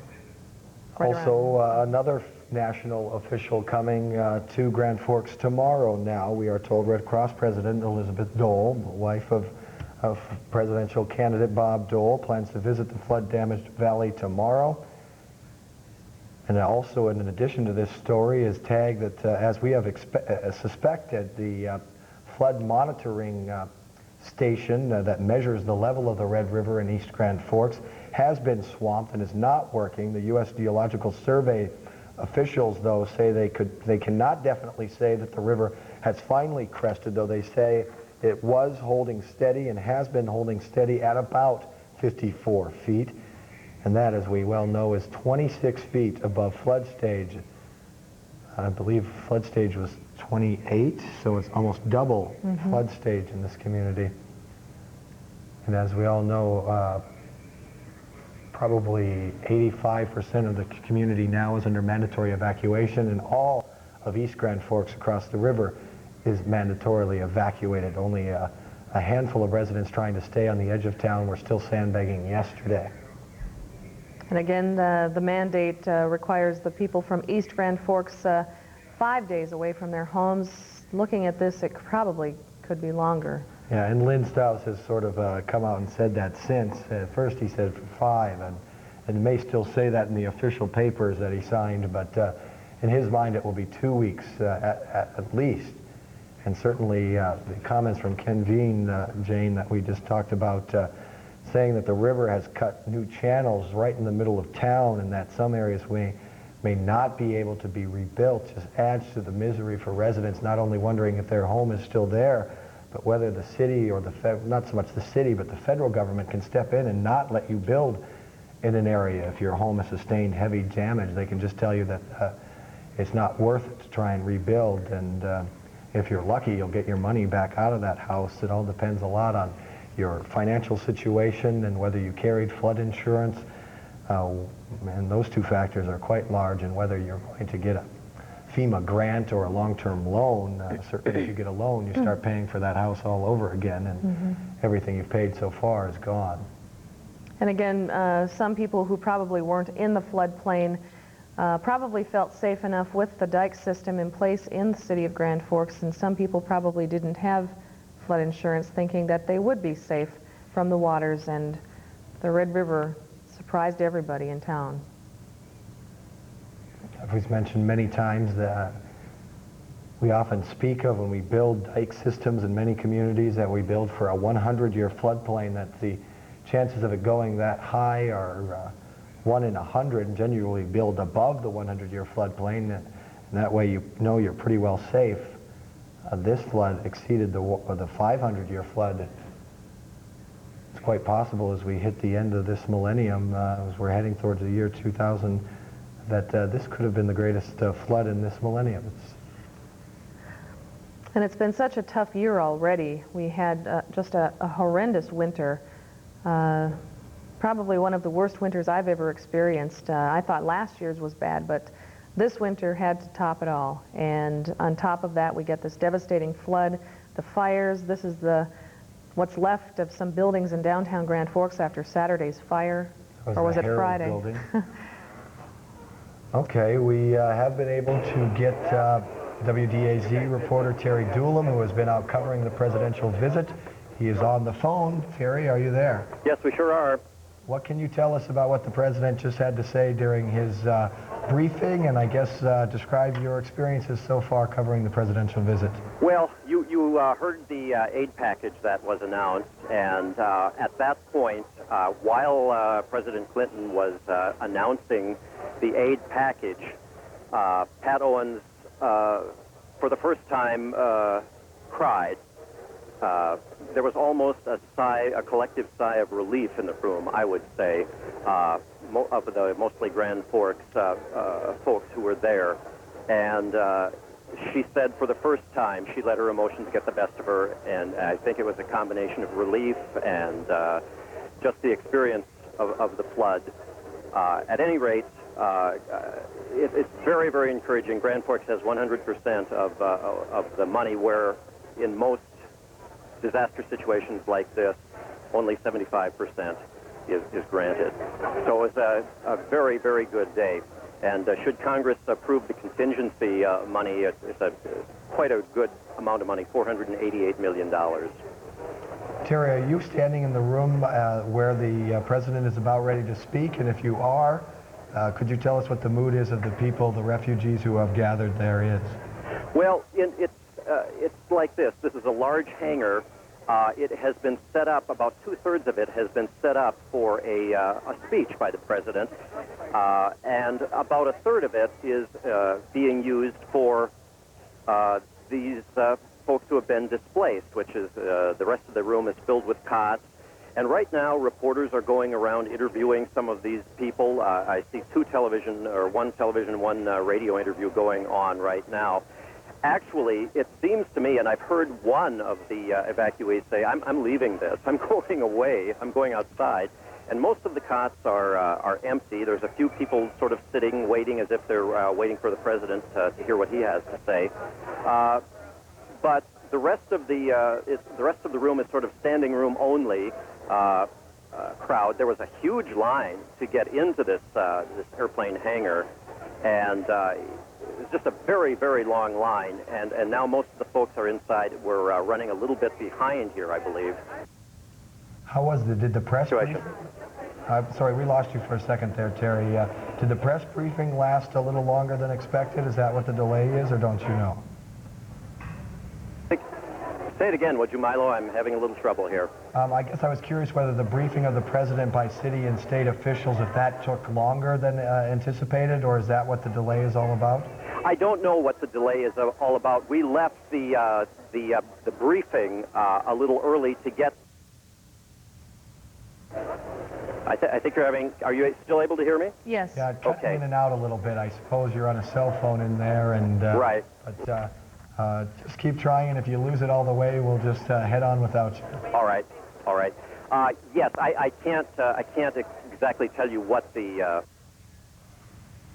running short, or why they're running long, rather. Well, the telephone keeps cutting in and out. You were talking about the television interviews. I know the Air Force Base was trying to limit interviews because people have just been traumatized by this whole experience. And have we lost Terry? Sounds like we may have lost Terry. Okay. Well, I know the Grand Forks Air Force Base, they were trying to make sure that, yes, we did lose him. The Air Force Base was trying to keep interviews to a minimum. The people have been traumatized enough, they say, at the base, and they just, I don't know, they're having a really hard time coping, some people, and they would just rather not be bothered by the media, the frenzy that's been going on here in the Grand Forks area. I believe we just saw that trailer we noticed in some aerial footage before out in the middle of nowhere that was standing up, looked like a pole-type trailer. And that video now, it has been tipped over by the current. So a couple of days ago, we saw it standing up in that water, and now it is tipped over. We have no idea where that was at. It's so much water around it. It looks like it may have got left somewhere or floated out of somebody's backyard. And that was some video taken earlier. You were talking about the trailer tipped over. We just saw East Grand Forks Mayor Lynn Stouse in that last piece of video, and he was saying that some homes have been tipped off their foundations in some areas. And we saw some video earlier, water to the rooftops. Just a devastating scene once again, and who knows if they'll be able to rebuild or move back in to those homes. So certainly one of the things that comes up even when you have the flood insurance is and I don't know the exact statistics on this or how it exactly works, but in my own policy, I was looking at it, and if you have flood insurance, you know how difficult it is to understand the policy, and so that's complicated enough. But there's also a provision, as I was saying, the federal government can basically tell you you can't rebuild.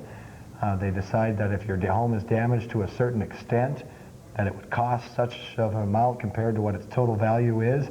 If you're in a floodplain that they determine will flood again in a certain amount of time, they can just basically not let you rebuild that home. And I don't want to scare too many people, but it's obvious by Ken Bean's comments and some of the other things we've heard in the last couple of days that there will be certain areas, hopefully they will not be large areas, but where homes will not be allowed to be put ever again. And certainly during the winter and even just the last year, the Corps of Engineers has been holding public meetings talking about a ring dike that would surround the whole city. And I think at the time, a lot of people were sort of, ho-hum, didn't really want to talk about it. $50 million is what that ring dike would cost. There's East Grand Forks yesterday. Now I think you will find broad support for a ring levee that would ring the whole city, and I bet they will ask for it to protect to a very large height after what we've experienced this year. And people downstream, as we've mentioned before, they are really watching this river and planning ahead. Drayton residents had a little scare this morning. They had to evacuate at 3 a.m. after 3 cracks were found in the dike protecting the town from the Red River. That's up in Drayton.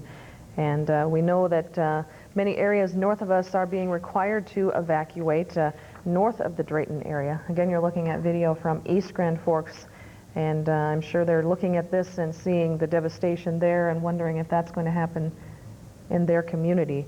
But it's basically an area of from Pembina down to Drayton, a little bit west of I-29 from probably around Bathgate, and east of Hamilton, across to Joliet and Bosemont.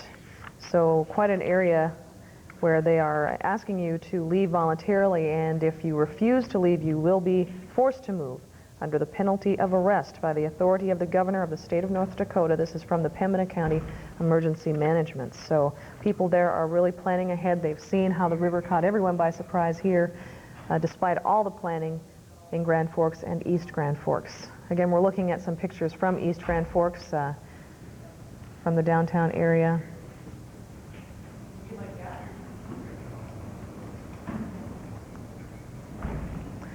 These pictures are taken today on 24th Avenue South. Photographer Chris Regenball risked his life. He walked into these neighborhoods to show us some areas you probably have not seen yet. Wearing hip waders, I assume. Wearing hip waders, and he's been kind of putting himself out on a limb here the last few days with the fire situation in downtown Grand Forks, and here's what it looks like on 24th Avenue. This is very close to our studios here at WDAZ, and looks like a lot of people are taking chances with the river. Obviously, people who are probably either came into the...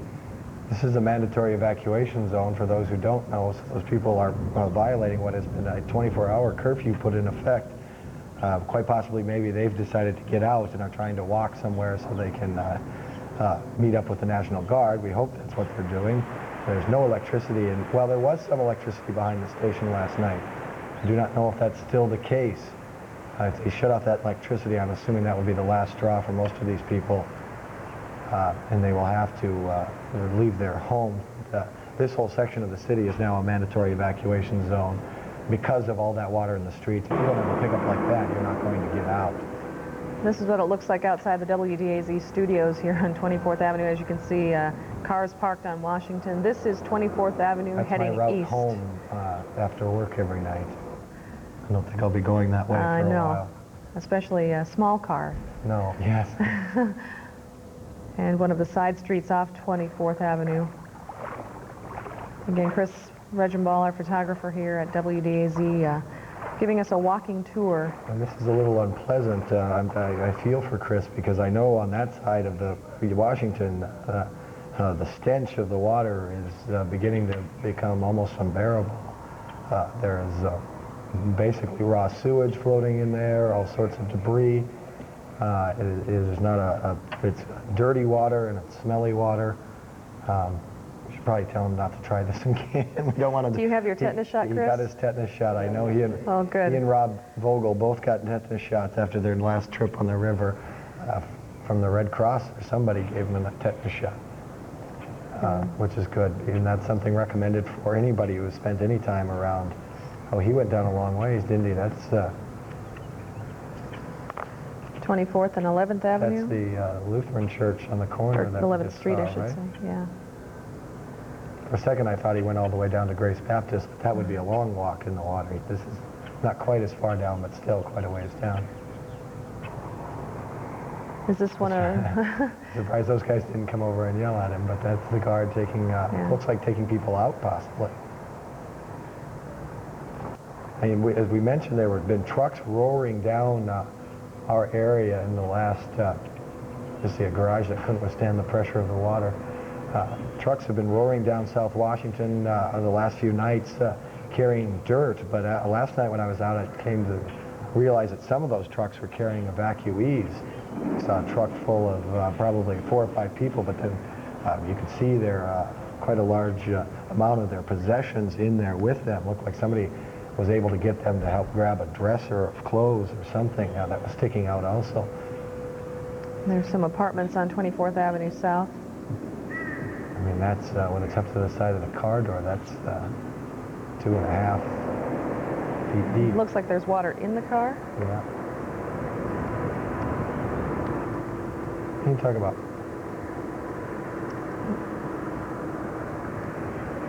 We do apparently have at least somebody at the podium right now, although that may have been a media person. They are starting to mill around. More of the officials that came here with President Clinton are beginning to mill around at the podium, and somebody has stepped to the podium. We'll see if that, no, that was not somebody. We're not used to having the president come and visit. We don't understand the protocol very well. We do imagine now that as these officials pile in, these were people who either greeted the president on the tarmac today or came with him. The congressional delegation came with him from Washington, D.C. This obviously indicates that the president will be along shortly. A large flag has been draped and a number of flags behind the podium. Air Force Base, obviously, proud to have their commander-in-chief visiting them, and a chance for them to show off a little bit of what they've been able to accomplish. Quite a change in mission for the Air Force Base to go from a military installation to housing evacuees from a community.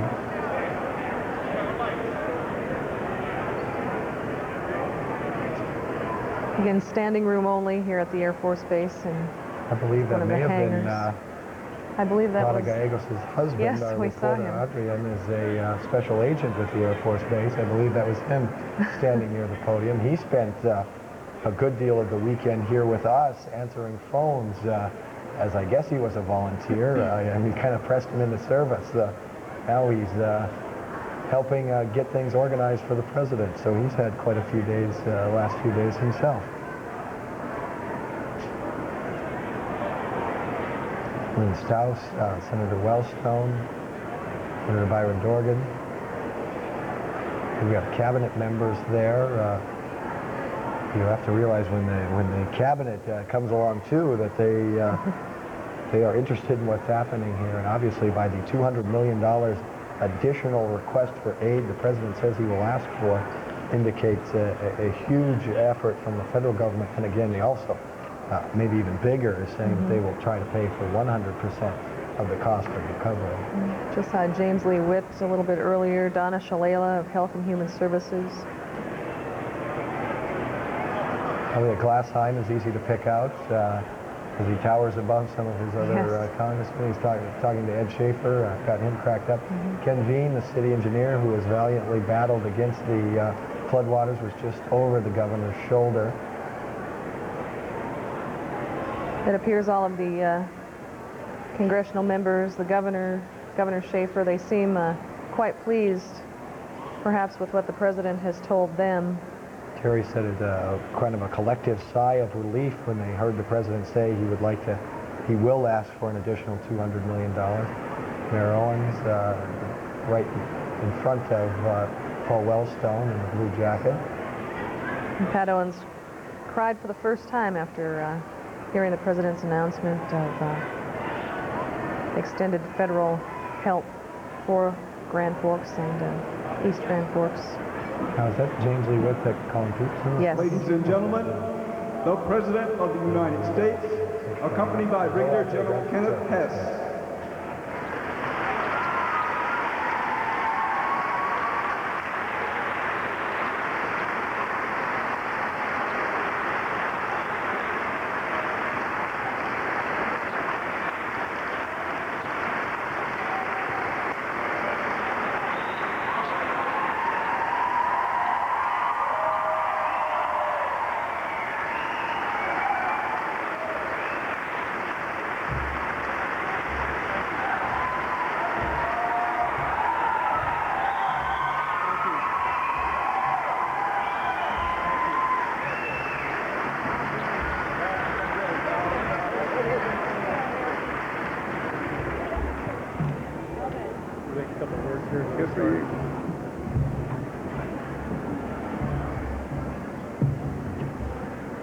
Boy, what a crowd.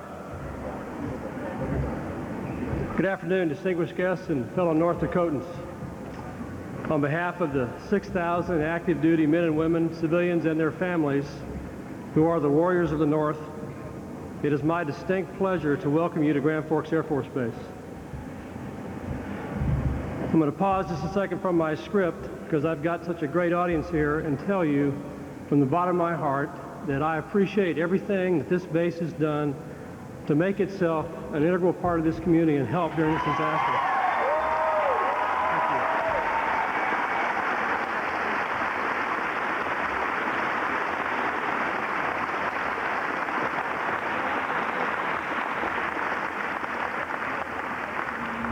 The winter and spring of '97 has been long and an arduous journey, one whose memories have been burned into the minds of all of us. 8 blizzards, topped off by Hannah, who crippled the plains with her icy fury just a surprising few weeks ago. And the spring. We thought we knew the threat the spring would bring to this bountiful region of America. But no one, absolutely no one, could have imagined the full force of nature's fury that would be unleashed on this region. Well, we all know now. We can see it, we can feel it, and it weighs heavily on all our hearts. But our plight has unleashed another force, the compassion and the character of the American people, particularly those here in North Dakota.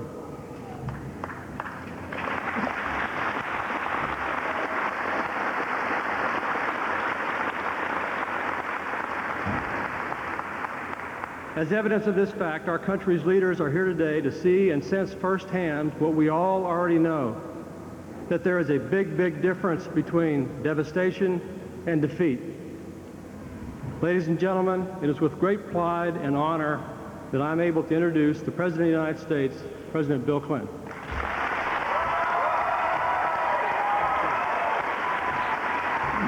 Thank you very much. Thank you. Thank you. Thank you.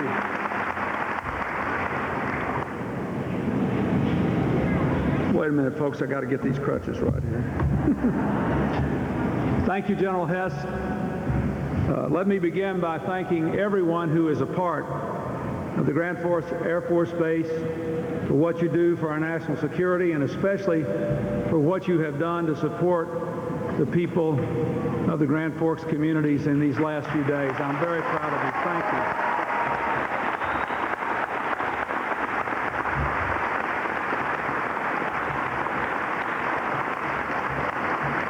As I think all of you know, I have just come from touring the devastation of the floods, as well as a very moving community meeting presided over by Mayor Owens, attended by Mayor Strauss and other mayors. The entire congressional delegation from North Dakota and from South Dakota,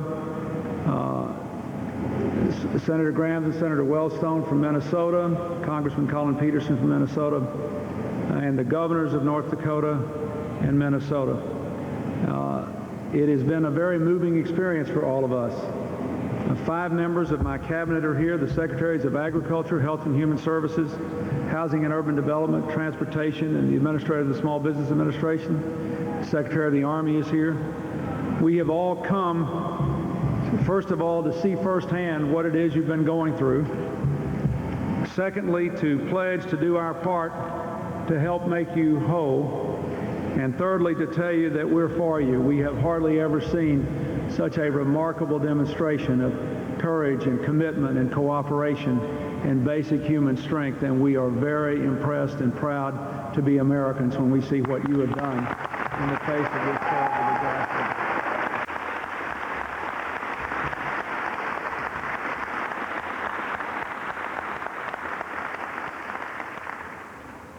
We know that this rebuilding is going to be a long-term prospect, and we also know that there are some very immediate and pressing human needs that many people have. Before I left this morning, I took some steps I wanted to tell you about. First, I authorized James Lee Witt and the Federal Emergency Management Agency to provide 100% of the direct federal assistance for all the emergency work that will be undertaken here.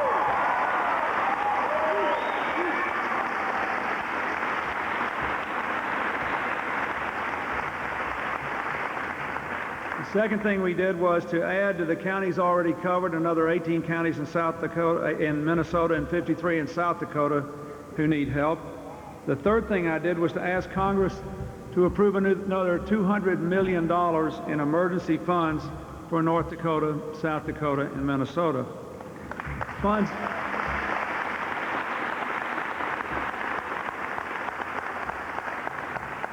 These funds will be available for both short-term emergency response activities and for long-term efforts to help you rebuild.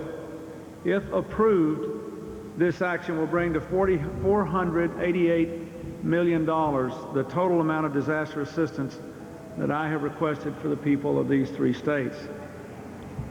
Now, let me say I say again, I know there are short-term immediate concerns. People who need a place to sleep, people who don't know where their next check is coming from, even people who don't have access to basic sanitary facilities except here on the air base. We are working to restore those things with your local community folks, and we had some specific talks about what we could do to get proper housing available while you're rebuilding your communities. That's up there. Anybody hurt? Well, we've had a fire, a flood, a blizzard. I guess we can take it, God.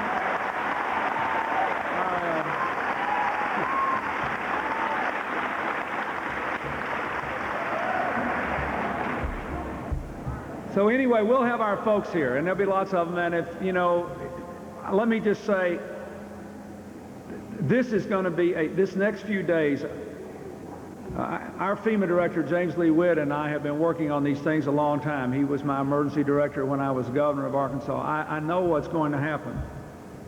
I've been through floods and tornadoes and terrible losses. The next few days are going to be very, very hard on a lot of people.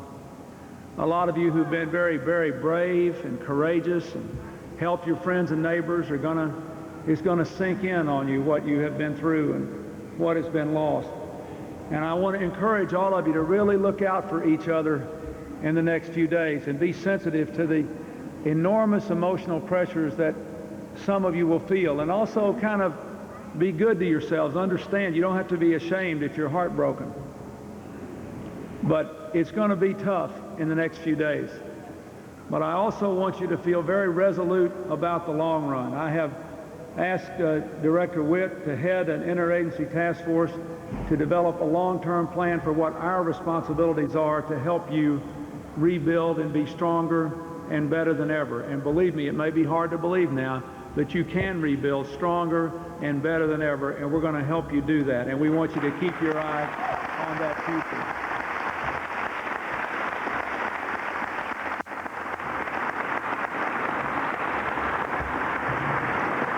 Let me also say, as I go back to Washington to ask the Congress to approve this emergency package, I will never forget what I have seen and heard here. 4 of your community leaders and who played various roles in the last several weeks, Ken Veen, Jim Schothorst, Randy Johnson, and Kurt Kruen, talked to me and to others in the meeting a few moments ago. I have seen the pictures of people battling the flames of the fire in the rising floods. I have seen rescue workers working around the clock even as they lost their own homes. I have seen people pitching in to rescue books from the University of North Dakota Library. I have read the last 3 days' editions of this newspaper. How in the world they kept producing a newspaper for you is beyond me, and you ought to be very proud of them for doing that.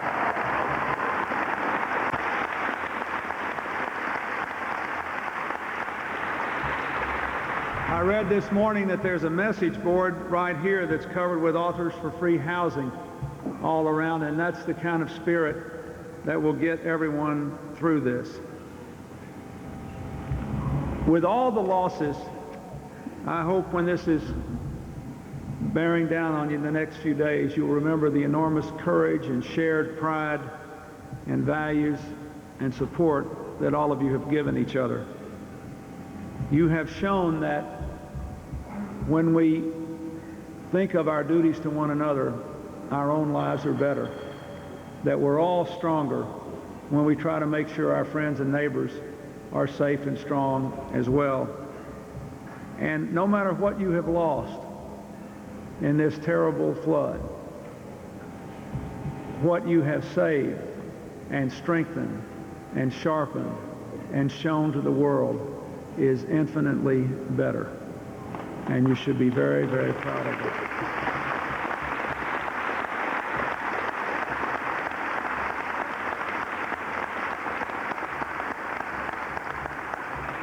I saw something your mayor said the other day that struck me in particular. She said, what makes a community a place to live in is not the buildings, it's the people, the spirit and faith that are in those people. Water cannot wash that away, and fire cannot burn that away, and a blizzard cannot freeze that away. And if you don't give it away, it will bring you back better than ever. And we'll be there with you every step of the way. Thank you, and God bless you. Thank you.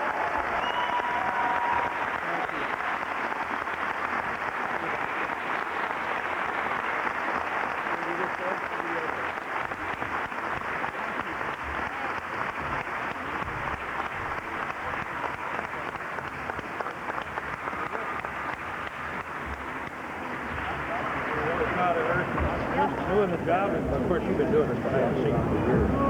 She was really running the place. And you just heard President Clinton, his address to the people of Grand Forks and East Grand Forks live at the Grand Forks Air Force Base. He's shaking hands with many of the evacuees, many of the people in attendance. A very moving speech to the people of Grand Forks and East Grand Forks. He ended it with remarks from Grand Forks Mayor Pat Owens saying that a community is not the buildings. What makes a community is the people, and water can't wash that away. And if you were watching, Pat Owens seemed very moved by what the president had to say, and looked like she was choking back tears at one point. Like, Health and Human Services Secretary Donna Shalala was as well. She was obviously quite moved by what she saw on her tour with the president today. A very emotional speech from him. Maybe it just feels emotional because he's talking about your community. Certainly he presented an upbeat message.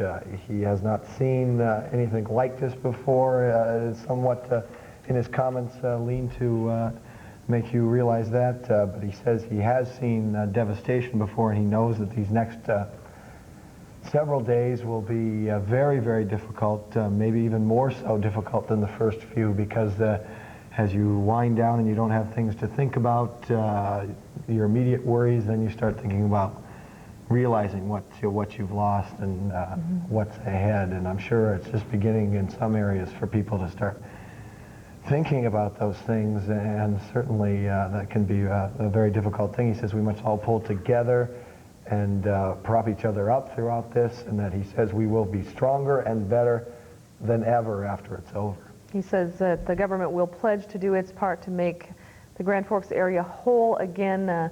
Again, the president saying he's very impressed with the community effort, mentioning that he did see pictures, videotape of the fire and the rescuers trying to help other people, even though they've lost their homes and they know that they lost their homes.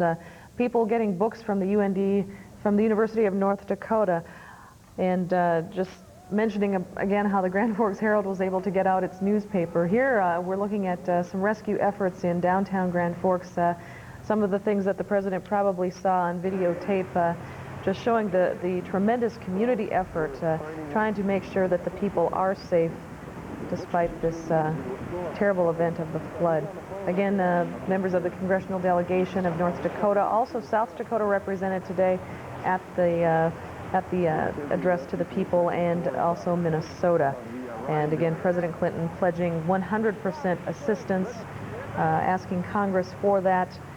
Also adding 18 counties in Minnesota to the disaster list, as well as 53 in South Dakota, and bringing the total fund package to $488 million for short and long-term emergency aid. Again, you just saw some rescue video there from National Guard, the National Guard members in downtown Grand Forks today. So The President also said he was very impressed with the effort and what he's seen here in the face of incredible devastation, and he's proud. It makes him proud and makes other Americans proud to be Americans. He also thanked the Grand Forks Air Force Base pretty much right at the beginning of his speech for what they have done. Unfortunately, the President doesn't have time to go everywhere and see other things, but the people in UND Lake Region, at Mayville State, and at all of these smaller shelters, I'm sure his thanks goes out to them as well. The amazing effort put in by people all over the northwest Minnesota and northeast North Dakota, and really probably stretching beyond that into Canada and all the way to South Dakota probably, where people have opened up their homes and their hearts to the people of Greater Grand Forks who are without a community at this moment. They figure about 90% of the community has left now, both of the communities to total probably, and really only a small portion of either city is still dry. So he was obviously moved by what he saw. Again, the President mentioning that he wants to form an interagency task force to help the area rebuild, and in his words, he says, "We will help you rebuild stronger and better than ever before." And he says he's never seen anything like this for a city the size of Grand Forks, East Grand Forks, for the complete devastation of it all with the flooding situation. Again, a very moving speech. It is, you hear his speeches in other states, and it doesn't hit you quite as hard as when he comes to your own city. So I remember being moved just going to see President Reagan when he was here years ago, and I was a younger man at that time, but you know, it was just kind of moving to be in the same room with the President, and especially since they rarely make it to our neck of the woods, and being moved by that. And obviously when he's talking about your own community, and when you're in the same situation as everyone else, and you know people who are affected, you're affected, it's very a very incredible experience. And I'm sure Terry Doolin will have a lot to say about that, and we'll be talking with him during our 6 o'clock newscast tonight. he was trying to remain upbeat. If you heard a little earlier, the President said apparently there must have been a light that had gone out, and it made a popping sound in the auditorium when the President was speaking. He says, "Well, we've dealt with the fire, the floods, the blizzards. Well, we can take this now too." So trying to keep the people optimistic, upbeat, trying to give them some encouragement, some hope in this time of disaster. So it was hard for us to judge by the camera angle just how many people were there, but certainly a rousing reception for the President, and a lot of cheering within his own speech. You might have more thought it was a political rally than a speech talking about a devastation. Certainly the crowd appeared to fall silent when he talked about how tough things are going to be, but then they bounced right back and would cheer and clap when he said that they will stand with us to get through this situation. Mm-hmm. And we will bring you more on this story tonight on News Center 8 at 6. Again, we will be broadcasting throughout the North Dakota ABC network, so if you have friends and relatives displaced in other areas of the state, we will be bringing those stories to them. So we will bring you complete coverage tonight. Another note, too, due to the coverage of the President's visit today, we've fallen up behind on some of the messages that we've gotten in, so we do want to bring you those this afternoon, and we'll start bringing you those at about 4 o'clock this afternoon. We'll try to bring you up to date with all of the current information, plus have complete coverage of the President's visit tonight on News Center 8 at 6 and at 10 o'clock. The President should be moving from the site of the address to the people at the Air Force Base hangar. He should be moving off to Air Force One shortly. His original itinerary was scheduled to leave by 4 o'clock. He may actually end up leaving a little bit earlier than that, although as it appeared, he had kind of moved into the crowd of people, and President Clinton is well known to be a people person, and he likes to get into the crowd, and I think this is the crowd that he knows that his presence can be an uplifting experience. So maybe he will end up spending more time out there since he wrapped up his speech a little earlier than his itinerary suggested he might. So maybe we can find out officially what time he ends up leaving, and maybe we'll have an idea of how much time he spent out there today. Okay. And with that, we will leave you for now. We'll bring you more coverage throughout the afternoon. Thanks for joining us. Back together. And on Solutions tonight, bring on the science. Broadcasting the pictures live to the world, it was not clear whether all the explosions were concussion and smoke grenades used by the commandos or mines and booby traps that the terrorists had set all over the compound. With smoke billowing from inside and with gunfire still crackling in the background, the first of 72 hostages began to run for freedom across the rooftop of the compound's main building. In their first seconds of freedom, you could see the elation in their gestures. Not all the hostages emerged from the chaos under their own power. Peru's foreign minister was carried from the compound on a stretcher, briefly shaking his fist in excitement as he was rushed to a waiting ambulance. Other hostages and several soldiers appeared to be more seriously wounded. Within half an hour, it was largely over. Suddenly, soldiers were cheering and congratulating each other, even as others were still tensely mopping up. The flag of the Tupac Amaru guerrilla movement was torn down from the roof. Moments after the worst of the shooting was over, Peru's president, Alberto Fujimori, who had been deeply involved in every phase of negotiations with the terrorists, made a triumphant arrival at the compound in a bulletproof vest. With Fujimori looking on, his soldiers moved into formation on the street and sang the national anthem.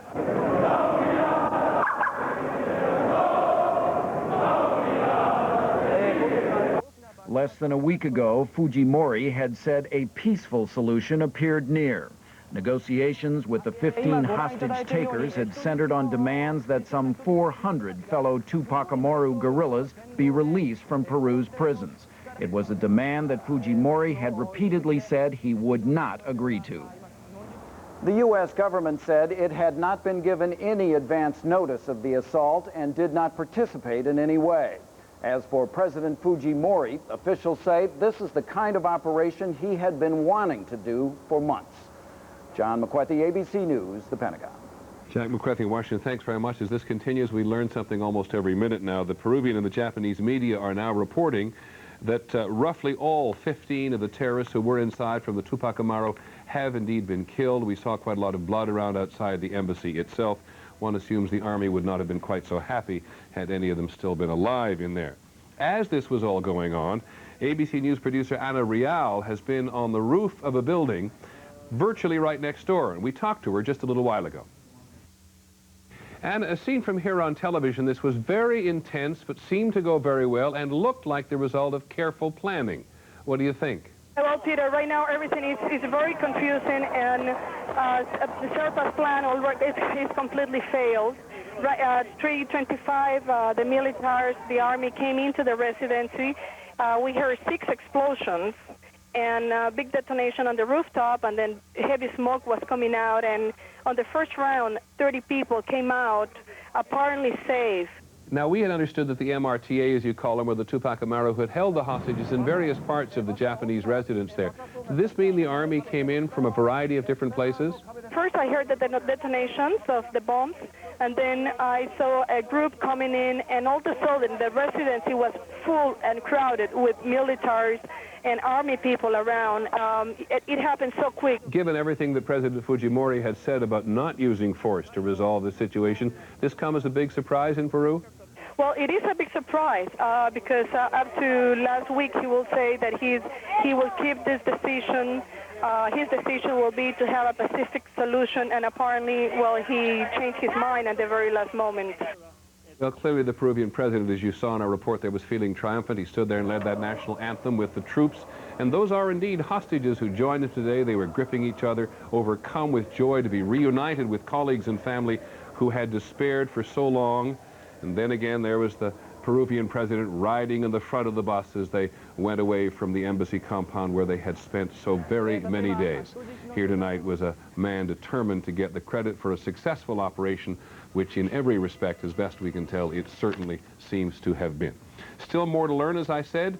Later this evening, Nightline is going to have all the latest about this crisis as well as the rest of the day's news. When we come back, some of the day's other news.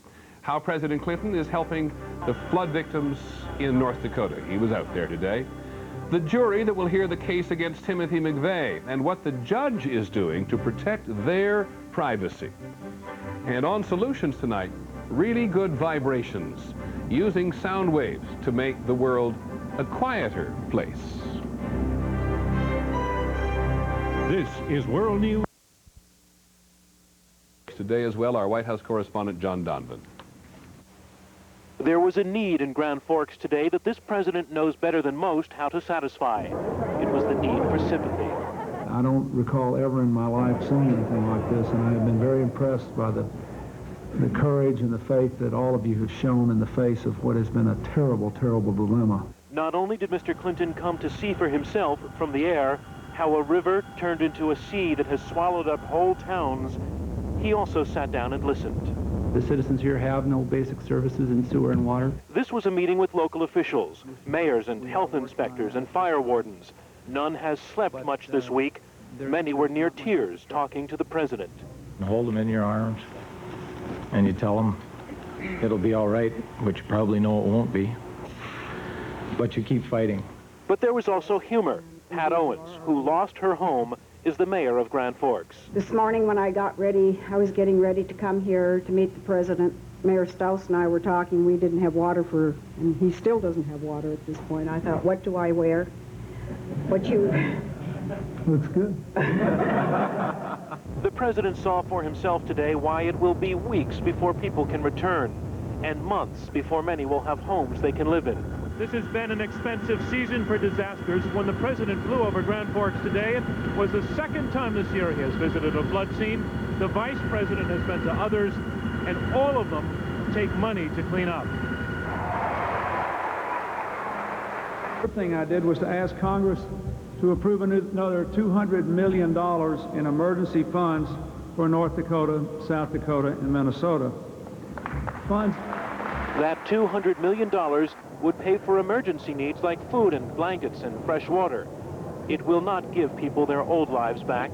That will take literally billions of dollars, much harder to come by than the best-intentioned words of consolation.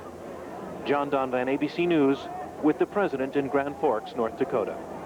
The Red River, which, as we told you yesterday, flows north, is now threatening communities downstream from Grand Forks. As we said, north, evacuations have been ordered from Grand Forks to the Canadian province of Manitoba, towns in all places. In Grand Forks itself, the red is not expected to go down for days. As you look down from the helicopter, President Clinton said today, in every one of those houses there is another life story. He was right. ABC's Aaron Hayes on some of them. Most has been surrendered to the flood here, but not everything. This is Niagara 2 here. At the telephone company, where floodwaters are still rushing in. It's bubbling up through the floor. It's starting to seep through the walls. They are fighting to keep the water from sinking the city's telephone system. For 3 days, the river has been trying hard to take it. Well, like Bob put it one day, we were in the emergency room on Saturday and Sunday. Now we're probably up in the intensive care. Water has been pressing in from everywhere. We finally had to bring sandbags on the inside because the pressure on the doors started to work too much. We're staying here day and night. We've got sleeping quarters all over the place. It is a risky fight. That they are winning is against all the odds. I was amazed that the phone system was working, given the conditions here, given the fact that the infrastructure has been slowly crumbling under the onslaught from this water. Even as the river advances, people are taking up the few positions that are left here to save what they can. Today, in the tiny part of the city not yet overtaken by the river, they are waging an all-out effort to hold back the water here to save their hospital. A mile-long dike they hope will divert the river away from here. It is their only hospital, evacuated days ago, but that, they say, was not a final surrender. At the Sheriff's Department, they pushed in to rescue their equipment from the river so they can keep going. Get what we can, I guess. If they lose to the river, at least, they say, they didn't surrender their spirit. You think I should set the alarm? No, that's okay. You sure? Yeah. They will hold on as long as they can. Yeah, we're open. We're here. All right. See you. Bye. Aaron Hayes, ABC News, Grand Forks, North Dakota. Some of the good news. When we come back, there is a jury for the Oklahoma. We've lost so much. Those who are trying to keep this community going in the middle of a major disaster. Our in-depth report tonight from NBC's Jim Avila. To the nation, this is Grand Forks. High water and a skyline left in silhouette by a raging fire. But soon, these burned-out monuments to the flood of '97 will be gone. And the people of Grand Forks say they will remember their fight to save and rebuild North Dakota's third largest city. We're running 24 hours. Drivers are switching every 12 hours, trying to slow the water down with this dike. Downtown, just a block from the fire damage, is a testament to the will to survive in Grand Forks. If things get wet, the whole cable will short out and everything will go dead. So no dial tone? No dial tone. Knee-deep in water, the U.S. West telephone switching station is the only building still open in downtown Grand Forks. 50,000 phone lines serving all of northeast North Dakota are in the basement here, and the floodwaters are deep. This is their only link to the outside world right now. Not as deep as the commitment of the 17 men working around-the-clock shifts, sleeping in their offices to keep communication between the stranded and the rescue teams open. After 3 full days and nights of pumping, the battle is not yet won. You can see that the Red River is still rushing inside the building. The water is still 2 to 3 feet deep, but the lines are dry, and the phones are still working. The idea that people can still call and talk to people makes us feel very good. The water plant is submerged right now. And they are talking. One radio station is still broadcasting in Grand Forks, a 24-hour emergency uplink that has helped hold this town together. For maybe some temporary housing. It will be at least 2 weeks before Grand Forks dries out enough for flood refugees, more than 45,000 of them, to return home. We got out alive. We're lucky. I mean, everybody is. Wanda Puppy is in her 60s and out of her lifelong home. She won't complain about any of her lost valuables, but she will miss family albums and the memories that went down the river with them. They're gone then. You know, the people I have left, I've got them, so that's better than nothing. It has been a crushing season of despair on the Northern Plains, but every time a North Dakotan sees this skyline, this promise is made. North Dakota's spirit and resiliency, and I think we're going to rebuild Grand Forks better than it was before. NBC Jim Avila tonight in North Dakota. We'll be back in a moment. Our part to help make you whole, and thirdly, to tell you that we're for you. We have hardly ever seen such a remarkable demonstration of courage and commitment and cooperation and basic human strength, and we are very impressed and proud to be Americans when we see what you have done in the face of this terrible disaster. President Clinton says the people of Grand Forks are in the fight for their lives. He promises a creative approach to help in the flood recovery effort. Good evening. The president saw for himself devastation in Grand Forks today. And we have complete coverage tonight of the president's visit here on News Center 8. And we once again want to welcome our extended audience tonight in the Bismarck and Minot areas who are watching News Center 8 tonight on KBMY and KMCY, part of the North Dakota ABC network. Well, the president says he will ask Congress to appropriate an extra $200 million in disaster funds for the Dakotas and Minnesota. He also wants the government to pay 100% of the disaster cost instead of the regular 75-25 split with the states. Clinton was here to do more than just promise increased aid. He could have done that just from Washington, D.C. Instead, he was also here to lend a much-needed lift to evacuees facing a long time before they go home. I saw something your mayor said the other day that struck me in particular. She said, what makes a community a place to live in is not the buildings, it's the people, the spirit and faith that are in those people. Water cannot wash that away, and fire cannot burn that away, and a blizzard cannot freeze that away. And if you don't give it away, it will bring you back better than ever, and we'll be there with you every step of the way. Thank you, and God bless you. An emotional finish to the president's speech as he quotes Mayor Pat Owens. That's right. Clinton praised both Owens and East Grand Forks Mayor Lynn Stouse for their efforts during this devastating flood and the fire. And Terry Doolin is live at the Grand Forks Air Force Base tonight, and he joins us with Mayor Pat Owens. Terry? Well, it's been It's been an incredible day, another incredible day in a week or so of incredible events. Mayor Owens is with us now. I wanted to ask you your thoughts on what news the president brought with him today. I thought the news he brought gave our citizens some new hope.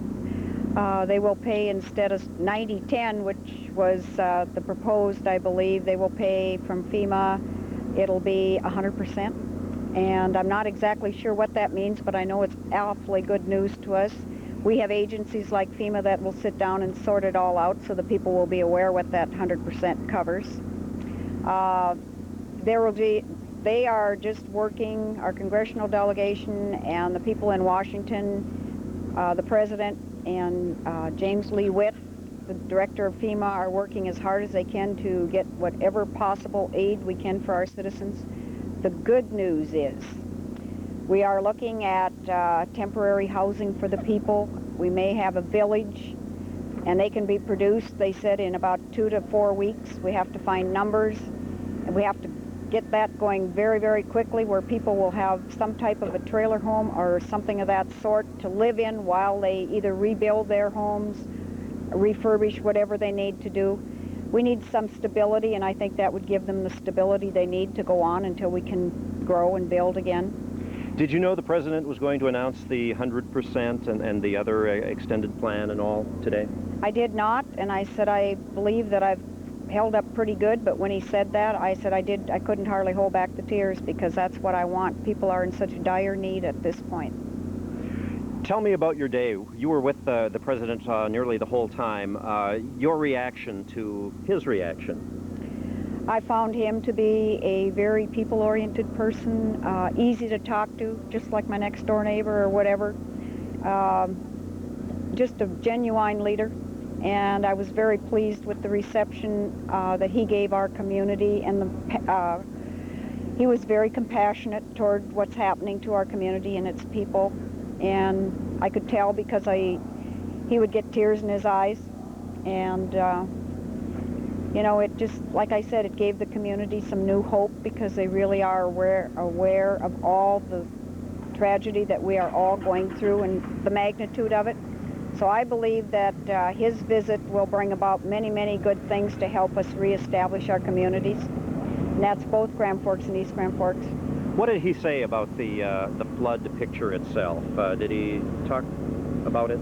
All he could do is shake his head and say, unbelievable. He said, I've never seen anything like this in my life. He said, I've been through many different floods and seen many different floods, but he said, I've never seen anything like this. This a good day for you? Very, very good day. However, it is very wearing. I did go in the hangar with the president when he talked to the people that are living out here, and the people were so kind to me. And a lot of them told me that you, Mayor, are holding us up, but I said the one thing they don't know is they're helping to hold me up too, to get us through this. And we'll be strong, but it is tough at times. But now we will cry, and then we'll get strong, and we'll move forward, and we'll face whatever we have to, and we will overcome it. Mayor Owens, thank you for coming out here this evening. Thank you. Mayor Pat Owens. With us now is Patricia Young, who is one of the folks who's living in the shelter, which is just behind us. Tell me, and you spoke with the president today, didn't you? Yes, I did. Tell me about it. What did he say to you? Well, I asked him if he had an extra room in the White House for us, and he said he'd really like to take everyone with him, but he only had 6 rooms. I told him I only needed 1, so... What did you think of the president's message today here? I think it's great. I'd just like some more information as to how the money's going to be allocated and how it would affect us as an individual rather than as a whole city. Where do you live? I live on 8th Avenue North. What do you know about the damage to your home? I know my basement is gone, and I'm hoping and praying that the upstairs is still okay. So half my house is in the basement, so I'm hoping that the rest of it's okay. How are you holding up? Not too bad. I got 4 kids running around, so I've got to be strong for them. So we're doing okay so far. And how are they? They think it's a camp out. They're having a wonderful time. They're just running around, having fun, and I don't think it's really hit them yet. It'll be a while. So they're doing okay.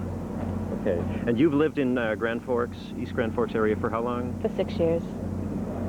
You ever faced a flood before? No. You're from Not at England, all. I understand, Yeah, originally. Yeah, Cambridge area. No, not at all. This is the first time, so I don't like it. Thank you very much, Patricia Young. And now we have over here, believe it or not, Kirk Douglas. Yes, that's me. And you spoke with the president today. Yes, just briefly. Tell me about it.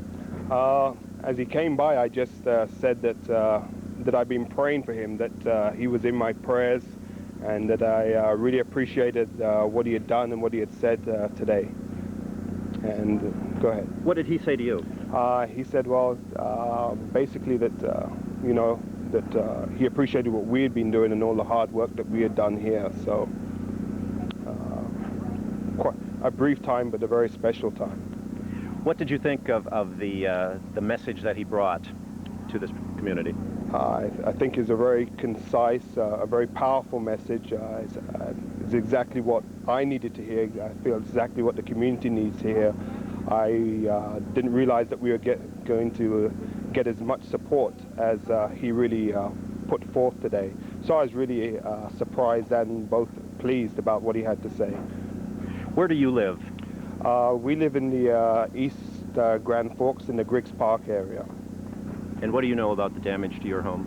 The only thing that I've heard so far is that in East Grand Forks that Griggs Park and Sherlock Park are one of the hardest hit areas in East Grand Forks. So we're not sure on the damage, but we're expecting the worst. Aside from when can we go home, what's your next biggest question? Just how do I try to keep the family together? And we have 4 children, and it's just real important just to keep the stress level away from them and try and maintain some family cohesion, continue to have faith in God and faith in one another, and just make it through every day, one day at a time. Now, your little boy met the president as well, in fact got an autograph. Yes, he did. You got it with you here? Yes. Tell me about this now. Well, my son Dominic and Trisha's daughter, they were looking through this book during the waiting time, and they came upon this picture, and they decided that they would like to have the president's autograph. And on this picture is a picture of the president shaking hands with President Kennedy. So it's just a wonderful, he was just elated that he was able to get that done today. So. How did it make your kids feel to meet the president, do you suppose? They're in playing, I understand. Yes, they're in the great activity room that they have set up back there. He hasn't stopped talking about it since it happened. He's really, really happy about it. Very good. Kirk, good luck to you. Thank you. That's it, Milo and Jane. Just an incredible day here at the Grand Forks Air Force Base, and one that few people here will ever forget. Terry, you've been here longer than all of us. Can you tell us, you've seen 4 presidents, I understand. How does this visit compare? Well, I have covered the visits of 4 presidents, not all of them right to Grand Forks, but this one was different. This was an emergency disaster visit, and it was much different. I think the access was a little bit better for the media and for folks because the situation was so different. We didn't know until yesterday that he was coming. We had very little time to plan our coverage of the visit, and so that was the thing that struck me. Air Force One flying in is always impressive, and so it's just a sight and a spectacle in addition to what he brings, and the message that he brings is a good one. I think the 2 times when the audience reacted the most were at the community meeting when he announced the financial plan, and here at the shelter when he told the larger audience about the money. And both times a large cheer from the audience. Terry, I know you've been covering the stories around the area. I believe this may be your first chance. I'm having trouble hearing you. Okay. But, so I'll try one more time, and if you don't hear me this time, we'll call it quits. But you've been, this may be your first chance to talk with some of the evacuees. I guess I'd like your reaction to being around them, and maybe that would relate to how the president felt to have been in the presence of all those people away from their home for such a long period of time. I'm sorry, Milo, I had trouble, I couldn't hear you for a moment there. Would you repeat the question? We're asking how you felt being around these evacuees, knowing that they're going to be away from their home for so long, maybe how the president might have felt to be in that same presence. Well, it's overwhelming. I mean, these folks have been here for a long time. Who knows what the president felt? But for me, it's very, very difficult. These are the people who are suffering the most, even though they're being well cared for and all of that. It's still just a few days, and they don't know how long they're going to be here. And I think that's the question that I was asked over and over today is, do you know how long we have to be here? Do you know when we couldn't go back to our homes? And of course, we don't know any more than anyone else. Okay, thanks a lot. Terry Doolin reporting live tonight from the Grand Forks Air Force Base where President Clinton visited today. We'll be back with more Flood Fight 97 coverage right after this. Federal money and assistance that will be coming from Washington, that from President Clinton here today. In a historic move, he's also asked FEMA to pay 100% of flood-related emergency costs rather than the usual 75%. So clearly a historic day, not only for the flood victims, but for the flood-ravaged cities.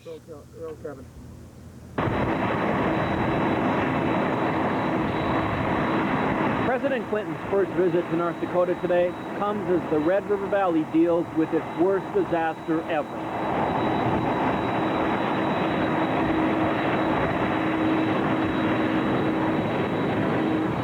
The impressive, massive Air Force One pulled into the Grand Forks Air Force Base today, bringing the president and an unprecedented list of cabinet secretaries, all here to witness firsthand the destruction caused by an unforgettable winter and spring.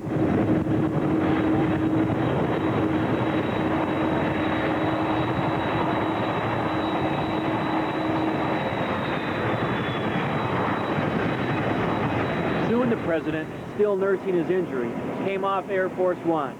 He met with Minnesota and North Dakota's congressional delegations and Red River Valley mayors, telling them he is asking Congress for an additional $200 million for the area, bringing the total flood relief package so far to nearly $500 million.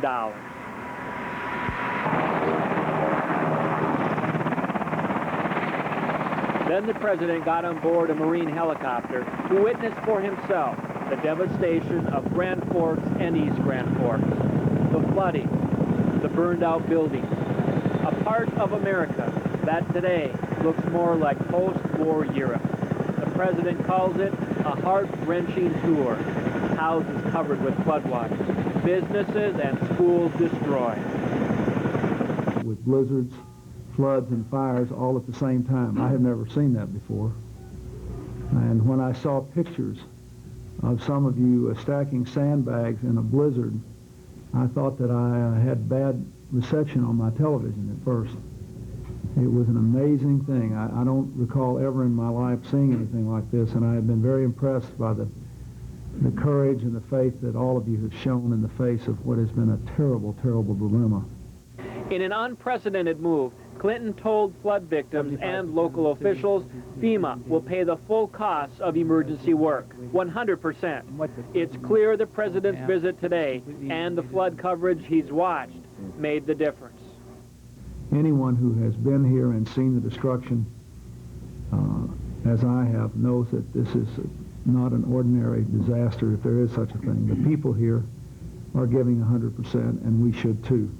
Grand Forks Mayor Pat Owens was moved to tears when she heard the president speak, but the president too was moved after hearing the mayor speak from the heart.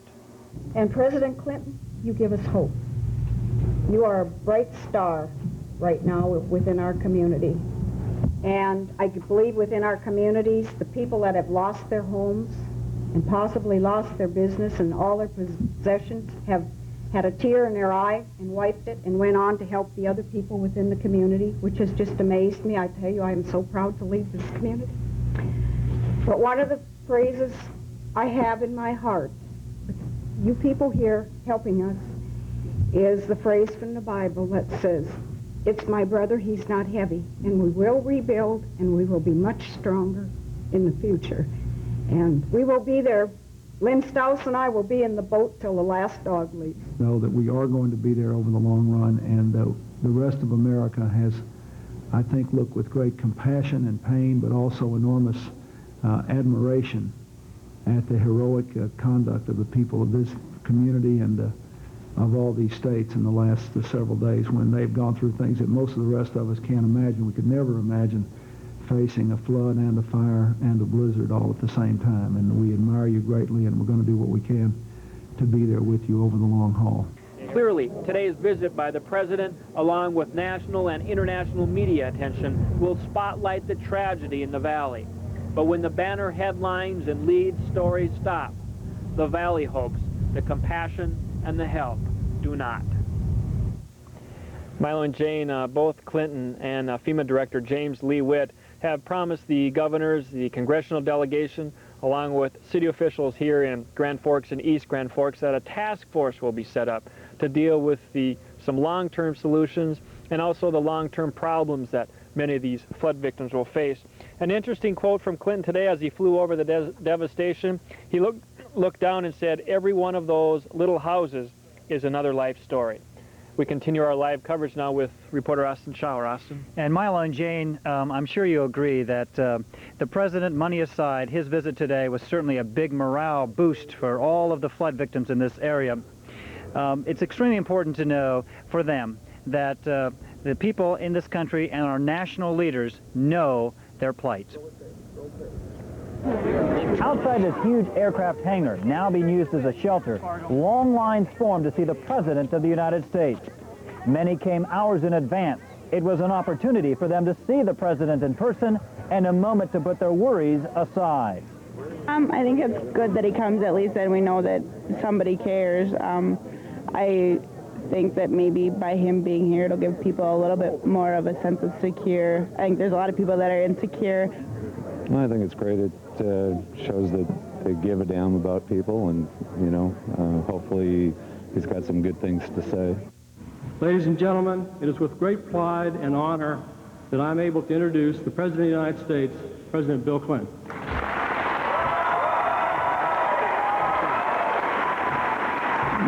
Thank you very much. The President did not disappoint. In an atmosphere similar to a political rally, Clinton delivered a rousing speech, promising that the federal government would not turn its back on the 60,000 flood victims in this area. We have hardly ever seen such a remarkable demonstration of courage and commitment and cooperation and basic human strength, and we are very impressed and proud to be Americans when we see what you have done in the face of this terrible disaster. A lighter moment happened minutes later when 2 light bulbs exploded during the speech. Well, we've had a fire, a flood, a blizzard. I guess we can take it, God. Clinton then appealed to the personal side of this tragedy. He said the next few days for flood victims will be the most difficult. He encouraged people to lean on each other with courage and pride. What makes a community a place to live in is not the buildings, it's the people, the spirit and faith that are in those people. Water cannot wash that away, and fire cannot burn that away, and a blizzard cannot freeze that away. And if you don't give it away, it will bring you back better than ever, and we'll be there with you every step of the way. Thank you, and God bless you.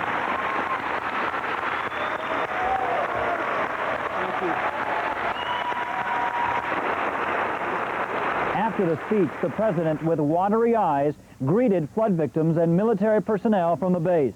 It's a scene he's well known for, and those who shook his hand and saw his speech were impressed. Well, we're sort of glad he got here, because maybe now that they can see what the actual damage is, it's one thing to look at the pictures on the TV and everything, but it's another to be right there and see actually how bad it is. A lot of us lost everything. We're not sure where to go or what to do anymore. They're saying at least a few months before we can go back home. And then we got to start over. Milo and Jane, the flood victims that we talked to told us they feel a lot like Bosnian refugees, the only difference being that their battle is a battle with nature and not with people. And Kevin, 5 hours the president was here today, a very impressive stay in terms of presidential stay. Is that something that doesn't happen all the time? And Austin, one thing that did impress me is that in the roundtable that Clinton had early in the afternoon with Grand Forks officials as well as the congressional delegation, he was bringing up new ideas of his own for the people. He suggested the city of Grand Forks and East Grand Forks order those camper trailers now so that in a couple of weeks when the water and sewage is back on in the city, these people will have somewhere to go. And I know FEMA will be working with the city on that proposal. And for a president of the United States to bring 5 cabinet members to Grand Forks, North Dakota, or to North Dakota is just unbelievable, and it bodes well for the future. There's no question about that. Well, they definitely know what has been going on here in the last few weeks, and they promise the people that they won't forget them, and I think that they'll do that. And Milo and Jane, just a personal comment. Of course, we're from Fargo, and we've been watching this from a distance, but I'll tell you what, WDAZ and you folks have just done a tremendous job. I don't know how many comments we got in Fargo when we went to WDAZ programming down there, because a lot of people from Grand Forks are in the Fargo area, and they appreciated that so much. And I know you're bush-tired, but you've done a great job, and many of these people from WDAZ obviously are washed out themselves as far as their homes. We had one call in the newsroom the first night we did that, and it was a fellow from Grand Forks down in Fargo, one of those first nights, and he was crying on the phone thanking us for putting DAZ on. And it didn't matter what town we were in, covering the shelters, Crookston I know, you walked in a church and the people were sitting on couches glued to the television, many of them hoping to see their home. One other area that we've observed is the mayors, both from Grand Forks and East Grand Forks. They have been just absolutely terrific, just sources of great strength for their communities, and good vision too, because you have to start looking ahead, obviously. Milo, Jane? We really appreciate your comments. It's really nice to hear. Thanks for helping us out. You betcha. Thanks a lot. Kevin Wallabend and Austin Schauer reporting live tonight from our mini station in Honeyford, North Dakota. And another note, too, we have another important visit tomorrow. Red Cross President Elizabeth Dole, the wife of presidential candidate Bob Dole, plans to visit the flood-damaged Red River Valley tomorrow. So another tour for officials from the Washington area. And we will be right back. Our coverage of the president's visit and the flood fight up north will be coming up next after a short break. Studios.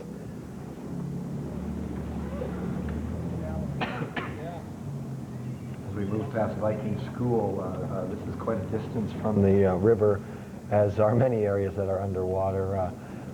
This has been our effort throughout much of this to get as many pictures from as many different neighborhoods as possible.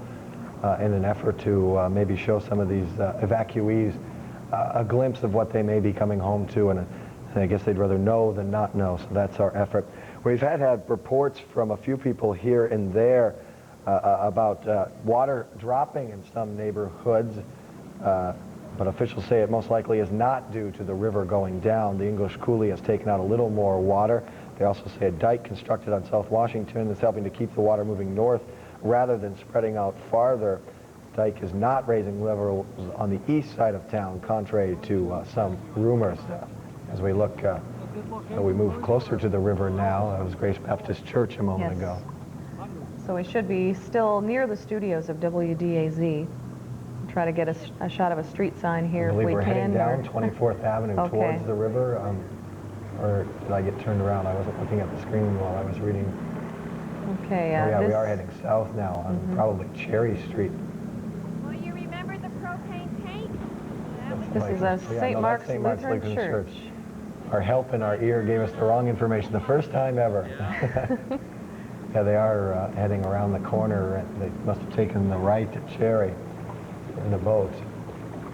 Yeah, it's interesting how many people want to know specific areas of town. Today, we were picking up some supplies for our indoor camping here at Channel 8, and a woman came up to me and asked me about 8th Avenue North, and or was it 2nd Avenue North and 8th Street, I believe. And she said, well, how high is the water? Do you have any idea how high the water is? And I said, I couldn't really say for sure, but it's at least knee deep in some places. And this water there looks surprisingly clean. Most of the water has been very murky, and obviously the red, when it comes through town, is dredging up a lot of areas. Ken Veen, the city engineer, told the president today that he thought the river's strong current in some neighborhoods was creating new channels, and it might be possible that some homes may not be able to be rebuilt in those areas because there's there's deep channels. The ground is no longer flat in those areas, and it may be impossible to build again. I don't know this area very well. I believe we're probably still heading south. Another church in the area, I can't remember which one this is. Just a still, murky scene, isn't it? I believe that these big pictures, okay, yeah, it is on Cherry Street down to 28th Avenue South. Another school here, I believe. Either Schrader or Kelly, J. Nelson Kelly Elementary School. Water right up to the base, doesn't look incredibly deep up next to the school. Now we've flipped to a new tape. It looks like they stopped. We're still in Cherry, Pembina. What's that? Pembina Court, they just went by. The water doesn't look as deep in some of these areas as one might expect, given this is on the east side of South Washington, or east side of Washington, as we say. It all depends on where you're at. There could be a home half a block away from you that's up to its first floor. Depending on elevation, you may be just safe. It's hard to say. You don't think of there being much elevation change within the city when you look at it dry, but obviously when you see the water across it, you begin to realize just how much elevation change there is from house to house. And further north, they are keeping an eye on what's happening here, and a planned mandatory evacuation is part of what Pembina County is being delayed, and some residents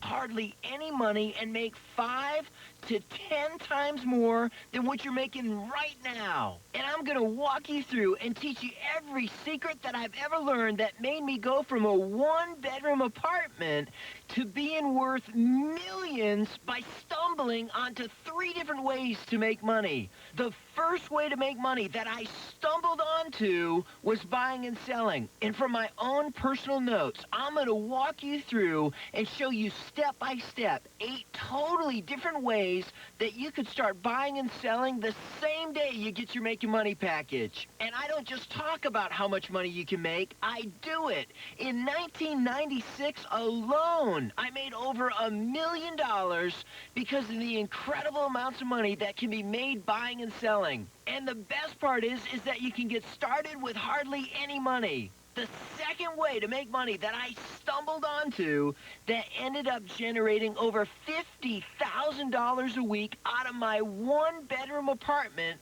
was by doing one simple thing. I created tiny classified ads that made around $30 to $40 profit in a week, and then by placing those same exact ads in more and more newspapers, I realized that I could multiply my success 1,000 times over and make a fortune. And that's exactly what I did. And now, after placing millions of dollars worth of tiny classified ads, I'm going to walk you through and I'm going to show you 17 different secrets about placing ads that could make you more money in one day than you could ever make going to work all month long for somebody else. And I'm going to walk you through and explain exactly what I did in the most incredible step-by-step notes ever written.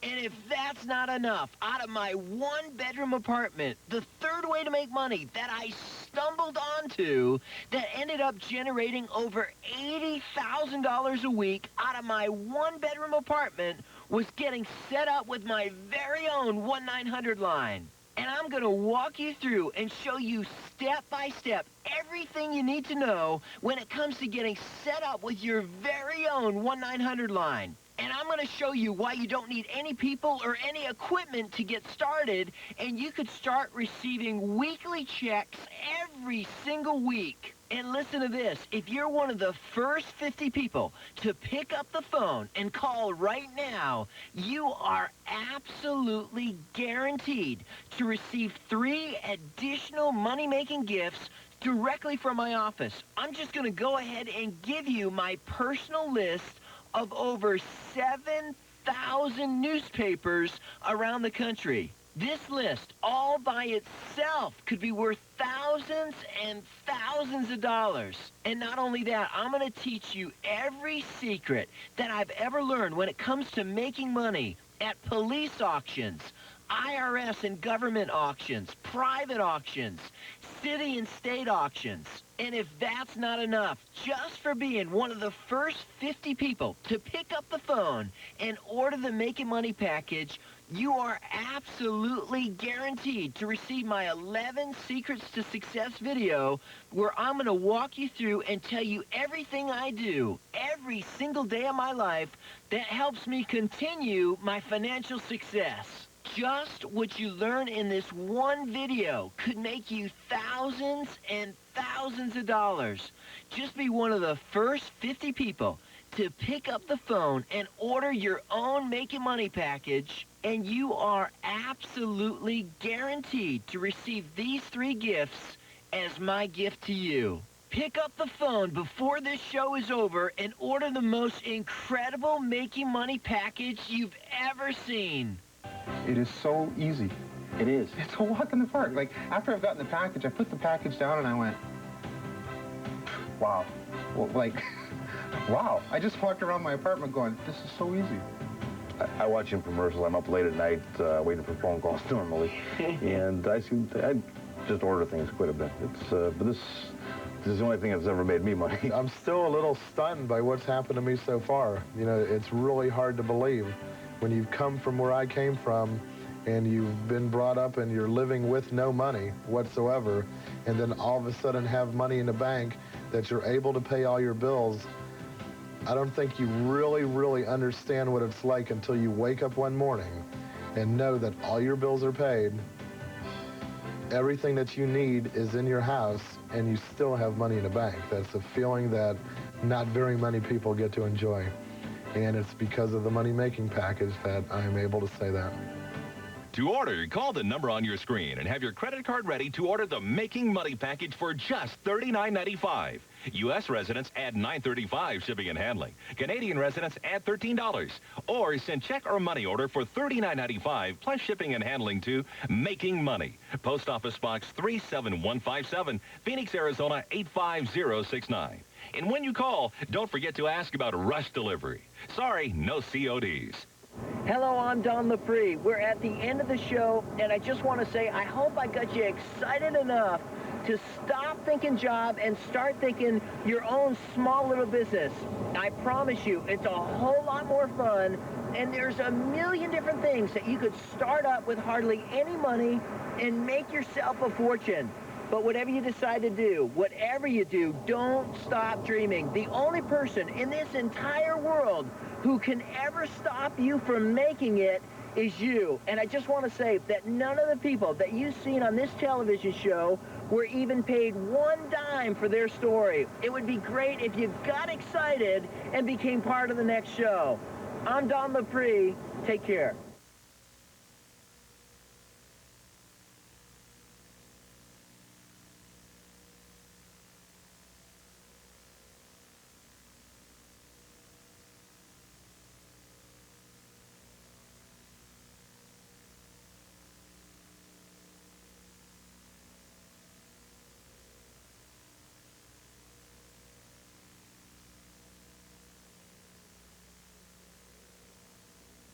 Success stories of Don Lepre and others described in this show represent the great results of only those individuals. As with any business, you could make more or less. The preceding program was a paid advertisement for Making Money Secrets.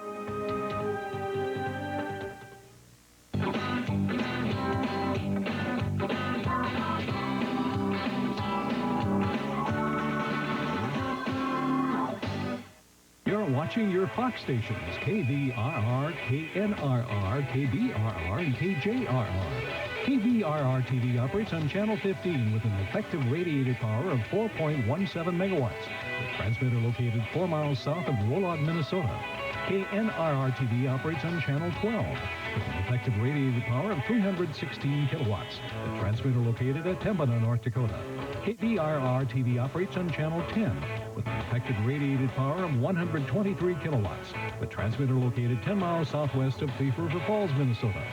KJRR-TV operates on Channel 7 with an effective radiated power of 316 kilowatts. The transmitter located 4 miles west-northwest of Jamestown, North Dakota. All are owned and operated by the Red River Broadcast Corporation, with studio and sales offices located at 4015 9th Avenue Southwest, Fargo, North Dakota. We invite you to tune in daily for the fine programming on your Fox stations. KVRR Channel 15, KNRR Channel 12, KBRR Channel 10, and KJRR Channel 7.